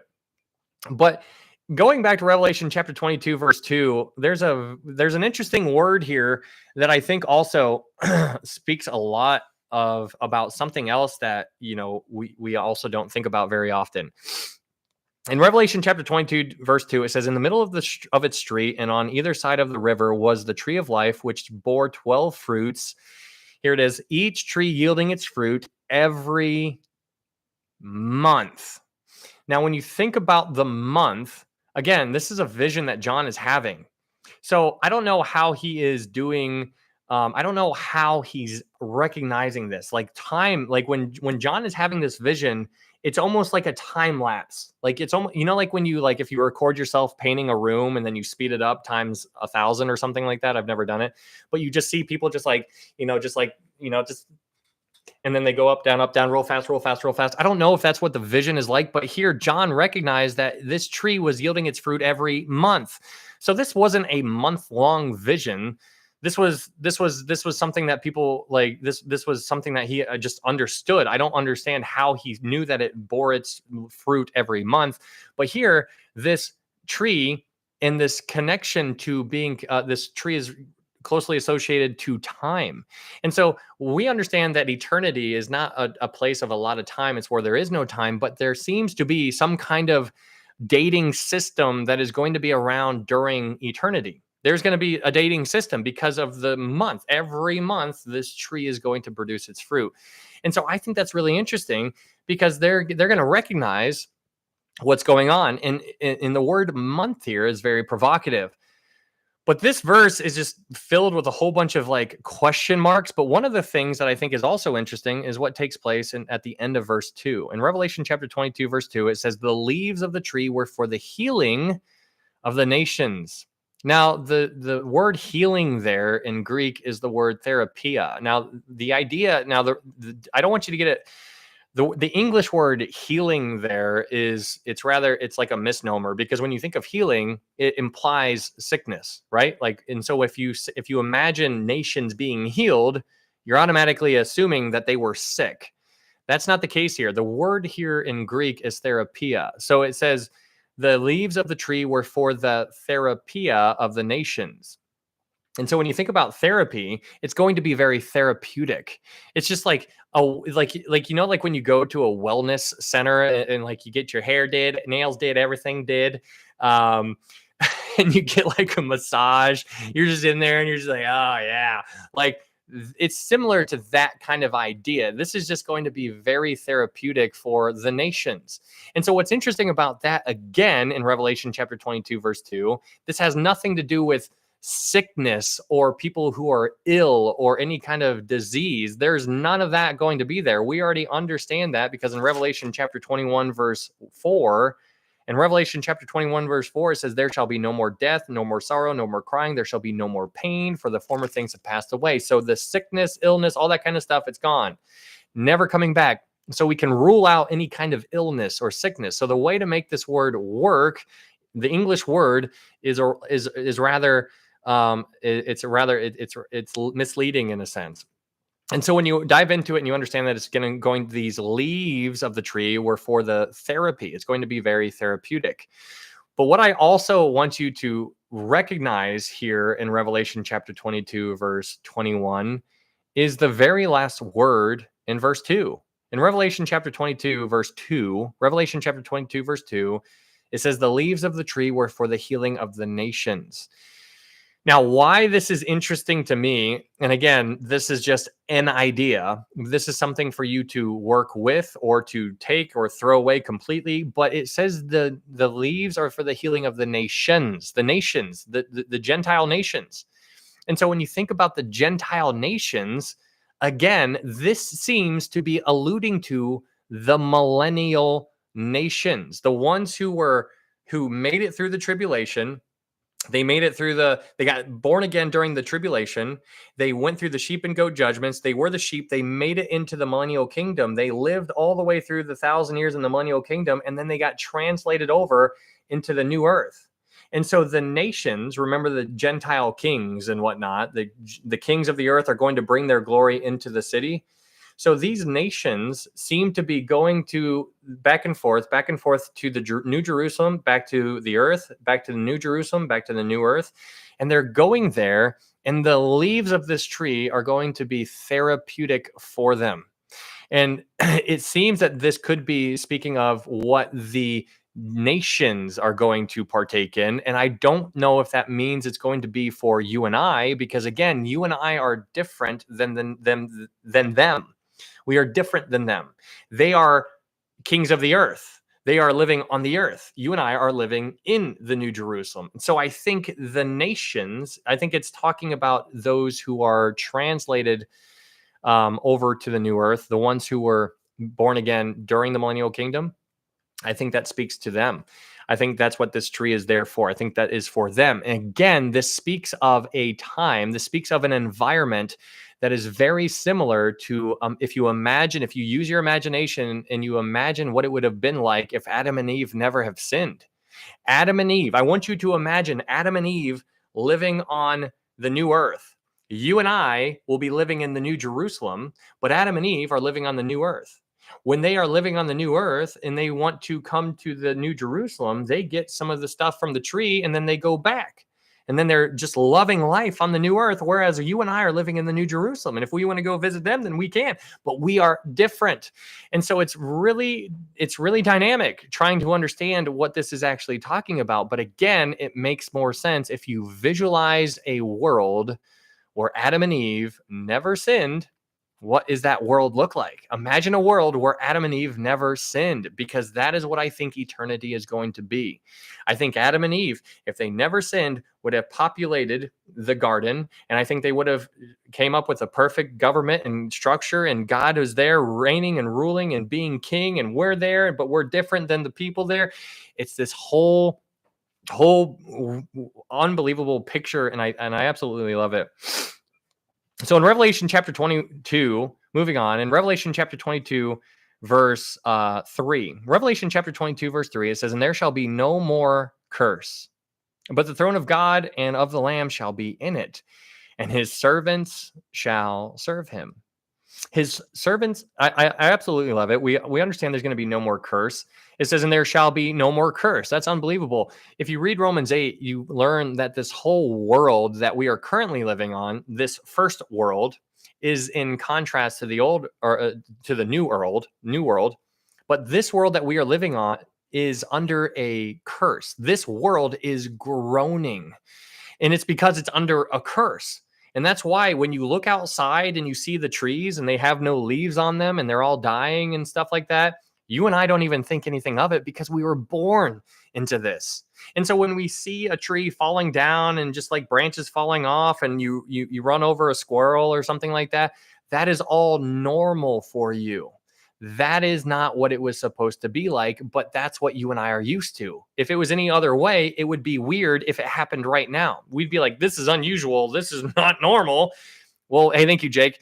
What's interesting is that we're the wrong ones. We are wrong. What we think is normal is not normal. And so when we get to heaven, there is going to be no more curse. There's going to be no more curse. Squirrel. There's going to be no more curse. And that's unbelievable. But it says, but the throne of God and of the Lamb shall be in it, and his servants shall serve him. So his servants, you and I are going to get to serve him, which is going to be an absolute privilege. There's going to be somebody in here who's be like, oh, it's got servants. I'm like, no, guys, this is an absolute privilege. Are you kidding me? So let's move over to Revelation chapter 22, verse 9. In Revelation chapter 22, verse 9, this is when John is having a conversation with an angel. But in Revelation 22, verse 9, it says, then he said to me, see that you do not do that, because John was bowing down to him. He says, see that you do not do that, for I am your fellow servant. Fellow servant. So angels are God's servants. You and I are God's servants. The Old Testament saints are his servants. The New Testament saints are his servants. The Tribulation saints are his servants. The millennial kingdom saints are his servants. We are all servants of him. And that is an absolute privilege. And so it's heartbreaking that people are probably going to be like, I just can't believe that he would make me serve. Be like, no, you're looking at it wrong. We get to serve.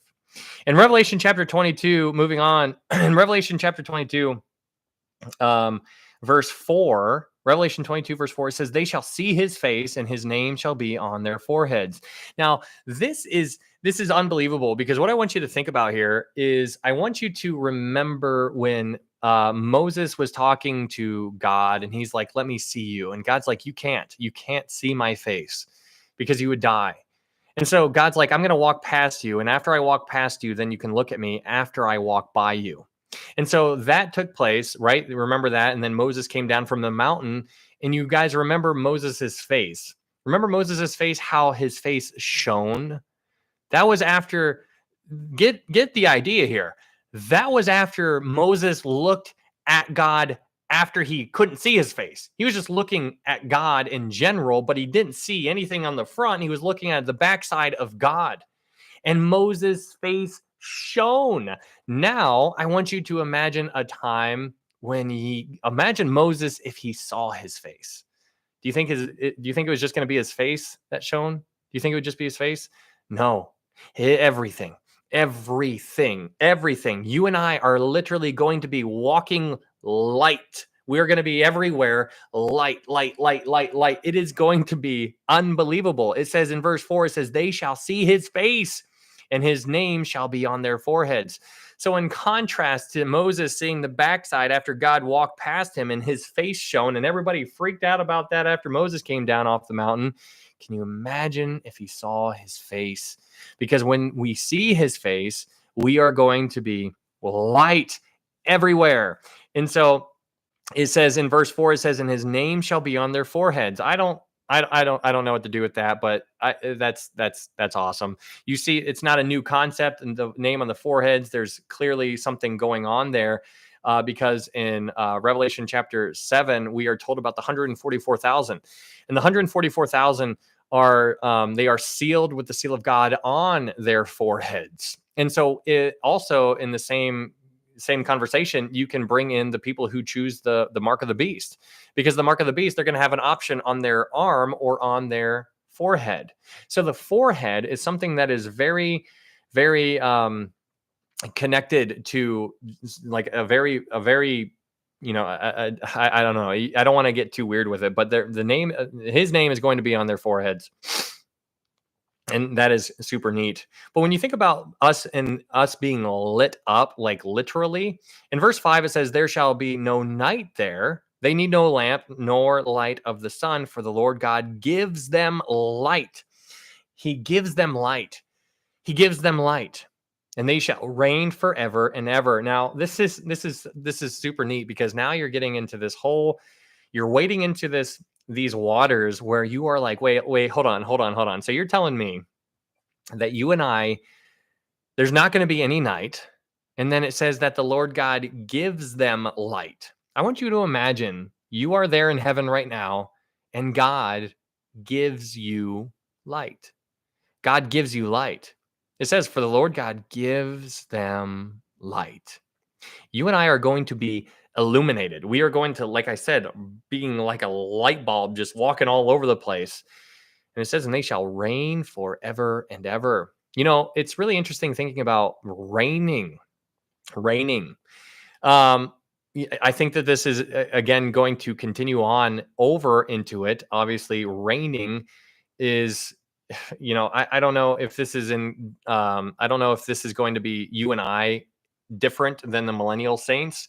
You and I still reigning, everything is brought over into an eternity, and you and I as the bride reigning over the millennial saints, reigning over them. Or if all of us who are born again in heaven are in some capacity just reigning because we are not in outer darkness. We're not in the lake of fire. I don't know what it's actually in direct correlation to. You can unpack that one if you would like to, but I'm not really sure. But this, where it says the Lord God gives them light, this is the Shekinah glory just all over the place. When we were talking about the millennial kingdom, we talked about how all of the Jewish people, wherever they are living during that time period, that the Shekinah glory is going to be over them. Wherever the Jewish people are for the 1,000 years, wherever they are dwelling, the Shekinah glory is going to be over them. And then not only just over them, but also over Zion, over Jerusalem. And so the Shekinah glory is going to illuminate Jerusalem.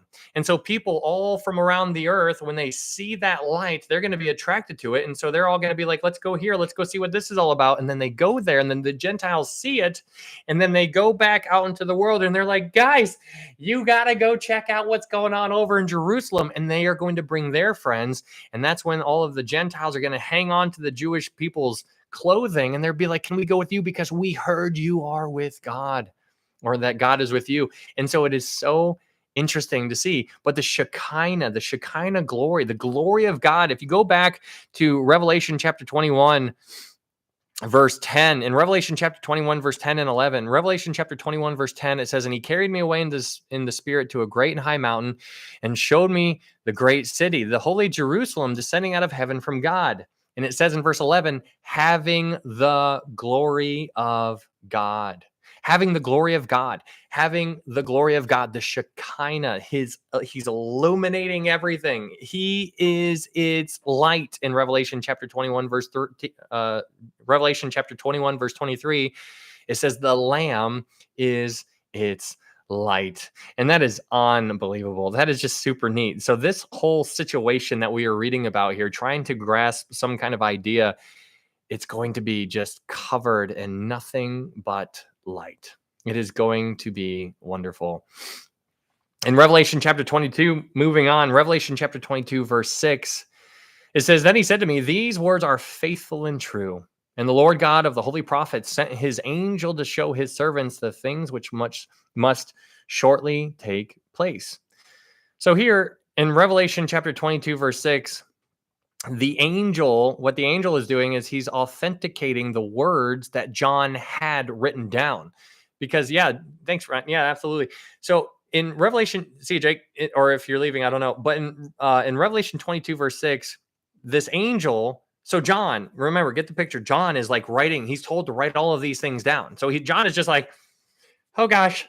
And so he's writing things down. And then at the very end of this, when everything is coming down to it, the angel shows up and he's like, hey, this is good. This is right. This is good.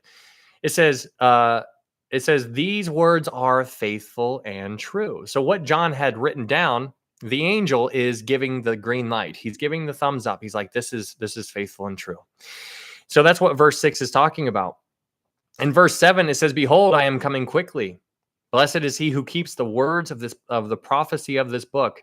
Now here in verse 7, is when it says, behold, I am coming quickly. This is Jesus. But the book of Revelation ends the same way that it began, with a special blessing. In Revelation chapter 22, verse 7, Jesus says, behold, I am coming quickly. And then Jesus says, blessed is he who keeps the words of the prophecy of this book. And so that's how the book ends. But if you remember how the book began in Revelation chapter 1, verse 3, there's a prophecy that is given to us in the very beginning, or a blessing. I'm sorry. There's a blessing that is given to us in the very beginning of the book of Revelation. In Revelation chapter 1, verse 3, it says, blessed is he who reads and those who hear the words of this prophecy and keep those things which are written in it, for the time is near. So this book begins and this book ends with a blessing that is attached to it. Now, the word blessing, the word blessed there, or blessing, has the idea of happy. Now, I told you before that I think part of this blessing is knowing that it's going to be okay. I think that's a huge blessing, because if you compare if you've been here for this entire study, or if you've done the study of Revelation on your own, or been, studying it on yourself, you know how the story ends. And that is huge for your peace of mind. Now, I want you to imagine you not knowing that. And I want you to imagine being born again, being a born again Christian, but you don't know anything about the Bible. I want you to imagine not knowing anything about the book of Revelation. You've heard the name Revelation before, but you don't know. And so if you insert that into a scenario and you try to pretend that there's a Christian right here who has no knowledge about the book of Revelation, in their mind, in their mental state, they are extremely anxious, and they are just all kinds of worried and confused, and they're just all hyped up because they don't know how things are going to end. And so I think that part of this blessing is to know that it's okay, that it's going to be okay. No matter what, it is okay. But there's Christians who don't know that. And that's why we need to know this. Hello, Katie. Good to see you. And so in Revelation chapter 22, verse 7, it says, behold, I, Jesus, am coming quickly. Blessed is he who keeps the words of the prophecy of this book. Now, when Jesus says that he's coming quickly, it's funny, because to you and I, we're like, doesn't seem like it, but to him it is. Our time is I'm 36 years old, and I'm just like, man, what happened? I feel like I was just in high school, and now here I am about to have my 20-year reunion, and I'm just like, oh my goodness. And it's just crazy. Did you guys know that people who were born in 2023 can now drink alcohol? Isn't that crazy? When were you born? 2000. Oh, okay, you're good. What is happening? Yeah, tell me about it. I know, Julie, it's wild. I know, I'm just a young buck, but it is crazy. 2000 or 2003? Is that when you were born, Jill? Or did I say something wrong? I probably said something wrong. In Revelation chapter 22, verse 8, it says, now I, John, saw and heard these things. And when I heard and saw, I fell down to worship before the feet of the angel who showed me these things. Now, this is interesting. You graduated in 2002? Yeah, nice. So you're older than me. Let's go back to Revelation chapter 1, verse 3, or 2.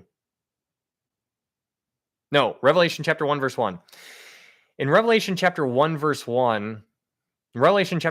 1, it says, the revelation of Jesus Christ, which God gave him to show his servants, things which must shortly take place. And he sent and signified it by his angel to his servant John. And so this angel is showing up, and he's basically authenticating it. He's signifying it, this revelation. And so when you see that in Revelation chapter 1, verse 1, this angel, it says, and he sent and signified it by his angel to his servant John. So that angel has been basically holding John's hand all throughout this entire thing, showing him things. And so at the very end, going back to Revelation chapter 22, verse 8, in Revelation chapter 22, verse 8, John has about had enough. And he's just like, that's it. I can't take it anymore. I got to worship something. So in Revelation chapter 22, verse 8, it says, now I, John, saw and heard these things. And when I heard and saw, I fell down to worship before the feet of the angel. And I'm just like, John, this is very relatable, but also at the same time, it's not, because John walked with Jesus. John talked with Jesus before the crucifixion. He was there before Jesus was crucified. Their relationship was unlike anything else. When Jesus was on the cross, Jesus looks down at John and says, son, behold your mother, mother, behold your son. And so he gives custodianship of his own mother to a different person than his own family, because Jesus had half brothers and half sisters. He didn't even bring them into the picture, but John was different. And so John, he was the disciple whom Jesus loved. He just couldn't get close enough to Jesus. And so here at the end of the book of Revelation, what you see is John, stinking John, starts bowing down and worship an angel. And I'm like, John, and so this angel is like, no. Don't worship me, worship God. And so it's so interesting to see John, it's very relatable, right? Like, obviously this is completely fine, because it stopped right then and there. And so, I just think this is interesting, because, you could really make this a thing if you wanted to, but John is there. And, when his intentions were to worship, and he bows down to worship the wrong thing, you shouldn't be worshiping an angel, but the angel corrects him right away. And so that's just so interesting to me. But God knows John, right? And like, even though like he messed up right then and there, it's not like it changed anything. Even though John was like, I got to worship something, I need to worship right now. So he messed up, right? But the angel corrected him and set him back on the right path. And so it didn't really work out very well last time an angel demanded to be worshiped, because there's going to be an angel that is going to enter the scene sometime in the future. He is going to be Lucifer, and he wants to be worshiped. Remember the whole I will ascend above the Most High. I will be like the Most High. I will make my throne above, all of those I will statements. That's Satan demanding to be worshiped. So this angel learn from that mistake. He's like, no, don't you even think about it. And so he picks John back up. He's like, stop that. Worship God. So in verse 9, it says, then he said to me, see that you do not do that, for I am your fellow servant and of your brethren, the prophets, and of those who keep the words of this book. Worship God. I absolutely love this, because when you go back to, let's go to 1 Corinthians. I think it's in chapter 3. 1 Corinthians chapter 3.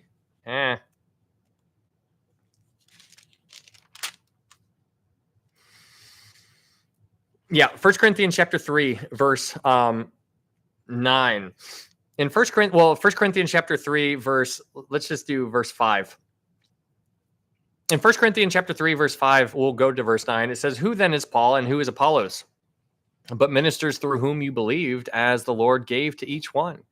I planted, Apollos watered, but God gave the increase. So then, neither he who plants is anything, nor he who waters, but God who gives the increase.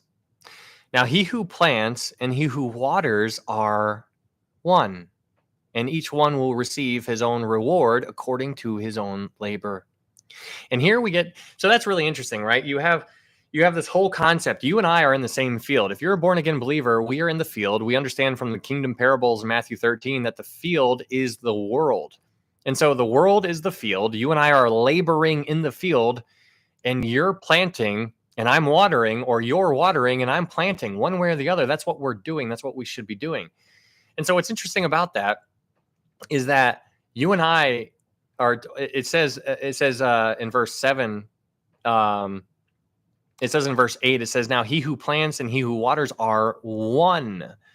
You and I are on the same team. We're on the same team trying to do the same thing. And it says, and each one will receive his own reward according to his own labor. We're going to talk about a reward here in a little bit, because that's going to come up and play here in the next couple verses. But what I want you to focus on is what it says in 1 Corinthians chapter 3, verse 9. In 1 Corinthians chapter 3, verse 9, Paul continues on and he says, for we are God's fellow workers. We are God's fellow workers. Fellow workers. That's interesting that we are God's fellow workers. If I say I am your fellow worker, that would mean that you and I are working together. But there it says we are God's fellow workers, meaning we're working with God. That's going to come up into play here in a little bit, which is an unbelievable visual. It's just like I'm on the same team. It's like Michael Jordan right now. I'm just going to keep giving you the ball. Like, get it away from me. Like, you take it. Stop it. Like, that's basically what's going on here. It's just like, ha, ha, ha. Like, what am I doing on the same team as Michael Jordan? And so the idea, we are fellow workers with him. And it's just like unbelievable. That idea is going to come back into play when we get to verse 17. In Revelation chapter 22, let's go back to Revelation chapter 22. In Revelation chapter 22, verse 10, in Revelation 22, verse 10, it says, and he said to me, do not seal the words of the prophecy of this book, for the time is at hand. So here in verse 10, where it says, for the time is at hand, what that is alluding to is that the fulfillment of this prophecy could begin at any moment. So you guys remember in the book of Matthew when Jesus took his 12 disciples and he sent them out and he's like, hey, go preach that repent, for the kingdom of heaven is at hand. Meaning the idea there is that the kingdom of heaven was within arm's reach, meaning it was right there. All they had to do is reach out and take it. And so that's the same kind of concept here in verse 10, where it says, for the time is at hand, which means that the fulfillment of these prophecies could happen at any moment. It's at any moment. It could happen at any moment. There is absolutely nothing that needs to take place in order for the rapture to occur. There's nothing that needs to take place in order for the rapture to occur. The rapture could happen right now. There's nothing. There is something that needs to take place. There are things that need to take place in order for the second coming to occur, though. Those things, the rapture and the second coming, those are two very different things. But Revelation chapter 22, verse 10, it says, and he said to me, do not seal the words of the prophecy of this book. So this is interesting. Let's go to Daniel chapter 8, verse 26. Let's go to Daniel chapter 8, verse 26. Daniel chapter 8, verse 26. So in Daniel chapter 8, verse 26, it says this, and the vision of the evenings and mornings, which was told, is true. Therefore, seal up the vision, for it refers to many days in the future. So there he's told to seal up. Now go to Daniel chapter 12, verse 4. Daniel chapter 12, verse 4. In Daniel chapter 12, verse 4, it says, but you, Daniel, shut up the words and seal the book until the time of the end. Many shall run to and fro, and knowledge shall increase. Now, what I want you guys to understand about that verse right there is that is some deep. That verse right there. You should think about that verse, because in Daniel chapter 12, verse 4, Daniel is told to seal up the book, but then he's told when to unseal it. He says, seal it up until. Every time you guys see the word until in your Bible, you need to think about what's going on, because that's a big deal, because that means that there is something that's going to happen until. So in this case, the thing that's happening is that the book of Daniel was sealed up until the time of the end. Now, why that's so interesting is because now you and I are living there. We are right there. Why? Because you and I can read the book of Daniel, we can study it, and we can understand it. We understand the book of Daniel. We get it. And so this book has been unsealed. And so it says, seal up the book until the time of the end. So Daniel is told to seal up the book. John is told to not seal up the book. So very different things that are happening there. But let's keep reading in Daniel 12. In Daniel chapter 12, verse 8, you have something else that is very interesting. In Daniel chapter 12, verse 8, it says this. In Daniel chapter 12, verse 8, it says, although I heard, I did not understand.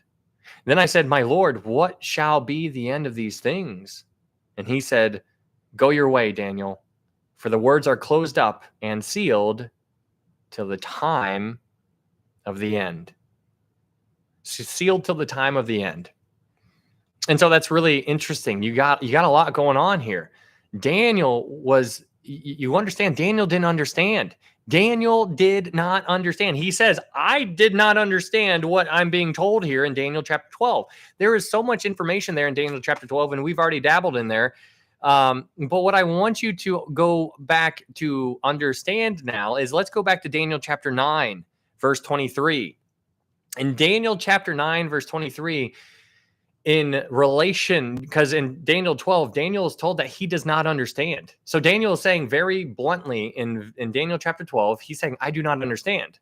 Now let's look at Daniel chapter 9, verse 23. In Daniel chapter 9, verse 23, it says, at the beginning of your supplications, the command went out. This is Gabriel talking to Daniel. Gabriel is about to tell Daniel the 490-year prophecy. And so Gabriel shows up to Daniel and he's like, Daniel, I got something to tell you. In Daniel chapter 9, verse 23, Gabriel says to Daniel, he says, at the beginning of your supplications, the command went out, and I have come to tell you, for you are greatly beloved. Therefore, consider the matter and understand. Understand. So Gabriel is telling Daniel to understand. So Daniel understood this vision. In Daniel chapter 9, Daniel understood it.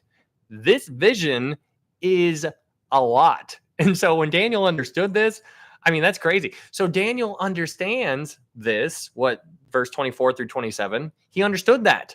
But when you read Daniel chapter 12, you see Daniel did not understand. So Daniel understood some stuff, but he didn't understand other things. Daniel's just doing what he's told to do. He's being obedient, writing things down, even though he didn't understand. Can you imagine somebody telling you what to do and be like, well, I'm not doing it because I don't understand? It's like, so you're not going to obey just because you don't understand? No, Daniel obeyed. But the thing is, going back to Revelation chapter 22, Daniel did not understand what was going on at the very end of the book of Daniel. In Daniel chapter 12, he's told to seal things up until the time of the end. And he's like, I don't understand. And he's like, go your way, Daniel. Go back to doing what you were supposed to be doing to begin with. Go back. Keep doing what you're doing. But you're not going to understand. This is sealed for the time of the end. I would propose to you, are living in the time of the end. We're coming down to it, guys. I used to think that we were in the last days of the last days. But now I think we're in the last seconds. I think we're right down to it, guys. I mean, it's crazy. It is crazy. I mean, even, it's funny, not that this means anything at all, but that whole doomsday clock thing that they keep moving as if that means something. It's really interesting. It could be telling in some kind of way, or at least letting people know, or, people who are not, Christians might not, maybe they'll put a lot of weight into that, and maybe they'll come to the Lord just because of that kind of warning writing on the wall in some kind of way. I don't know. But even the lost world is paying attention to the signs of the times. Everybody is connected. Everybody recognizes that we are 89 seconds to midnight, according to the doomsday clock. Not that that means anything. Don't get me wrong. I'm just saying that people are hyper aware of what's happening in the world.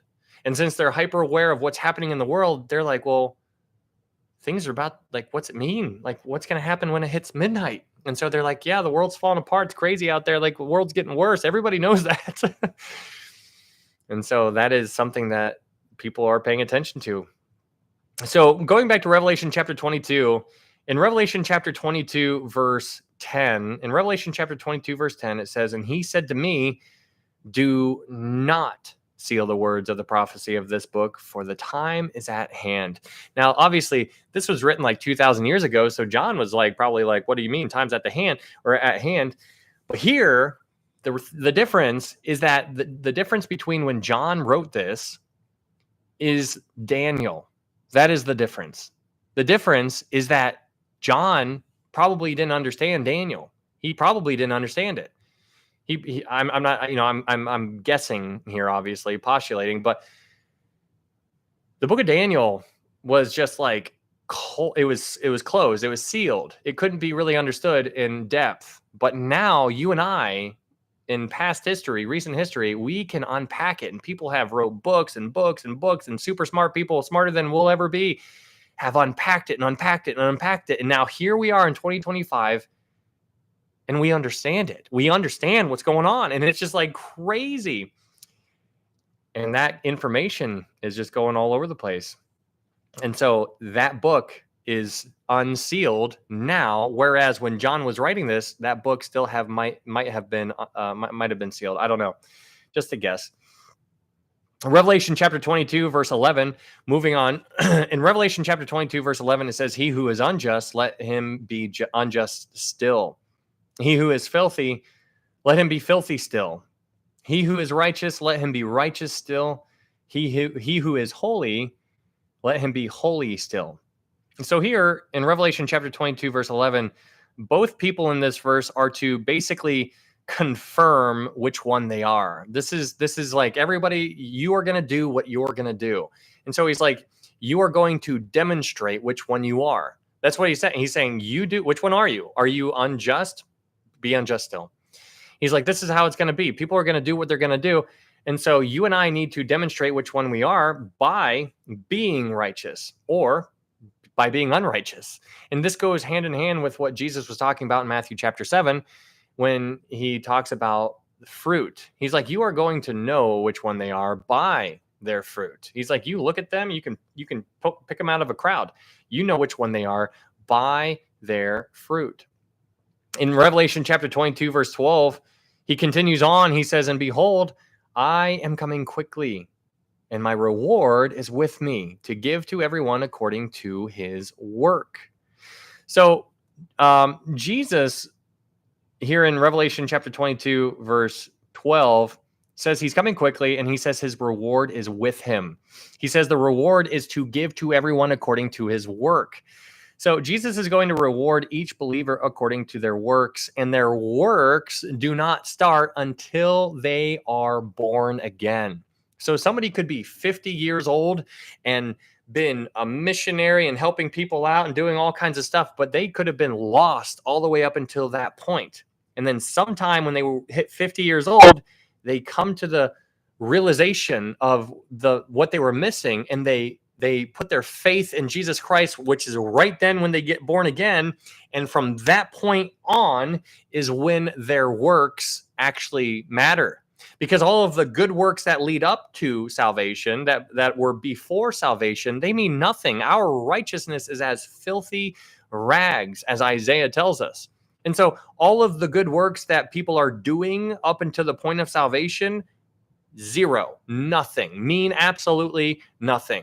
All of the good works after Christ, now those are what actually takes place. And so he's going to give a reward for every believer for the works that they have done after salvation. After salvation.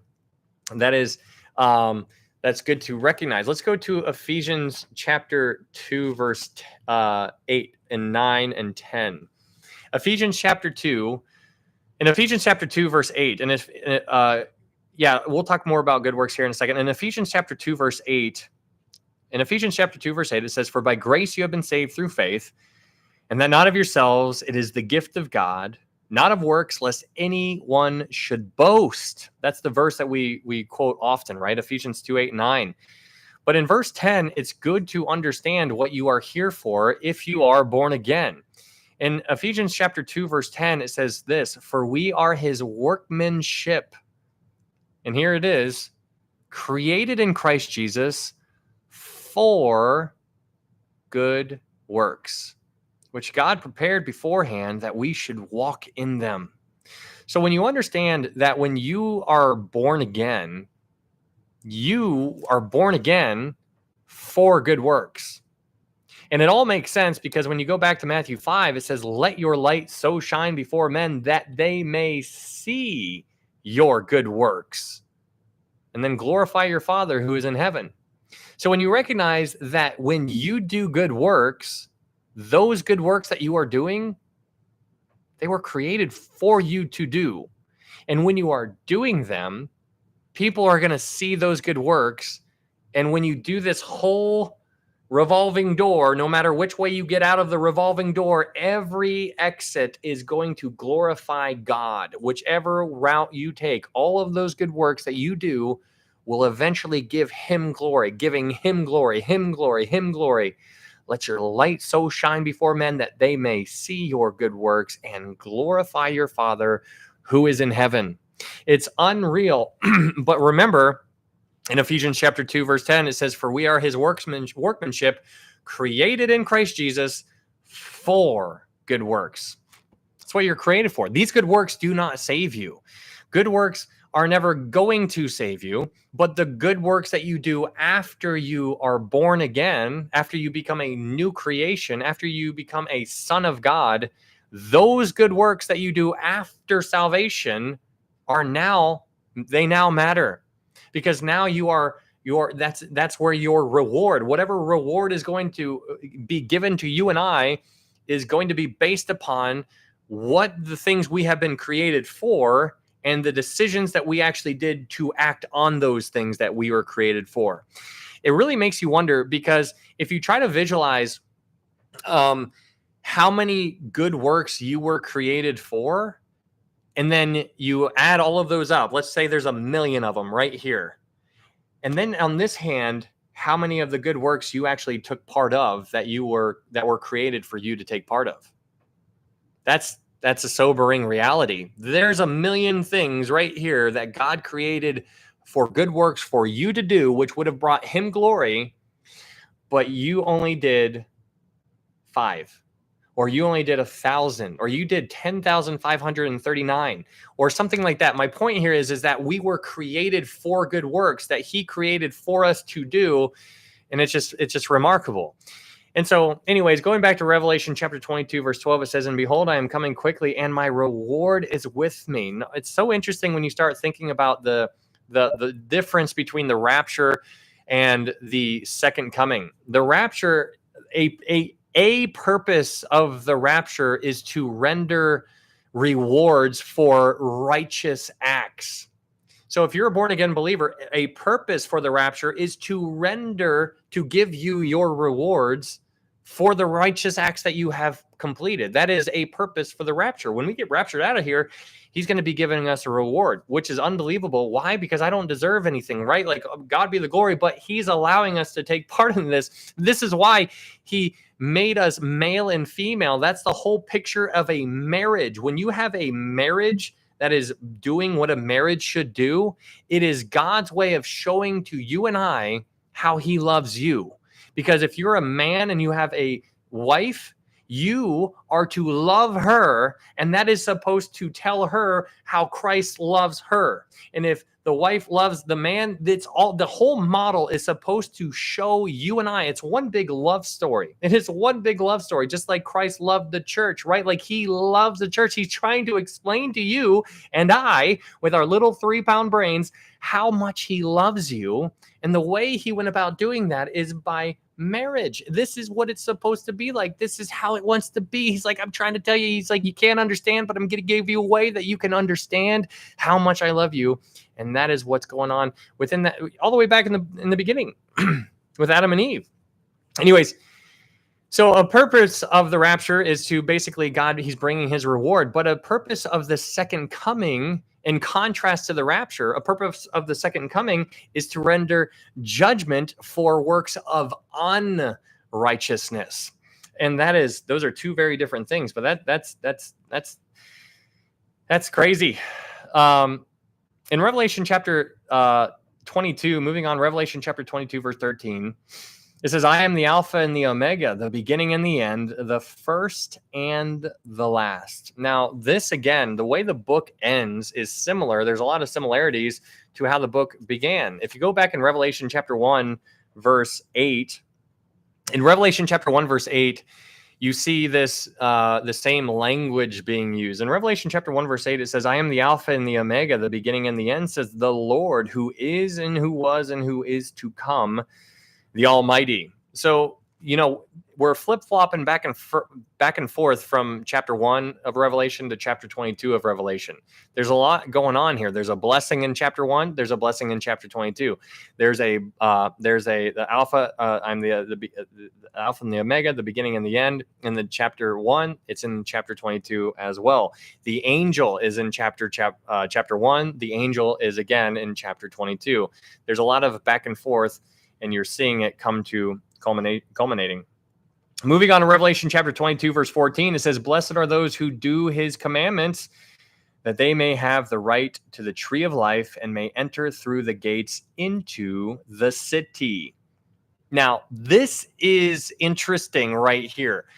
Okay, have the right to enter into the city. Now, okay, so this is why it gets a little I'm trying to unpack this because I think this actually means is it says, "Blessed are those who do his commandments, that they may have the right to the tree of life and may enter through the gates into the city." Now, you and I, as the bride, we are already seated in heavenly places. We understand that, right? We are already seated in heavenly places.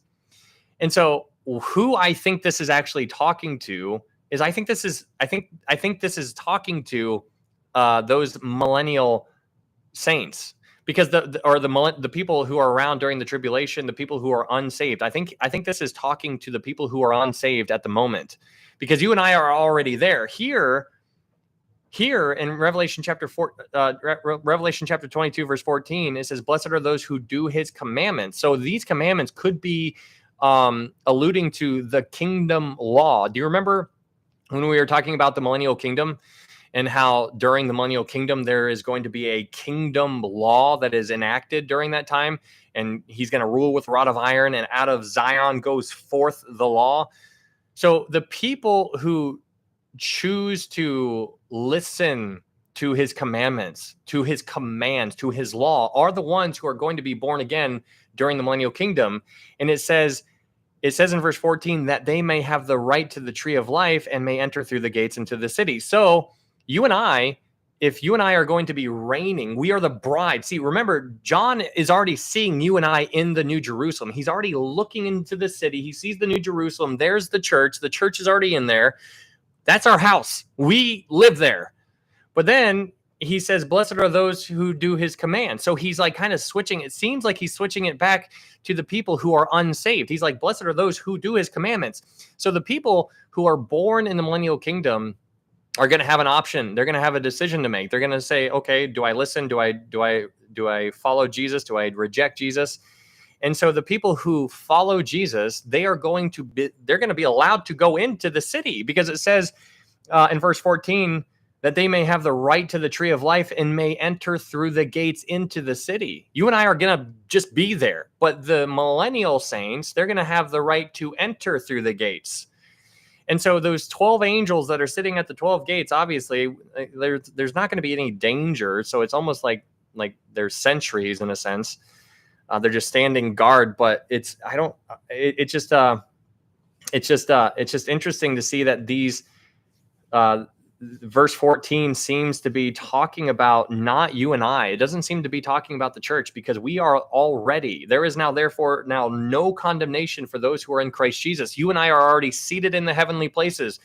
So it says, blessed are those who do his commandments. So those things could be alluding to the people who are yet to be born again into the future. And he's like, hey, if those people do what they're supposed to be doing and put their faith in who they're supposed to be putting their faith into, then they will have the right to the tree of life. Now, that tree of life is not what gives them life. It's what Jesus is, what gives life, obviously. But this tree of life is going to be, they're going to have access to it. And so, I don't know. It's just really interesting to unpack this. But here in verse 14, this seems to be speaking of characteristics of the redeemed. But it says that they may enter through the gates into the city. The city is the New Jerusalem. So the New Jerusalem is what's in view here. It's not the earth. It's the New Jerusalem. The New Jerusalem is like goal. That's where they want to be, because that's where the tree of life is. That's where Jesus is. That's where people are going to want to be. But again, the nations are going to go to and from, to and fro, to and fro. And there's a difference between millennial saints and church saints. Revelation chapter 22, verse 15, it says, "But outside are dogs and sorcerers and sexually immoral and murderers and idolaters and whoever loves and practices a lie."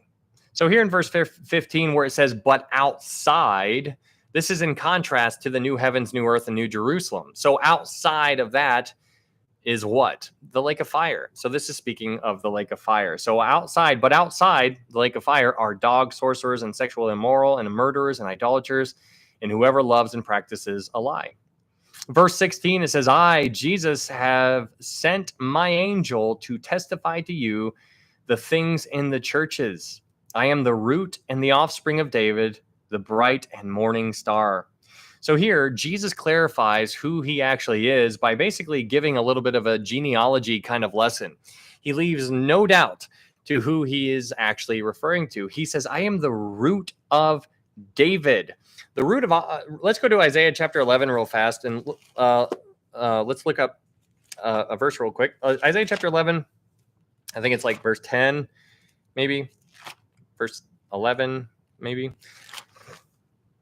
Isaiah chapter 11, in Isaiah chapter 11, Isaiah chapter 11, verse 1, in Isaiah chapter 11, verse 1, it says, "There shall come forth a rod from the stem of Jesse, and a branch shall grow out of his roots."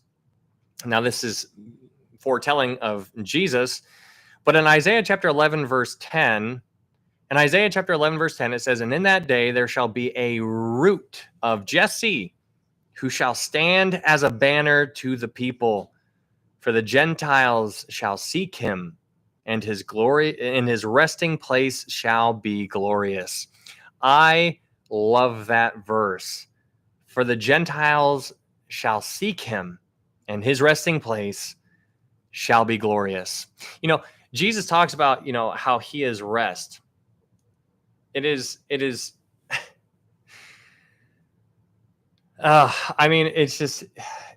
is unreal. Like how everybody, we always talk about, we're just like, I'm just so tired.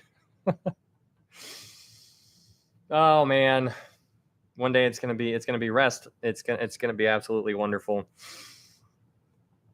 In Revelation chapter 22, verse 16, moving on, in Revelation chapter 22, verse 16, it says, "I, Jesus, have sent my angel to testify to you these things in the churches. I am the root and the offspring of David, the bright and morning star." The offspring of David, there's different Jesuses out there. There's a lot of Jesuses that are out there in the world. And so that's why when somebody says, "I believe in God," I'm just like, okay, well, let's unpack that. Let's talk about what you mean, because there's different gods, there's different Jesuses. Like, I need you to tell me who it is, like, just so I can understand. And, I'm not like looking for a genealogy lesson, but like here, Jesus lets you know which one he is. He's like, "I'm the root of David, the root and the offspring of David." This goes back to Isaiah chapter 9 all over again, because he is going to have an everlasting kingdom and an everlasting government and an everlasting throne, an everlasting dynasty, an everlasting person. All of that. That's 2 Samuel chapter 7. That is all the Davidic covenant wrapped up in. It's all because of one eternal person. The eternal person is Jesus Christ, and because he is eternal, all of the other things that are promised to David will naturally be eternal as well.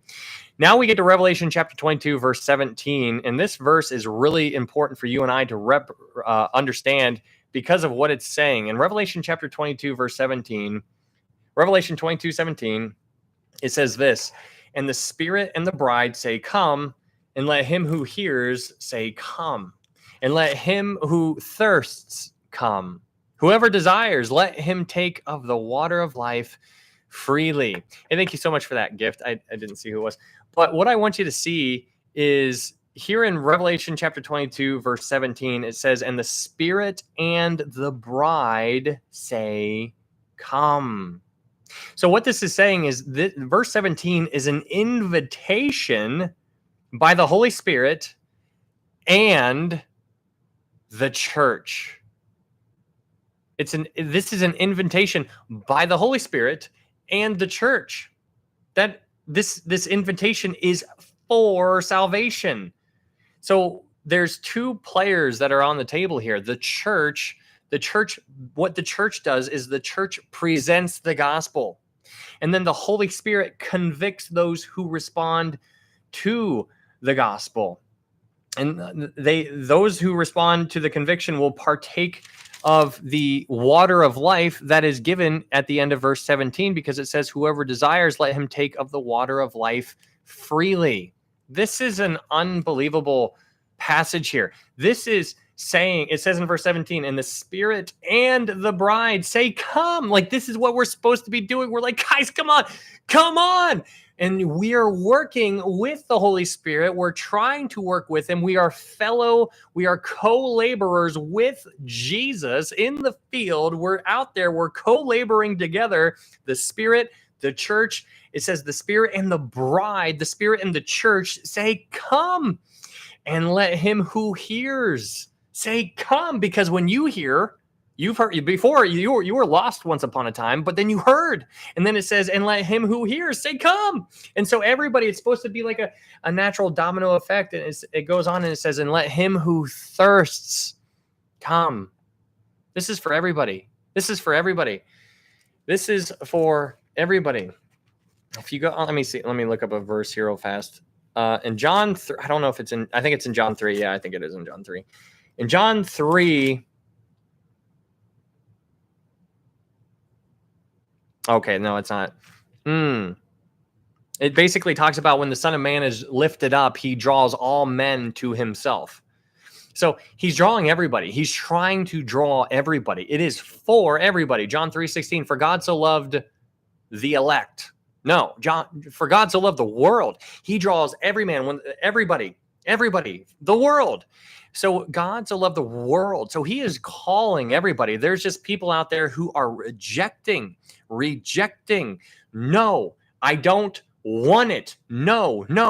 But here in Revelation chapter 22, verse 17, you see this unbelievable picture where you and I have the privilege to work together with the Spirit. And that privilege is to tell other people to come on. And then they get to, if we are able to win somebody for the Lord, then they in turn get to do the same thing. Now they're over here with us and we're all like, yeah, you too. Yeah, come on. Like how many can we get? And so we are working here. And so that's how this book, the book of Revelation, is closing out. It's unbelievable. But it says in verse 17 at the end, it says, whoever desires, let him take of the water of life freely. It is a free gift. Go to Ephesians 2:8-9 again. Let's look up this gift real quick. It is a free gift. Ephesians chapter 2, verse 8 and 9. It says, for by grace you have been saved through faith, and that not of yourselves. It is the gift. It is the gift. It is a free gift. That is Ephesians chapter 2, verse 8 and 9. But now let's go to Romans chapter 6, verse 23. In Romans chapter 6, verse 23, these are the verses that we say all the time, but I want you to focus in on a certain word. In Romans 6:23, it says, for the wages of sin is death, but the gift of God is eternal life through Jesus Christ our Lord. The gift. What was the gift? It was Jesus. He died on the cross for you. He took your place. He took my place. He died on the cross. He was perfect. God's Son led a perfect life. He died on the cross according to the Scriptures. He was buried according to the Scriptures. And he rose again on the third day according to the Scriptures.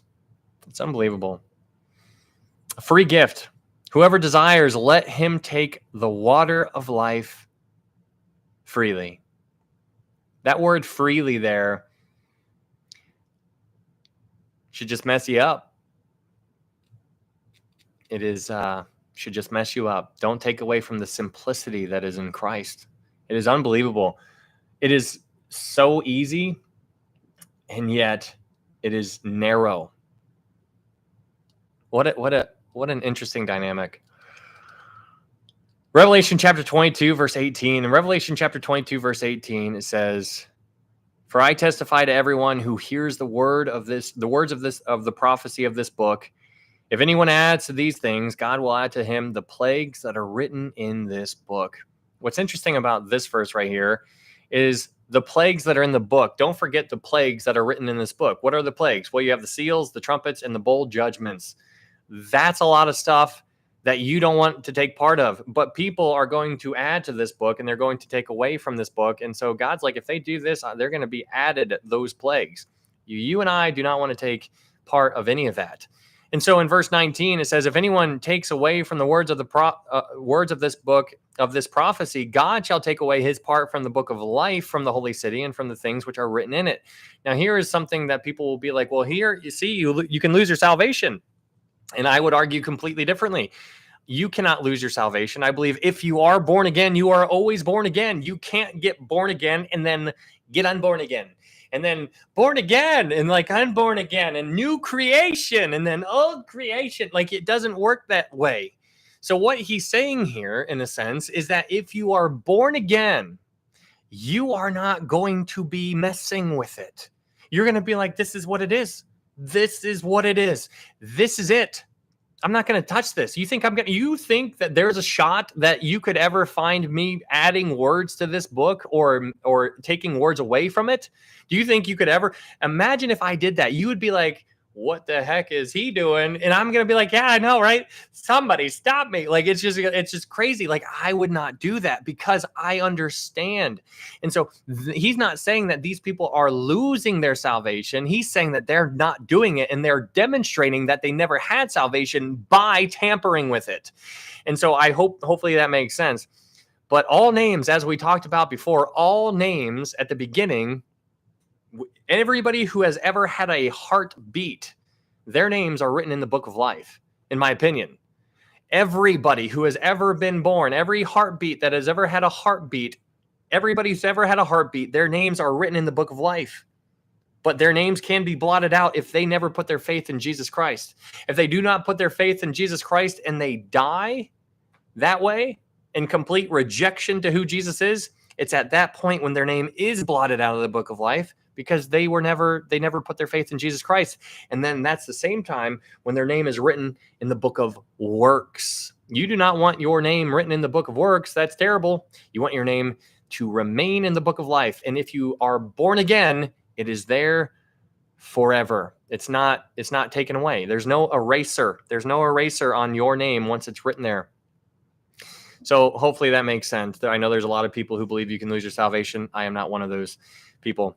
Anyways, Revelation chapter 22, it says, he who testifies to these things says, surely I am coming quickly. Amen.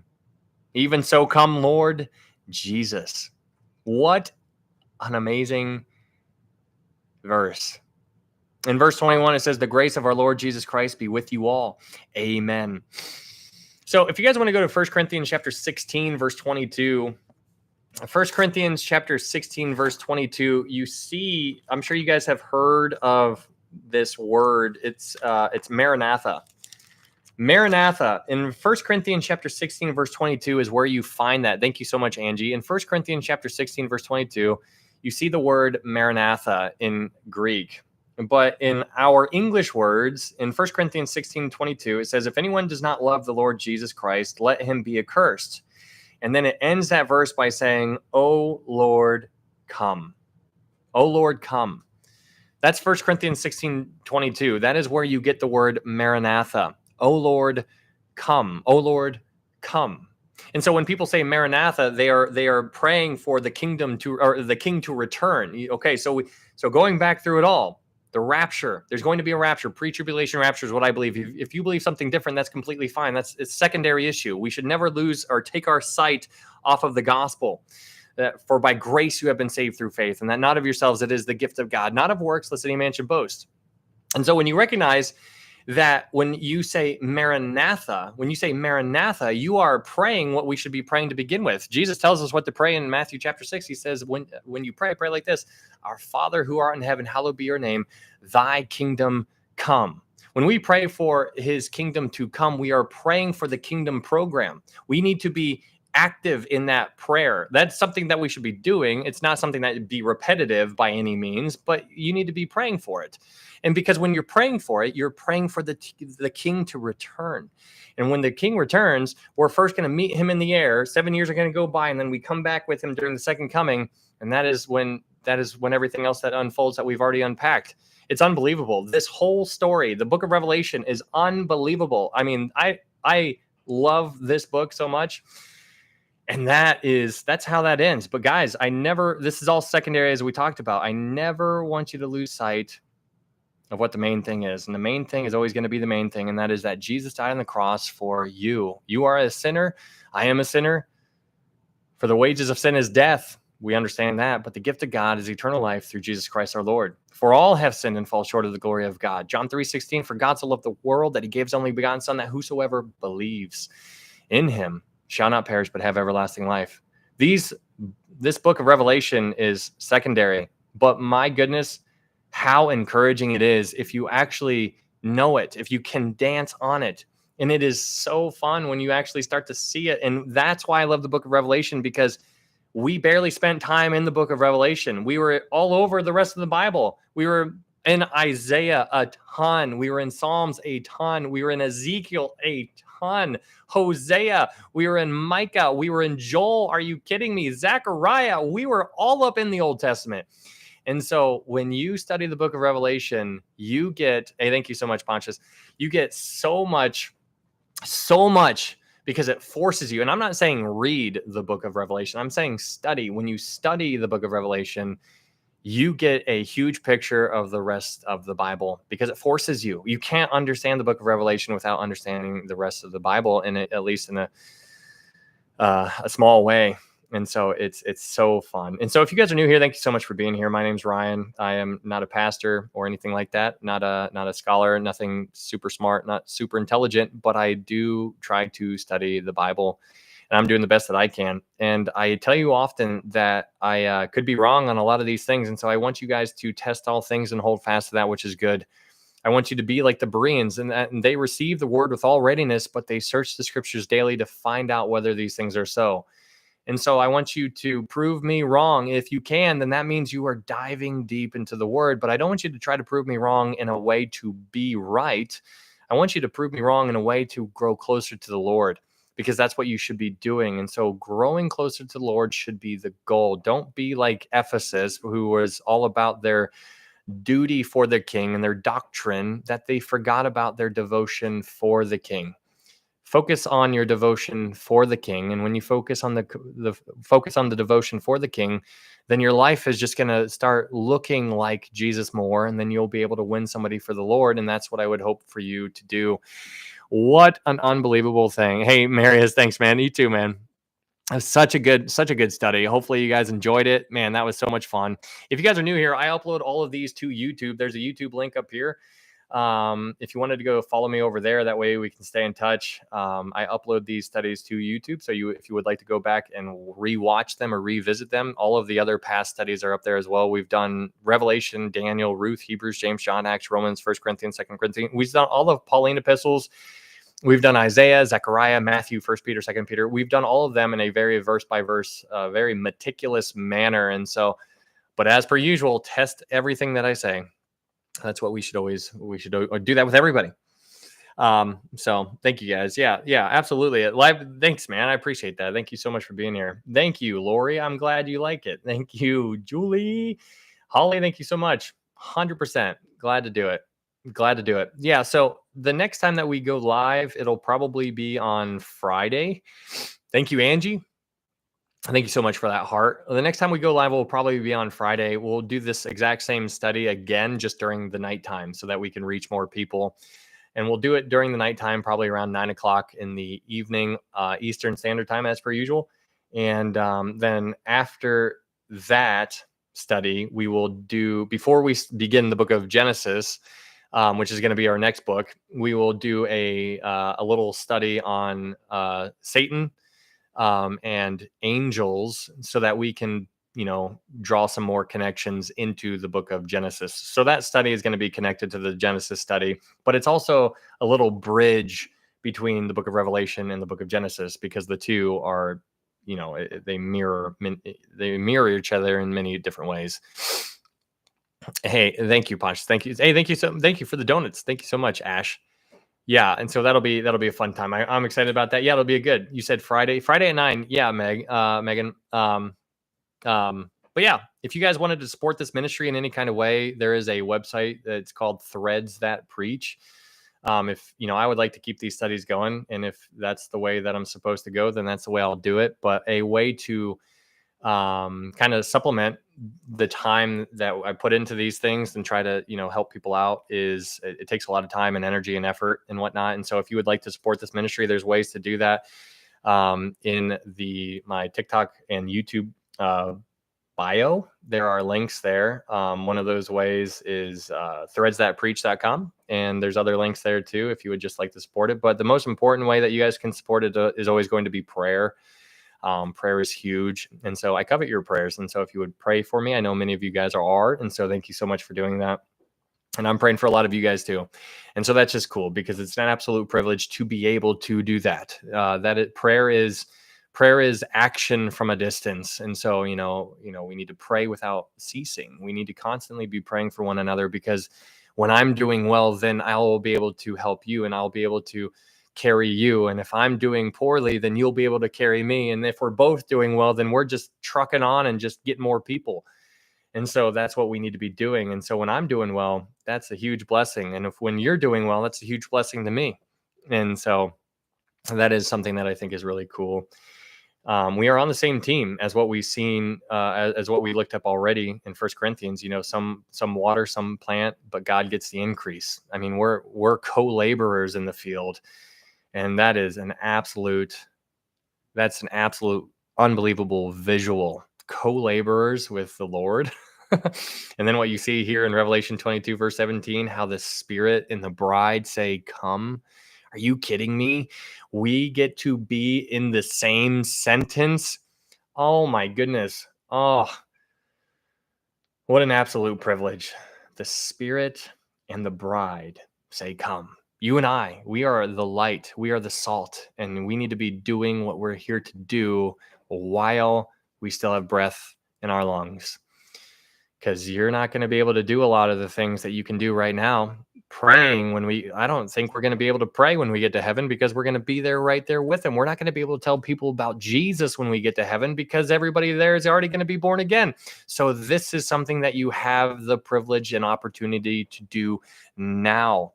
And today is the day of salvation. If there's anybody in there who's lost, I don't want you to put this off. If you're loving your lifestyle and you think, no, this is fine and this is for the birds and it doesn't matter, you need to really think about that, because this is real, and so is eternity. But so is what Jesus did on the cross. And so he wants nothing more. He thinks you are 100% worth it, because that's why he chose to dive in after us to begin with. And that's why he allowed himself to be crucified.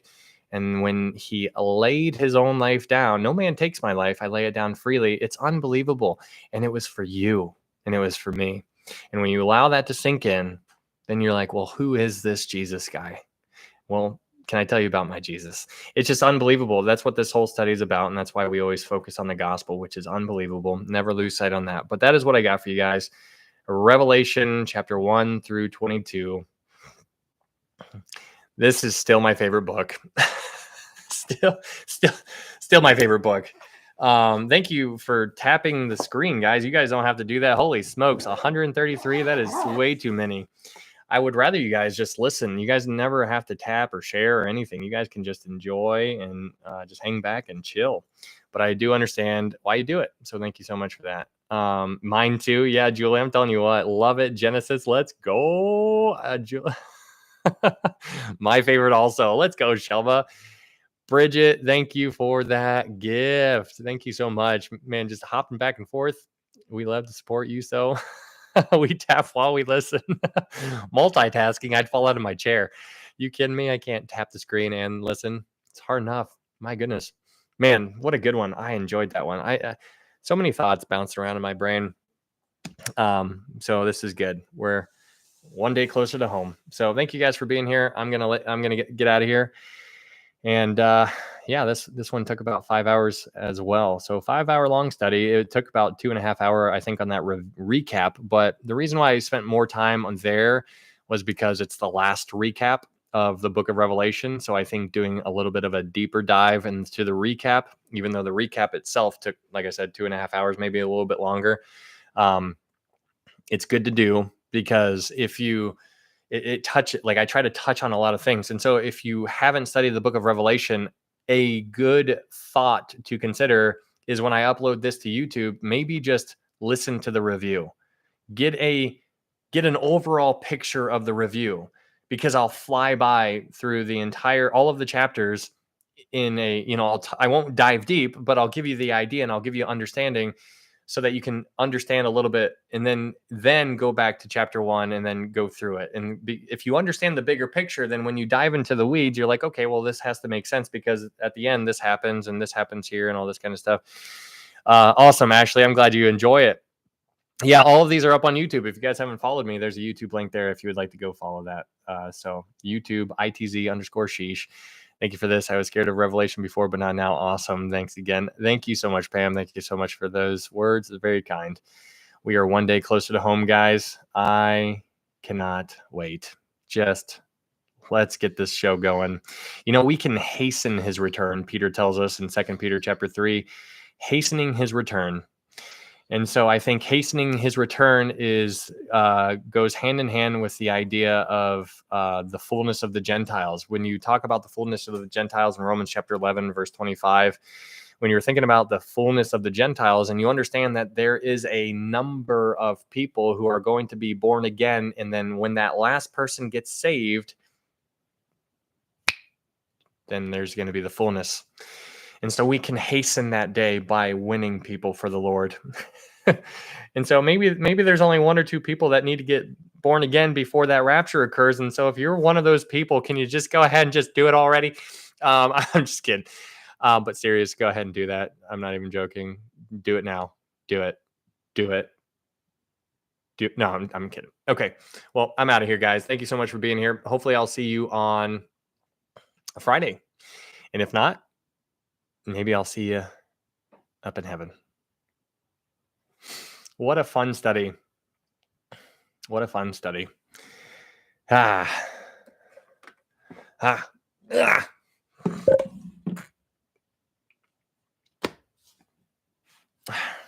guys, so it's just us now. Fire. I got so many phone calls during this study, but I did ask someone about Jesus. Let's go, Julie. It's a good one, right? Jay Con, I'm telling you what. Hello. Well, hello. Oh, man. I'm telling you what. When you...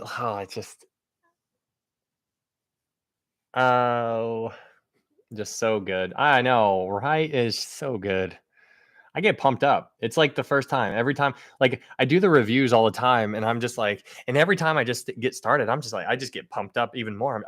I like start out, I'm like, okay, we got to do a review. It's going to probably take like an hour and a half, 2 hours. But then after I keep going, I'm just like, man, then this is going to happen. Then this is going to happen. I'm just like, and then I just get pumped up as I start talking because it's so encouraging. And it just starts flowing and it just starts being natural and it just becomes a part of the conversation. And then your mind just starts connecting ideas. And like, even if this idea is incorrect, you're still connecting, and that's called meditating.